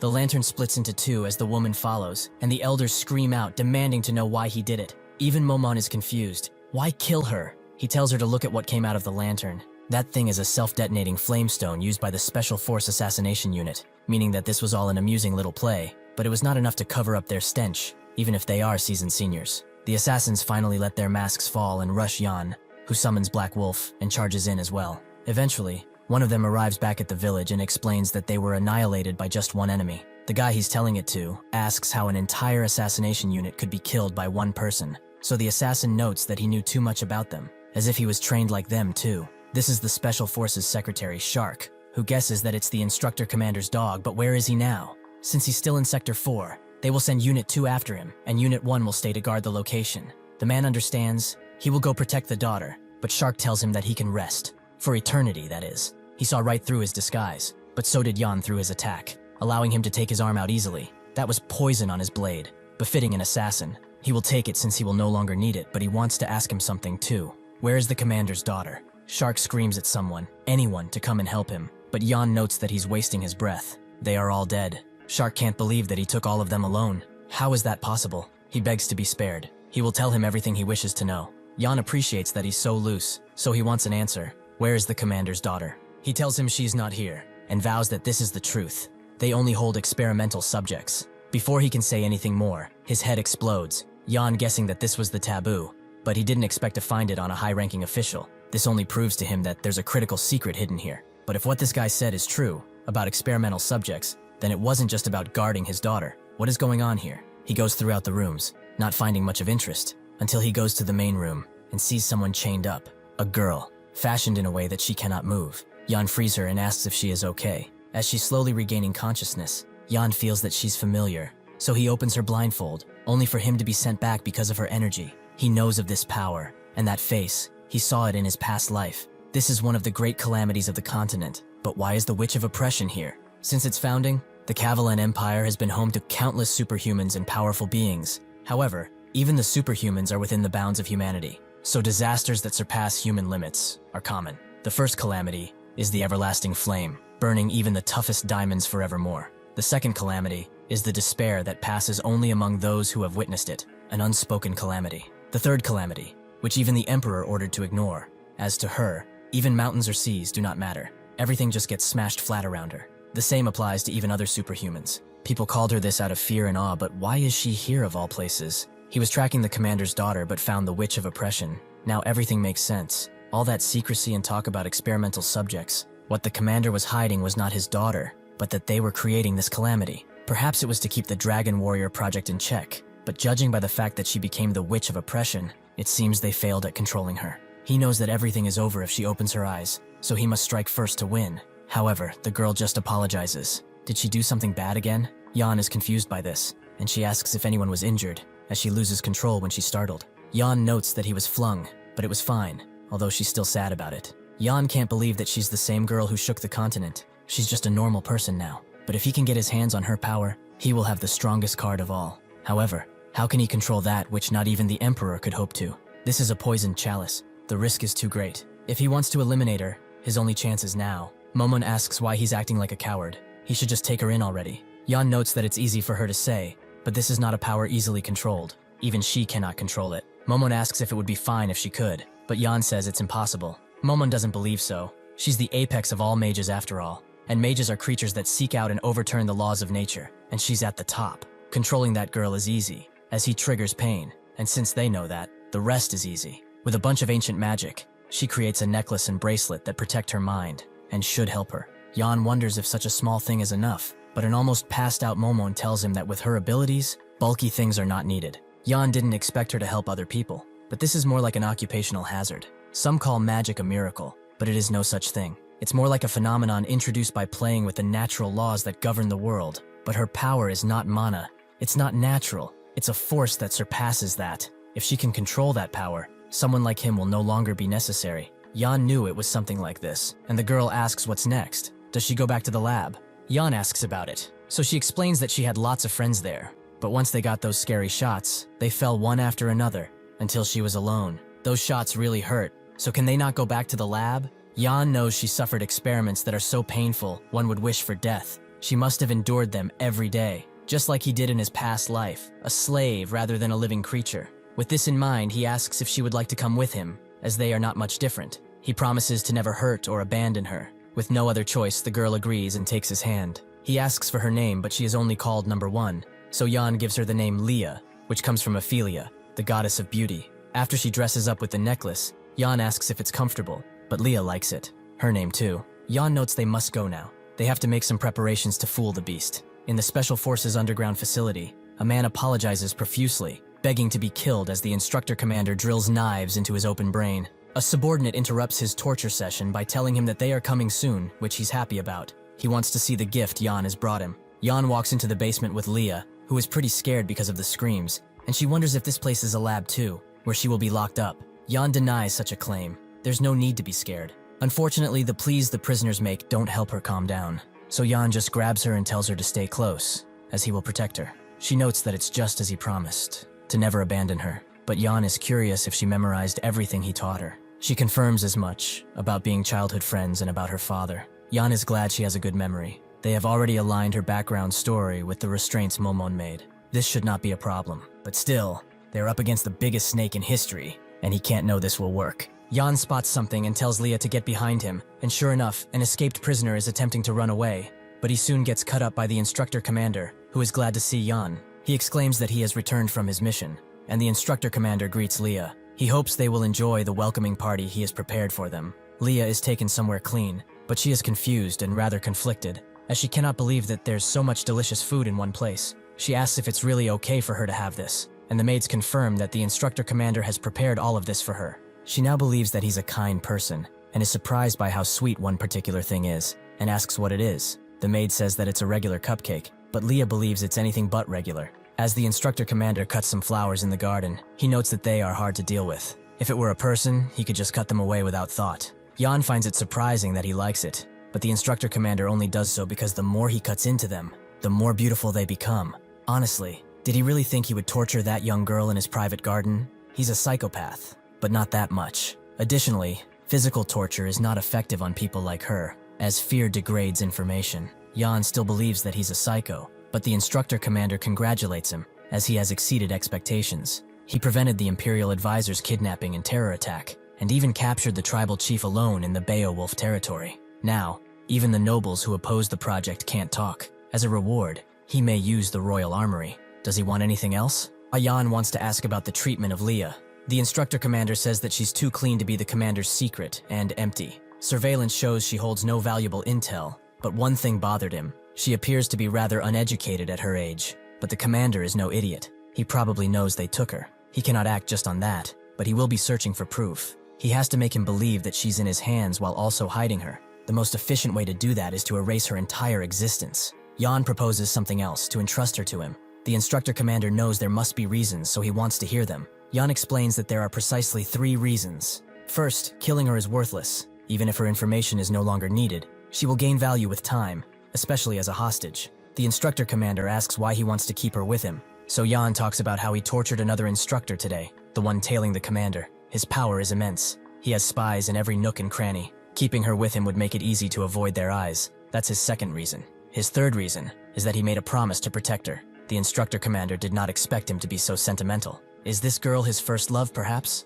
He thought he was as emotionless as a stone, but he's still a man, and wants a princess to protect, right? Jan uses this misunderstanding to confirm that as fact. So the instructor commander allows it just this once, but he can't let her out of sight. Even though he's his apprentice, he can't trust him fully now. He will disguise her as a maid, so he should manage her well. Now that he has fulfilled his request, he wants to ask a favor in return. He probably remembers the Eastern squad he left with. They went to those undead sightings, with Kasha leading them. It was supposed to be a simple scouting task, but somehow, all 80 Special Force members have gone missing, and normally they wouldn't go to rescue them, but he got an order from the damn prince himself, by the commander of the Crown Prince, Leon Cavalan. Jan is ordered to rescue the trainee soldiers who are now isolated in the east. The Eastern Plateau of the Dead is a region located on the border between the Cavalan Empire and the holy nation of Lute. Even if filled with undead, both nations, ever mindful of their diplomatic ties, refrained from launching a purge. Kasha and his squad were tasked to investigate the Plateau of the Dead. They believed it would be an easy mission, where they could handle the undead with ease. But after a sudden outbreak of fresh zombies, the incident came to be known as the Night of the Dead. Even if trained, the Empire soldiers could not hold out against the hungering undead, who knew no rest. After this incident, everyone who was in the region got wiped, and only one person survived, Kasha Everain, the sole survivor of the Night of the Dead. It is said that he completely changed after this, becoming cynical and cold. The moment he sets foot in this region, Jan is met with a bunch of undead, as his current mission is to rescue all the personnel isolated in the Plateau of the Dead, and there are only 4 days left until the Night of the Dead repeats. Jan certainly didn't expect this. Zombies are out even in broad daylight here. It's weird though. He doesn't remember any rescue orders in his previous life. Things are quite different once again. Why would the Crown Prince make an entirely different decision than before? Momon finds this place great, the perfect spot to reclaim her strength. Jan asks why she's so tiny now, which makes her angry, as she used up all her mana creating that restraining device. However, undead energy flows through this land, and if he refines it, it can be turned into pure mana. If she uses that, she can regain the magic she had in her prime, and once that happens, she will immediately kill him. She also wonders why he didn't take Leah with him. With her strength, taking out the zombies could be easier than taking a bunch of ants. Jan notes that it's not time yet for her. She did beg him to take her, as she didn't want to be left behind, especially since the headmaid is terrifying too. Jan apologized, but he couldn't. He would be back soon though. With that not possible, Leah forced him to pinky swear that he will be back within 10 nights. Jan indulged her innocence and told her to use his room if the headmaid is that scary, but Leah was confused. Wouldn't that be them sharing a room?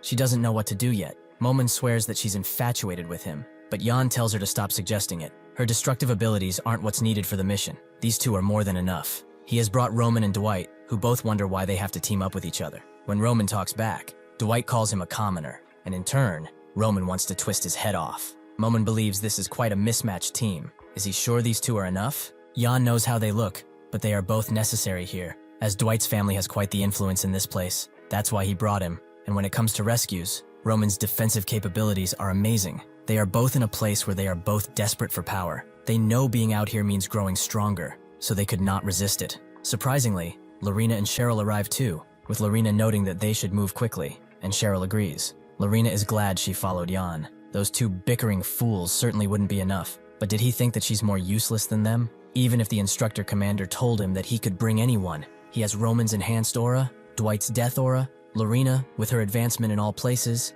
and Cheryl, who is a complement to everyone. It's all he needs. The four gathered here are the elite of the Dragon Warrior Project. It just so happens that this is the strongest team, but even if that's the case, they really like to bicker. Jan tells them to stop yapping and follow quietly, and they soon arrive near the Plateau of the Dead, the Gaba Ridge, inside of an Eastern Front unified camp. The soldiers don't seem to be in much of a worry, like they don't even care, which Jan recognizes as problematic, as these guys are the first line of defense for the territory. Jan expected something akin to the Beowulf territory, but Dwight had already told him not to expect much. A soldier approaches Lorena and asks what a lady like her is doing here. Is she looking for someone? She explains that they are the reinforcements sent by the special forces. Is there anyone in charge here whom they can talk to? The soldier can't believe that someone like her would be of help, but he needs some personal things done, if she wants to help with that. Before Lorena can lash out, Jan kicks him in the jewels, cracking them like eggs. She asks why he stepped in like that, but Jan only did so because if he hadn't, that guy would have been sliced into pieces. Lauren didn't believe it necessary, but Cheryl soon points out that her face is red. Jan explains that now they just have to find the commander of the noble coalition forces stationed here. According to the records from this previous life, there was one person who decided to abandon the rescue of Kasha. The person directly responsible for the destruction of the Western Front Special Forces is the chief commander, Viscount Jaren. Even with their drinks and such, the soldiers still feel unrewarded. While they are here drinking cheap wine, the so-called commander is living it up in that mansion, calling in women every single day. Truly, he is living like a noble, with drinks and women all around him, and not focusing on the encroaching threat at all. Unfortunately, a soldier is here to ruin his fun, as the people from that place have arrived. Jan immediately comes inside with Lorena and introduces himself promptly. Jaren doesn't care if they are from the Special Forces or not. Last time they sent him a group of brats and told him that they were reinforcements. So why are they here this time? Jan knows of this bastard. He's a typical corrupt noble, born into a wealthy family but completely incompetent in all things. It would be surprising to think such trash became the chief commander, but he probably bought the position with money. Jan explains that they are here to investigate the issue with the Special Forces dispatch, but Jaren doesn't know about any such incident. Jan goes on to explain that there was an incident where a large number of zombies appeared, but there was no report about it. The Special Forces believe a proper investigation is necessary, and they will fulfill that investigation. Jaren just laughs. The name of the Special Forces doesn't seem to carry weight anymore, and these clowns in front of him claim to be a part of them? They are not running a shelter in this place. It's impossible to find someone once they go missing in this vast region. Those fools probably got eaten by zombies, or at best are hiding. Instead of pretending to be with the Special Forces, they should have a drink on the house and get lost. Unless they want to get lost here too. Jan guesses he's not willing to cooperate then, but Jaren makes sure he understands. He will not send any soldiers, he will not provide them with anything, and he will not feed their needless arrogance. Suddenly, his cigar gets cut in half, and some of his hair is shaved off too. This was done by Lorena, who notes that smoking indoors is prohibited by the Emperor's decree. She hopes he can cooperate. Almost immediately, Jaren calls the guards, and Jan damns Lorena's hot temper. So he advises Jaren to not mess with her. Has he not heard of the noble lady from the first Duke's house who's in the Special Forces? Surely he knows that person right there is Lorena Beowulf, the only daughter of the Frost Duke. Jaren is immediately humbled, as the Duke of Beowulf commands the strongest army among the 4 major houses. He is also known for his temperament. Even barbarians fear him. If he gets on his bad side, he knows what will happen. Jaren, however, does not get why he's threatening him with the Beowulf name. Even if scared, he has backing too. Marquis Xian himself is his ally. He is not the only one with great house support. Jan knows about Xian. He governs a lot of territory in the east, more than most counts. And there's a saying that one cannot cross the east without stepping on Xian's land. He has immense political power, not to mention his connections. However, him being connected to Jaren is an unexpected outcome. This was all strange from the beginning. He had a sense that someone was hiding something malicious, that there was a hidden perpetrator behind all of this. He tells Lorena that they should go back now, prompting Jaren to think that they are running scared. Truly, the name of Xian is 10 times more scarier than of Beowulf. After Lorena gives him a look, he plays it off, and she asks Jan if they are just going to go like this. She didn't even get to hit him.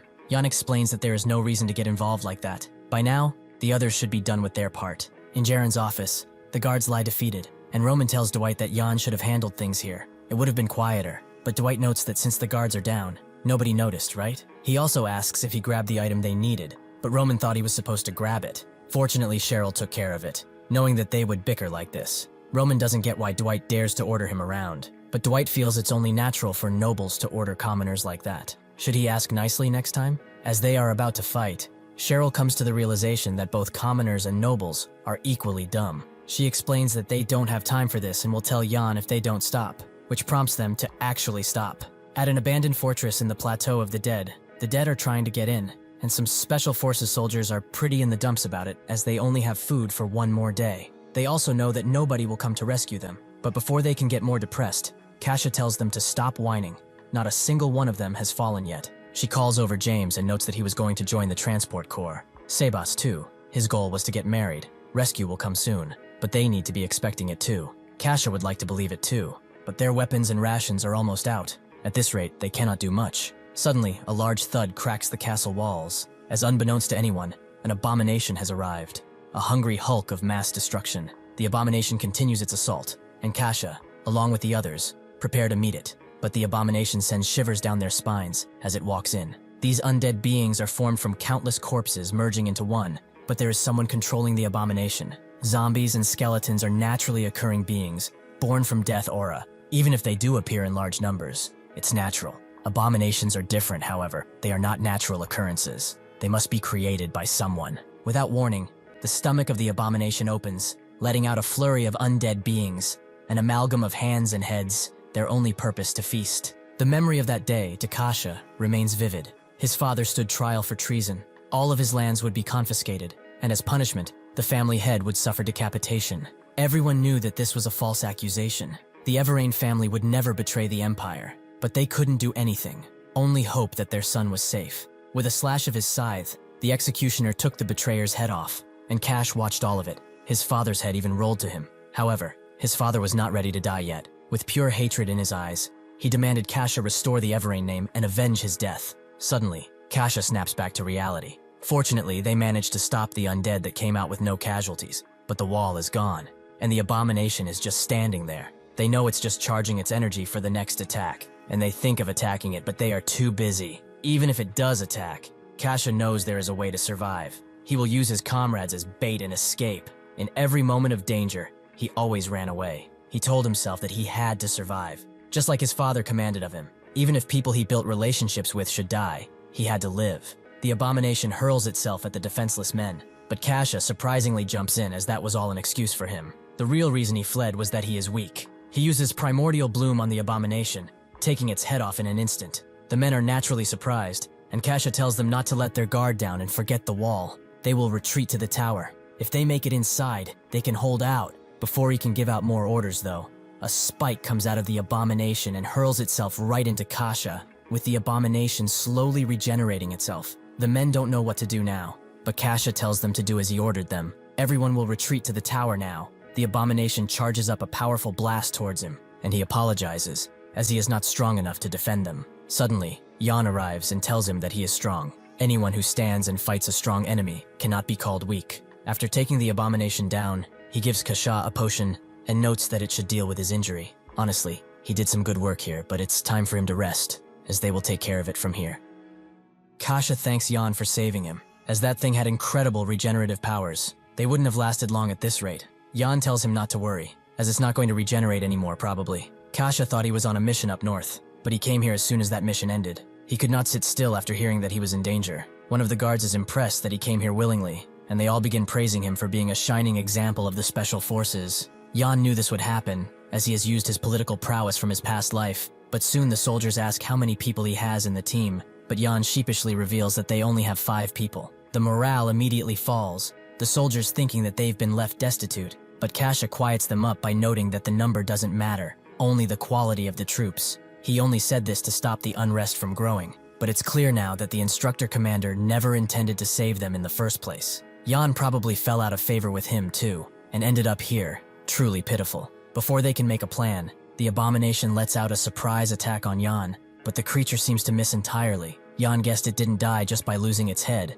as this is made from a bunch of gathered zombies. Will 100 slices suffice if that's the case? The monster attacks again and again, but seemingly misses Jan every time, although Kasha knows what's happening. Jan is just dodging every attack by an inch of his hair. The abomination, seeing that it cannot hit him this way, rises to its feet and lets out a bunch of corpses, only for Jan to unleash the swift Thousand Flash, eliminating the zombies immediately. The soldiers are amazed. They didn't think something like that was possible. Since it's collapsing, Jan tells them it won't regenerate anymore. This is because Astalon cuts off magic energy, including death energy. The soldiers cheer for him and regain their confidence. And at the eastern gate, reinforcements have arrived, with 2 rather brutish men taking most of the zombies out. The same thing is happening at the southern gate, where Lorena and Cheryl have dealt with the undead horde. Kasha did not expect to see them so strong, especially Jan. His growth is absurd. Compared to him, he's a nobody. He buries those feelings for now and tells everyone not to miss this opportunity. He orders Squad 1 to protect the Easter Gate,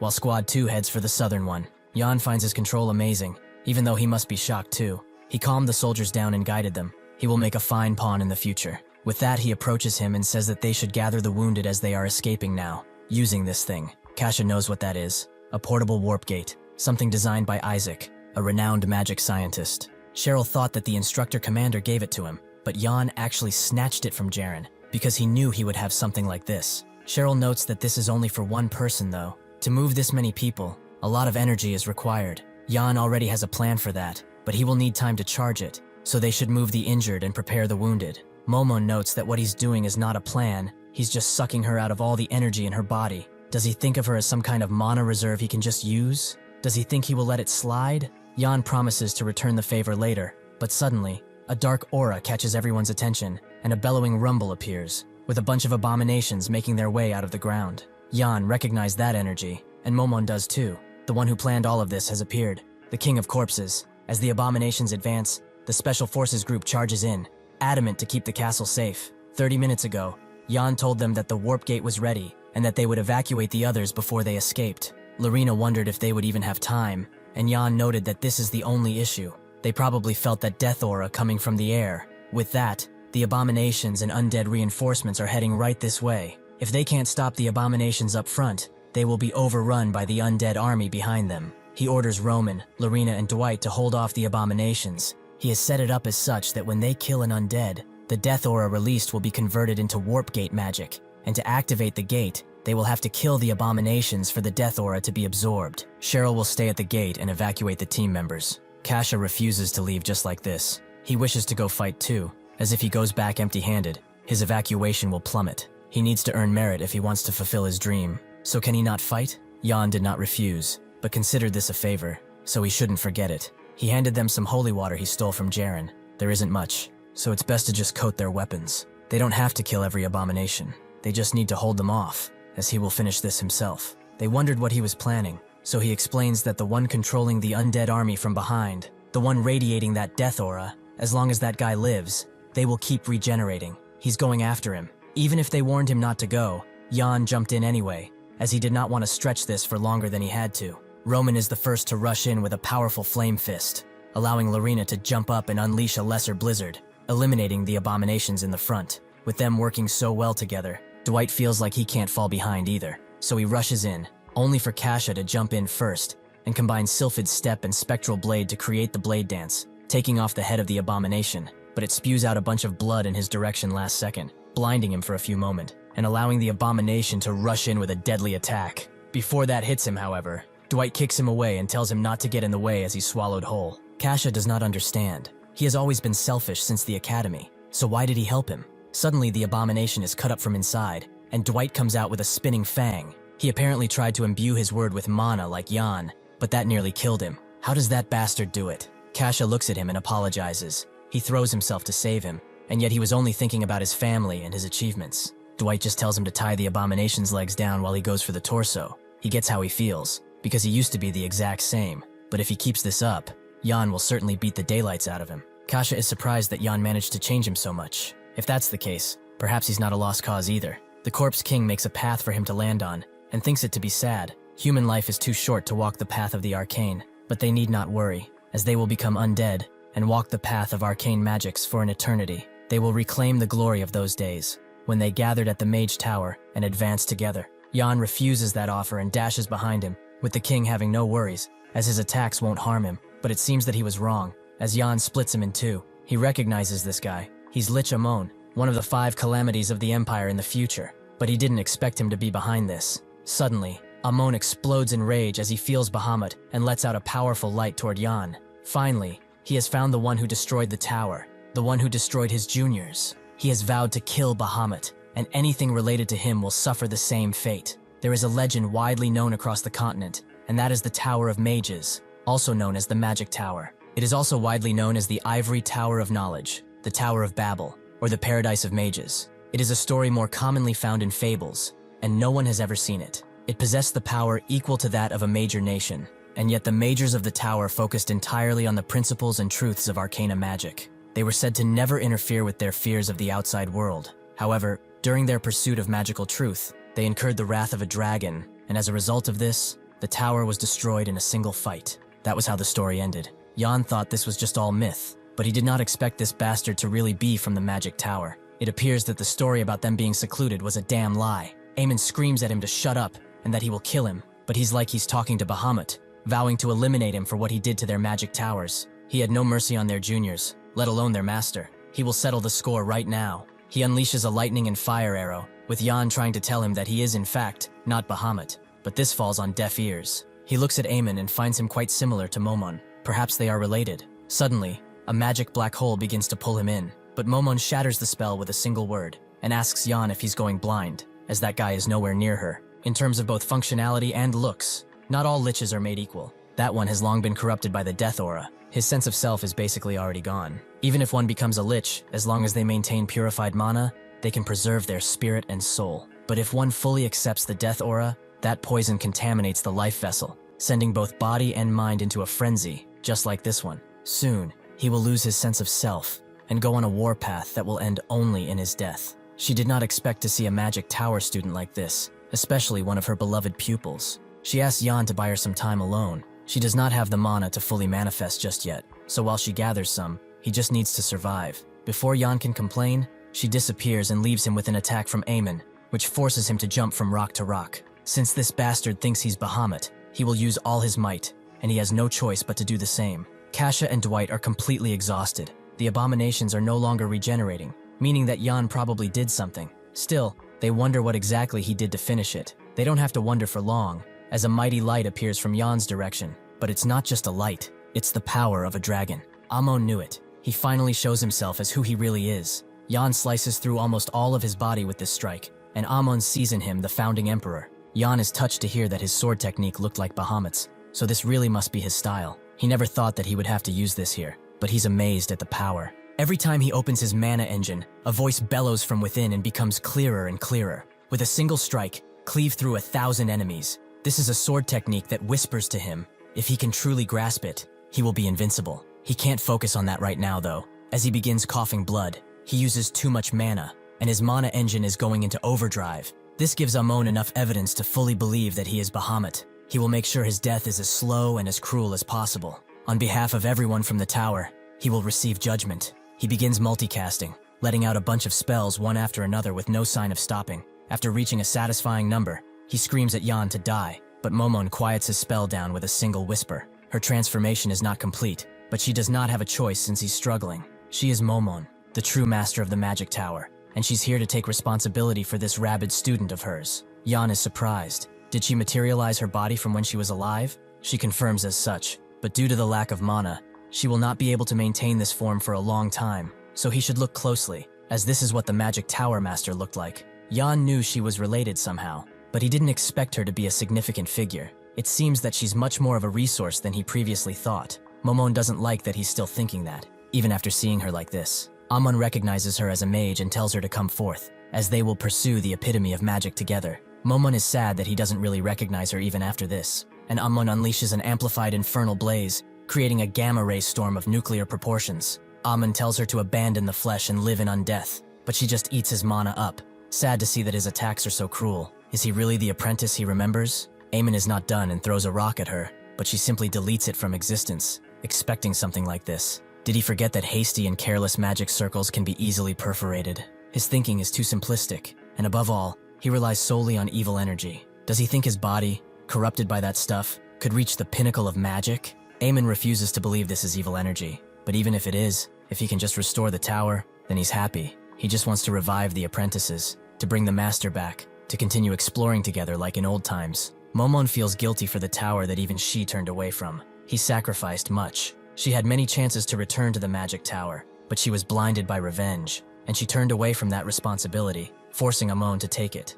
This is her fault, but Amon reveals that someone came to him and gave him a mark, promising everything he desired, as long as he had the heart to wield it. Momon asks who it was, but his power suddenly goes out of control, and he's encapsulated in a beaming light of pain. Momon breaks through, as she could not protect anyone else, but she will save him. She decides to inscribe a magic formula into his mana core to purify the evil energy. If the evil is cleansed, he will be able to return to who he was. Aemon begins to show his true self slowly, giving her the feeling that it's possible, but suddenly, his entire body breaks. It seems that his body, already taken by the evil energy, cannot withstand the purification, but she refuses to let him go like this. In this form, Aemon is able to recognize his master. He thought he would never get to meet her, so he apologizes for this disgusting sight. Momon still refuses to let go, as the purification will succeed, and they can walk the path of magic again. Aemon tells her that it's too late. The moment he abandoned his path and chose evil, his fate was sealed. The moment he made that choice, he lost the right to even practice magic. He made many mistakes in this life, but he's grateful that he was able to see her one last time. She must let go now, for the peace of them both. Momon knows, so instead, she makes it so his death is not in vain. This may be the last magic he will see, and he should etch it into his soul as the pinnacle. Aemon recognizes this, her domain expansion, the 100 lotus bloom. Momon tells him to follow the path of mana stretching to the sky. If he does that, his soul will remain with her magic for eternity. Aemon can only thank her for giving him such a blessing, and slowly fades away, his body evaporating into petals. Momon hopes his life, which was filled with pain, has finally found a moment of peace. Jan comes around and asks if the funeral went well, and she confirms as such. This was a long journey, but it's thanks to him that she was able to send him off like this. It seems that the warp gate has also been activated, and with Amon gone, it's over. But they have yet to uncover the mastermind who corrupted him in the first place. Jan notes that he has a suspect, and that they should pay him a visit, but by the time they get there, he might not be alive. Sure enough, at the command headquarters,